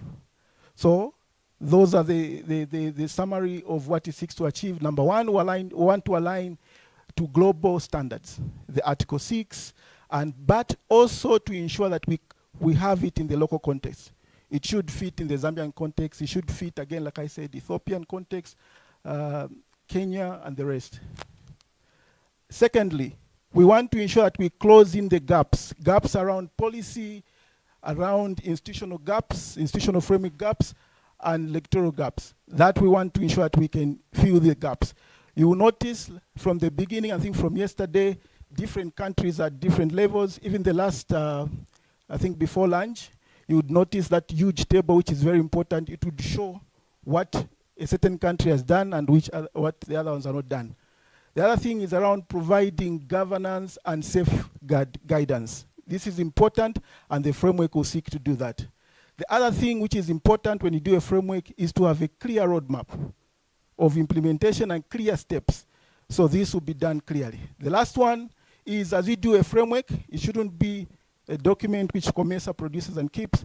It's something that it will ensure that there's stakeholder engagement, consultation, validation, and you see that.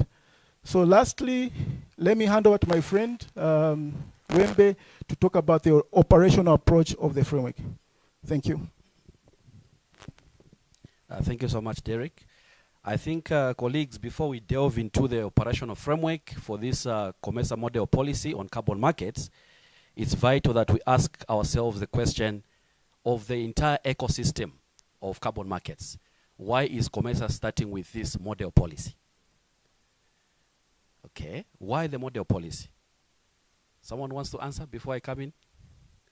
Why the model policy? Why do you think it's very vital that we start with this as the first process? Okay, there's an answer here. Harmonization? Yes, that's one of the critical points. Yes, harmonization. Any other person? Of the entire ecosystem, the entire architecture of carbon markets that we've been discussing for 2 days. Why start with a model policy? Why the policy component? Avoiding duplication? Replication. Okay, thank you. I know you are thinking. Let me give you leakage. A policy basically is what stipulates, in the context of carbon markets, how the entire carbon market process will take place. For example, at country level, when a country has a policy, it means that all the matters to do with carbon markets are going to be addressed. What do I mean by that? The institutional arrangements, okay? The infrastructure, the human resource arrangements, the hardware and software that is going to be involved in the entire carbon markets ecosystem is stipulated in that policy. The authorization process, it all stipulated in that policy. So a policy becomes then a blueprint that stipulates how carbon markets are going to operate in a particular country. So because of that importance of a policy, which provides that direction, it then becomes imperative that COMESA, as it builds capacity of the countries, it first deals with the matters of policy. Because policy provides direction on how carbon markets are going to operate. So no wonder in the entire ecosystem, COMESA is saying, yes, all of them are priorities, but we'll start with a policy. So that things are done systematically, things are done coherently. Even if there are project developers, there are other people who are interested, the buyers, even when they are developing a project, they know the steps to follow. All those are outlined in the policy. So I hope at this stage you understand why we're starting with this process of the entire architecture of carbon markets. So in terms of the operational approach, we are saying, in developing the COMESA model framework or policy model framework on carbon markets, we are going to model this or to inform this by looking at the country guidance for navigating carbon markets. Now this document has been developed by partners such as the World Bank, Article 6 Implementation Partnership, GII, GIZ, ICVCM, UNDP, UNFCCC, VCMI, and this document is actually 2025. So some of you who've read this document, the country guidance, you'll discover that it tackles the critical issues that a country must deal with when approaching carbon markets. For instance, while it recognizes the potential to mobilize carbon finance, it also guides countries to be sort of, cautious as they approach carbon markets. And what do I mean by this? It handles issues such as how can a country avoid overselling carbon credits at the expense of meeting its own NDC targets? So yes, there's this potential to mobilize carbon finance, but how can we approach this using a precautionary approach? So it's quite detailed, and we're going to share a link so that most of you can access this document, and then you can see how you can benefit from the knowledge and insights from that guidance. Also, this model framework, it serves as a foundation document for the framework. Okay, so the country guidance is going to serve as a foundation document for the framework. It also provides a step-by-step guidance to countries on how to design, regulate, and participate in carbon markets. So yes, we understand there's this potential, but how do we approach carbon markets with a view to do things right for the first time? Of course, I heard someone mentioning learning by doing, but how do we approach carbon markets and do things correctly the first time? So that's what we're trying to achieve by this model policy framework. The lastly there, we're going to ensure that the consistency while allowing national customization. So maybe just to also emphasize what Derek mentioned, we're talking about a regional policy framework. Are we then saying COMESA is trying to impose a policy on countries, on carbon markets? The answer is a definite no. What we are developing as COMESA, vis-a-vis ASCENT and carbon markets, is thus a model policy framework based on international best practices. So it's going to be informed by Article 6, the country guidance, and also many other framework documents on Article 6, so that we approach carbon markets and do things rightly the first time. Now, a country can get this model and then domesticate, add or subtract what it feels are not relevant to the national context. I hope that is very clear. We are not imposing on the countries. We are basically providing a model framework based on international best practice, which a member state can now borrow and domesticate. What it feels cannot work based on national context, you subtract. What you feel can work for the national context, you maintain to ensure consistency, but also following international best practice. So why COMESA developed such a framework and its role? COMESA is going to act as a regional hub, ensuring that member states' policies align with regional and international standards and best practices. The second factor that is important is that COMESA is going to be a facilitator by way of organizing the institutions, bringing together the stakeholders, and ensuring that diverse national perspectives are incorporated. For the 2 days that we've been here, colleagues, I'm sure most of you are sort of getting lost but coming back on track. What do I mean by that? Carbon markets are very complex, and they involve diverse number of stakeholders: private sector, public sector, academia, and many other international stakeholders. So as COMESA, we ensure that as we approach carbon markets to support our member states, we ensure everybody is brought on board. The other importance of a regional policy framework on carbon markets that COMESA is trying to embark on is basically to provide technical guidance. Now, COMESA, as you may be aware, often works with partners such as the World Bank, UNECA, and also hires international consultants, seasoned international consultants, to provide technical expertise and global best practices. So again, as we embark on this process, you notice that we're going to ensure that all important stakeholders, international consultants, private bodies are brought on board, including the VVBs and all the other important stakeholders. The point I talked about, respect for sovereignty, we are not trying to impose this regional policy framework on the countries. While as we are developing that model policy framework, each country retains the flexibility to adapt it to its own legal and institutional context. So again, this point needs to be emphasized. We are not hijacking your potential for carbon markets. All we are saying is, can we act as a catalyst by way of this policy?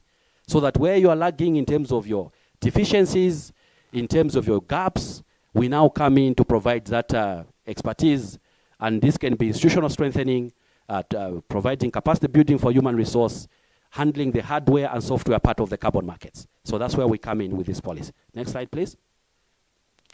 How will it work? So I've mentioned on the role of COMESA. What about the governments? As the country is seated here, you are basically our major stakeholder in this process. What do I mean by that? Your role is basically outlined on the screen here. We expect national input in this process by way of ministries of environment, finance, ministries of energy, and all the other stakeholders who are involved in the carbon markets at country level. We also expect from you colleagues, being our major stakeholders, this policy framework, but when we meet with you on board, we'll ensure that we get validation from you. And this basically involves reviewing and adopting the framework to fit your national context. What about implementation? What is the role of the countries when we come to implementation of this policy framework? We expect that the governments are going to establish the national institutions, the carbon registries that are required, as well as the enforcement mechanisms. So while as we are doing the bit of it at regional level, most of the work is going to be done at national level. I'm sure you agree with me that for a carbon market to operate effectively, you need your carbon registry, You need your GAG inventory. You need an MRV system that is robust to respond to the needs of the market. So when it comes to government, we expect that all this piece of infrastructure is in place for the carbon market policy to be operationalized at country level. We also expect, while implementing this policy, to have stakeholder engagement. I think this point cannot be overly emphasized. Carbon markets are complex. They involve diverse array of stakeholders. And we expect that as we implement or as we formulate this policy, we are going to have enough stakeholder engagement by way of private sector, civil society, as well as communities to ensure inclusivity. Next slide. Now you may be wondering, ASCENT is sponsored by the World Bank. What is the role of the World Bank on the project or in developing this model policy framework? The World Bank, in addition to other international partners, becomes very critical to the process. I've got a sample of why the World Bank is quite critical and what support they are bringing on board. Number one, they are bringing on board capacity building and technical assistance. So we know that the World Bank, through the Partnership for Market Implementation, it guides the governments in setting up the necessary legal, regulatory infrastructure to participate in carbon markets. So they will serve as carbon market delivery partners. The other reason or the other value added that World Bank brings on board is basically carbon market integrity and standards. As you may be aware, the bank is working on creating high integrity carbon credits on the ASCENT project by way of collaborating with partners and providing guiding, which is a report. I think the latest is there. You can access it on the World Bank website. Now, this knowledge and data is quite critical because it helps the governments to make informed decisions as they handle carbon markets. Yes, we understand there's potential, but you have to be informed by the latest trends in pricing, in policy, who are the buyers, where is the market shifting to. We heard Harry in his presentation in the morning, who are the major buyers, what do we anticipate in the next 3 to 4 to 5 years. So knowledge and data will be critical, and the World Bank is ready to provide that. Next slide. In terms of the scope of work, when developing this model policy framework, again, I'll give Derek the floor so that he can explain what process we're going to follow when developing this model policy framework. Okay, thank you, Limpe.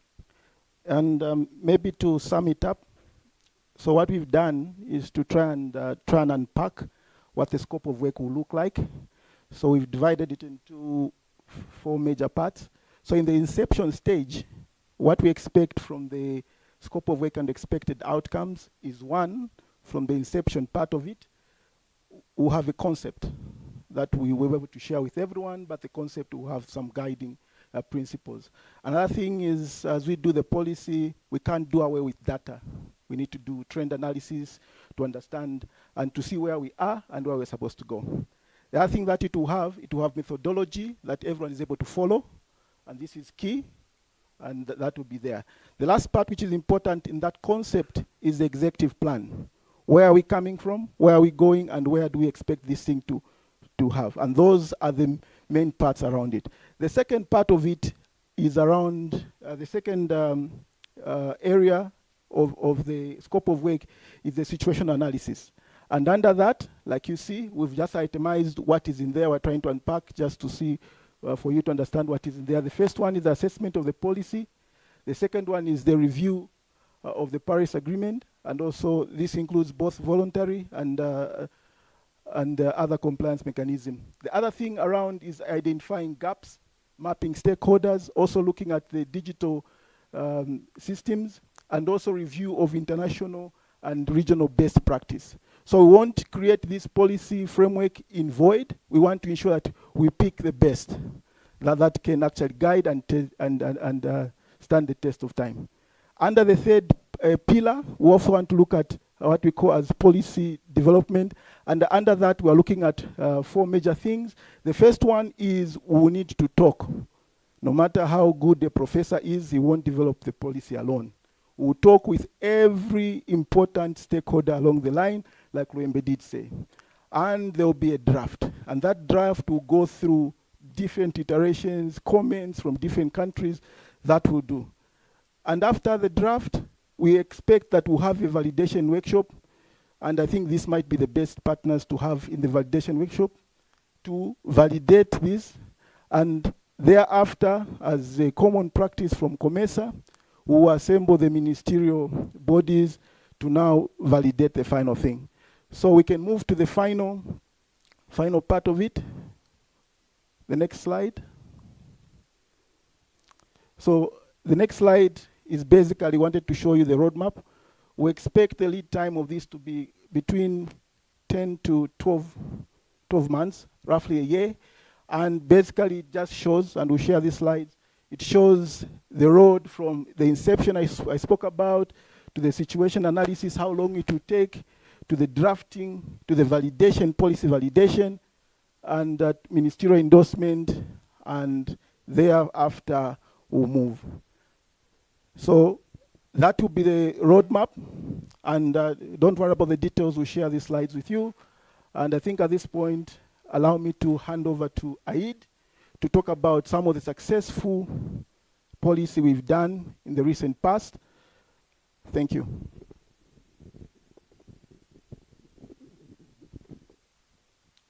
Thank you, Dr. Ndimba.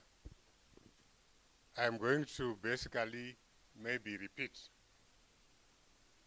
but I'm going to elaborate on the practical process that was designed within COMESA for developing model policy frameworks. And thereafter, after this slide, I'll give you an example of some of the policies developed. The main and the overarching reason is the process we designed is meant to create a harmonization that enable investors to look at COMESA as a market, not as a single project. They are not interested in a single project. They want a market, because there are transactional costs that they incur by doing due diligence on project by project basis. They would rather, if they know the policy framework of Malawi, if it is 90 to 100% similar to the rest of COMESA, then their work is made easier for them. So by developing policy frameworks the way I'm going to explain, we are signaling to the investors that COMESA is a market, not a single project. We normally start with an inception report from the consultant who we have engaged to do the model policy development. After that, it will be between the consultant and the COMESA ASCENT PIU. Thereafter, the consultant goes and develops a situational analysis report that gives us a clear indication of what is on the ground regarding the subject matter we want the policy to address. Then we will decide on sample countries to dive deep into. Some will be desk analysis, but in some countries, normally, the consultant will make field visits and do stakeholder consultations in those countries. They are selected according to different dimensions, language being one of them, regional positioning being one of them, and some must be so advanced, say in carbon policy formulation, and some are behind, so that we can benchmark on those that are ahead by those who are behind. From the situational analysis, it will tell the consultant how to approach and us how to approach the study. We go into the first draft that will be taken through a consultative workshop of member state senior officials, sometimes even going up to the permanent secretary. Why? Because there is political buy-in required. So the technical officials of the member states are the clearinghouse from the consultative workshop onwards. So they will make comments and review the document in during a workshop like this one, where the consultant will take their reviews back and incorporate into the draft. And it comes out as the draft final. That is taken through a validation workshop. The validation workshop will review again the document, make comments, and the consultant will take it back, include those comments into the document, and bring it back as the final document. Then the final document will be taken to the ministerial meeting of the relevant ministers regarding that document. If it is an energy policy, it is taken through the ministers of energy for adoption in preparation for harmonization. I want to say during the whole process, consultative workshop, validation workshop, technical or capacity building is offered so that those who will be coming from the member states come out capacitated about the gaps that are within the region regarding that subject matter that they will be discussing. Then the ministerial meeting will approve it, the document, and the document will be ready for adoption and adoption by the member states. As COMESA, we stand to give technical assistance in adoption and adoption of the documents by member states to meet their specific context. Meaning to say, the policy on carbon markets will be adopted by member states according to their specific situations with our assistance through the same consultant or another consultant of choice to make sure that they develop their own policy benchmarked on the COMESA model policy. So that is the procedure. And it has got some form of procedural justice. Next slide. Example policies that we have developed and harmonized and still in the process of harmonization is the COMESA model energy policy, revising the COMESA energy policy of 2008 to include the current developments on carbon markets, climate change, and gender mainstreaming in energy access, and many other issues that were not there when the original document was developed in 2008. And it went on to be adopted in countries like Zimbabwe. Comoros has actually inquired on how to technical assistance to adopt it, and South Sudan as well. Then we developed COMESA model solar standards. After realizing that the energy access process is being fouled up by substandard equipment. So we wanted all member states to start by developing model solar standards that they adopt from a COMESA model solar standard framework. And we have done a lot of work in Zimbabwe, Malawi, South Sudan, and many other countries that have actually requested that are in line to adopt and harmonize the solar standards.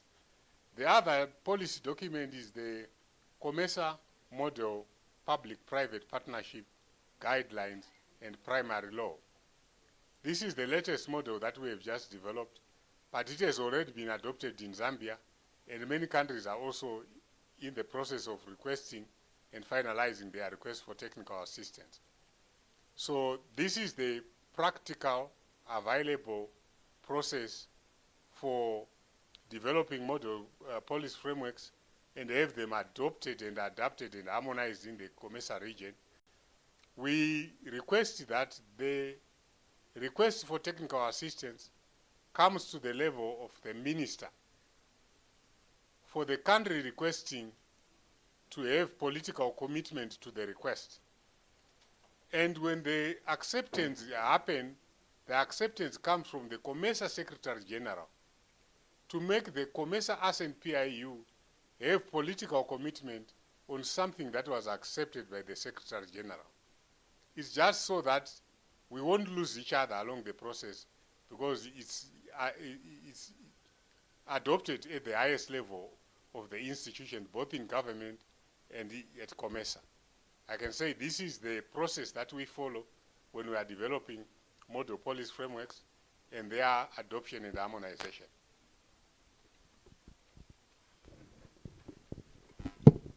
I think we can move to the... So I think we can take questions now, and my colleagues will be at hand to answer. So I'll take this tour around the room. Any questions?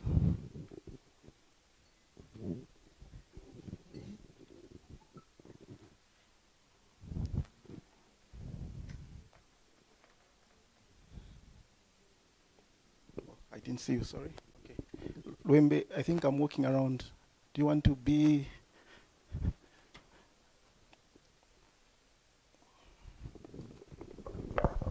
Thank you so much for that question. I think it's quite relevant. Remember, we said the model policies that COMESA develops are based on international best practices.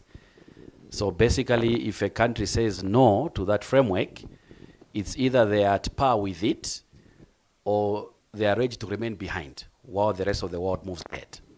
So it is in their best interest that they adopt what is good in that policy framework, because it means that they will be now benchmarking against the international best practices, against what is acceptable, and also in terms of compliance with international law on carbon markets. So the answer is, if they choose to refuse, it is at their own peril. But if they choose to sort of do a benchmarking against their own law and choose what I can call best parts of that policy and then domesticate those, it is at their own to their own advantage. Yeah. Also, if you recall the reason why COMESA was created and the major purpose why we exist, it's on regional integration. So the idea is, can we move together as a region? When you're moving together as a region, you're also moving together as a continent, you're moving together as a globe. We have the Paris Agreement, we have the net zero ambition, and many other targets. Now, at country level, the more robust your carbon markets is, it means the more opportunities to access carbon finance. And in the context of ASCENT, we are saying we want to achieve energy access. At the same time, we want to achieve access to carbon finance to meet our NDC targets and other green growth and development goals. So saying yes or domesticating that policy comes at a lot of advantage to the country as opposed to just saying no.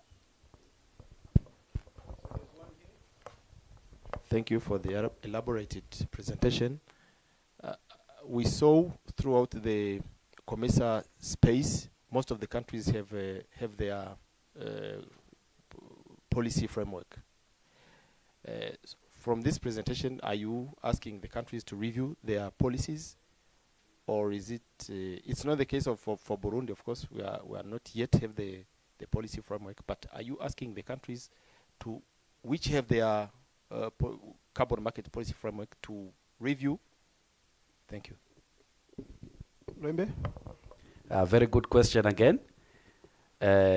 So maybe just to give context, when you look at the 21 member states of COMESA and you do sort of a situation analysis vis-a-vis carbon markets, you would discover that some of them are way ahead of others.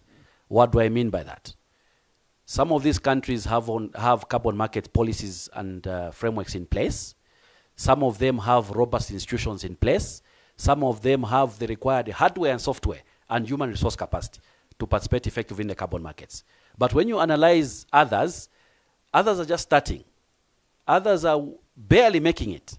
So the idea of this policy framework is, how do we bring on board the ones who are struggling to the same level with those who are doing things the right way?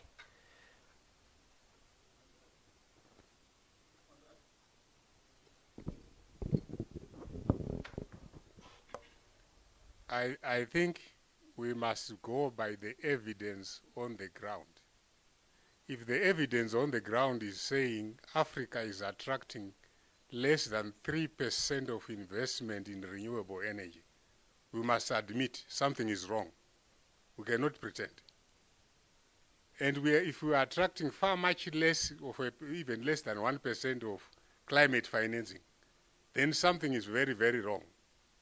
And if we study and diagnose that the policy framework is part of the problem, then we cannot pretend that we have got good policies. We don't. The reason why we came up with the need to develop a model policy framework is because we have seen that deficiency that is manifested in lack of investment, first in renewable energy. And if there is no investment in renewable energy projects, there are no projects to attract climate finance. So there is zero climate finance, and there is a problem. Part of the problem is lack of conducive policies, full stop. Maybe just to add, to conclude the answer by the gentleman there. So basically we are saying, when we develop this COMESA model policy on carbon markets, those countries that are lagging behind can get this policy and domesticate it to the national level. It then makes them ready to participate effectively in the carbon markets. Because like Ahid has mentioned, if the policy is a challenge, we want to come in and act as a catalyst. We create that policy which can now spell out all the processes that are involved in carbon markets to ensure you get sort of the right share, of the cake, sort of. Then those who are doing well, like my colleague asked, if they choose not to adopt it, that is also okay. But remember, we are modeling this against international best practice. So it is in the interest of the country that they adopt it, especially the best practices, so that they move together with the globe where carbon markets is concerned. Thank you very much. I think it is a right progress to have this policy framework at Commissioner Secretariat level. Why I want to get some clarification. At what level are we on? Is this policy already in place, or it is under development? 2, what is the scope of your consultation? Are you engaging the Commission member states only, or the ASCENT focal person? If there is an opportunity also to bring us on board, maybe and participate, it would be an opportunity, maybe add value. And then, if it's ready, then how also can you always share these materials so as we evaluate where we are, and we'll see how to progress with you. Thank you very much. Okay, so let me pick that. So the scope, when we share, that was a summary of the scope we shared, just to start with that. But this is an inaugural, I think Lembe would mention. So we are trying to, it's also like an update.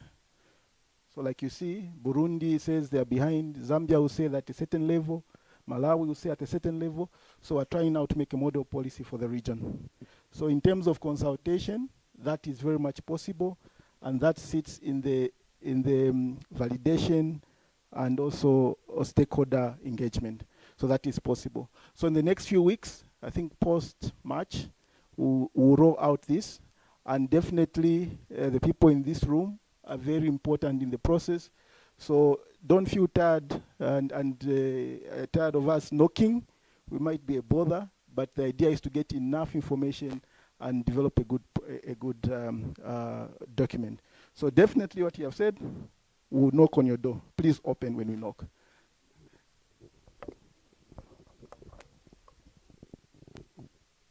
I think mine is not a question. It's just to say that it's not the first time we are going to work with COMESA. We have different policies in place that we've contributed to. So this is not going to be the first thing. And that does not take away our national policies. We just have to comply probably where they see they have brought in the best practices. So I think as members of COMESA, it's very important that we support them once they are developing these policies to be able to understand our national context, but also preserving definitely our sovereignty, but by going with the best practices that they are bringing on board, shared across the member states. Thank you. And to add, that's why the beauty of the process, at the end of the day, it's not you, the ministers will endorse. So there's a political buy-in.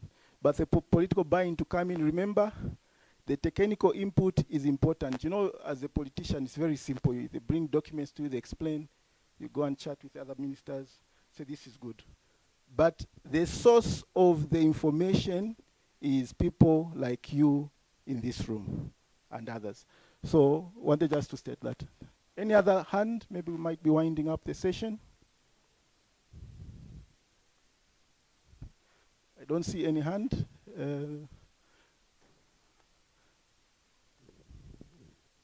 I think we should be good. Daniel, I think we'll take leave now. Thank you very much. Maybe, Derek, I can add one last point. Okay. Yeah. Maybe most of you may be wondering, we develop a policy, model policy framework, and then what next? Is that enough for the member states now to participate effectively in the CAP? The answer is no. Throughout the process, as we do the situation analysis, we identify what the gap are. That we inform in terms of what next. When we notice that during the situation analysis, countries are faced with institutional deficiencies, for instance, or they lack capacity building, you know, the human resource is weak, or we notice deficiencies in hardware and software. The project through ASCENT comes in now with the capacity building support. So this policy framework is for you, the countries, to adopt, but also there will be further technical capacity building that will be offered under this project. And because COMESA exists to serve its member states, all we are saying is this carbon markets intervention as well, or the entire project, also is designed to support the member states. That is the reason why we exist, to support you where you are doing well so that you can do better, and where you are lacking behind to provide the capacity and support that you need. Thank you so much. A big hand. A big hand to COMESA.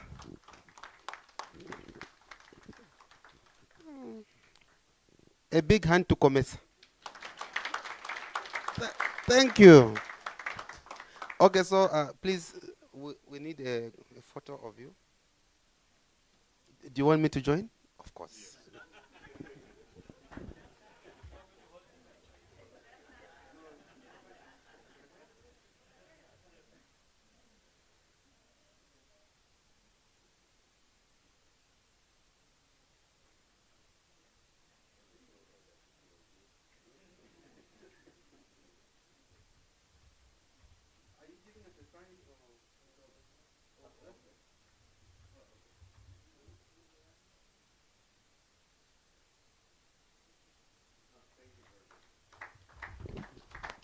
Okay, so you've heard.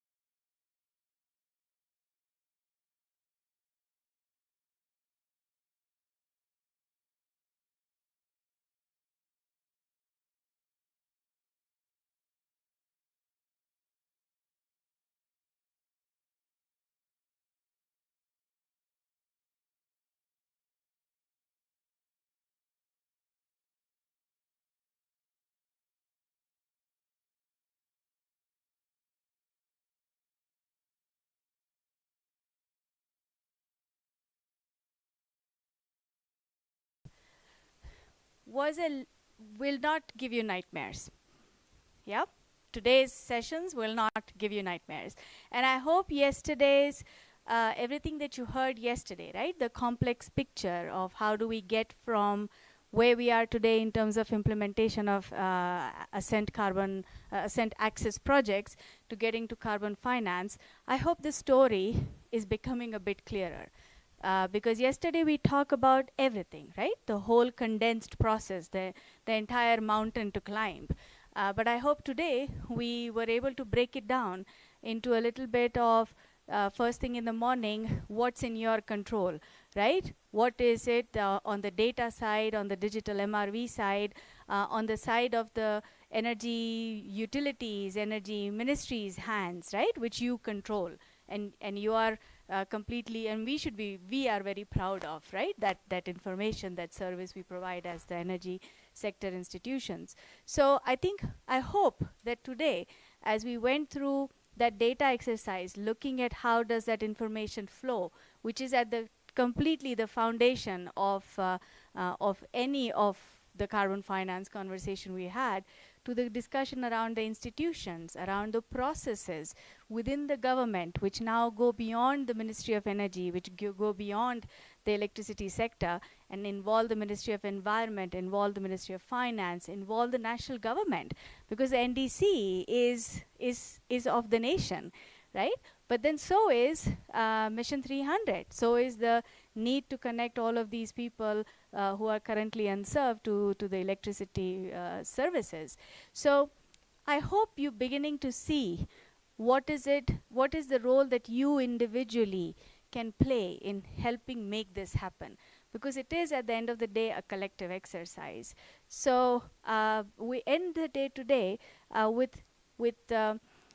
I hope a better understanding of what is it that you can do, what we would like to encourage and help you to do, so each of your countries and projects can have more access to carbon finance as well.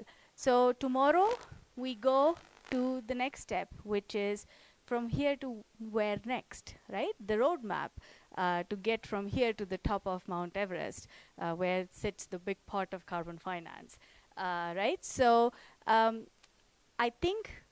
hope that it's been informative. I hope that it is helping you bring home to yourselves, to your individual selves, how you can be the champions of this agenda in your own institutions and in your own countries as well. So over to Martina for maybe we should remind them of the big slogans for the five days, for the 3 days. Sorry, only 3 days. Sorry, I didn't mean 5. And maybe you can just give them a quick brief of tomorrow, what to expect, and that's it. Yeah. Thank you very much. Thank you, Monali. Thank you, COMESA team. Thank you all for this really interesting day. I do hope things are falling in place for all of you, and you see your role in the big ecosystem of carbon markets, because every one of you and your institution has a role to play. We will come back tomorrow at 9 a.m. And yes, you have a free evening. Hope you relax. We would ask you, as you come tomorrow, please do continue, when you hear the different sessions, identify where you see gaps or needs in your own countries, in your own ministries, and where you would need support. We're going to collect these tomorrow. These are the sheets that Ashia and I distributed earlier in the day, because will help us see what are your needs, have we gotten things right, where can we help you best. Someone mentioned this is what COMESA does. Actually, COMESA does more than that in the program and has more capacity to support, and we'll talk about that as well. We'll have a discussion tomorrow going more into how does a country think about accessing the carbon market. So we've heard about how data is important, how how doing your project is important. Without a project, you don't have carbon. If you don't have good data, there's no carbon. If you have better data, you have better prices, right? And so today we also learned that it's not only better prices, but what we learned today when we did this exercise of the data flow, that this really comes back to your project. This was really, I think, a very useful exercise. I know I've been to a couple of the tables. I think people are finding their way. And one thing we learned from that one is more transparent, better data can give you a higher volume of carbon credits. There's also a path for data that is of less quality or less credibility, not necessarily quality, but less credibility, and that will give you a more conservative amount of credits, so lower credits. So an incentive, again, to go towards the digital route, because that gives you a higher credit. We then talked about, while this is going on and we generate credit, there also needs to be a system in the country to approve the projects, to give that authorization. And I think the message here, the clearer the process for authorization, the more the guidelines are clear of what the country wants to do, and hopefully there's a priority for energy access in the authorization process. I mean, the stronger the market signal as well to participate and to get to the market. The buyers will listen tomorrow, are looking at this. And so I will leave it at that. We see you at 9 o'clock in the morning. Thanks a lot for everyone, and have a nice rest of the evening. Thank you very much, and thank you for your participation in today's meeting. Just a reminder for those who haven't submitted their boarding passes, time is running. Tomorrow is the last day, so don't blame us. So you need to submit and see Irene outside there so that you can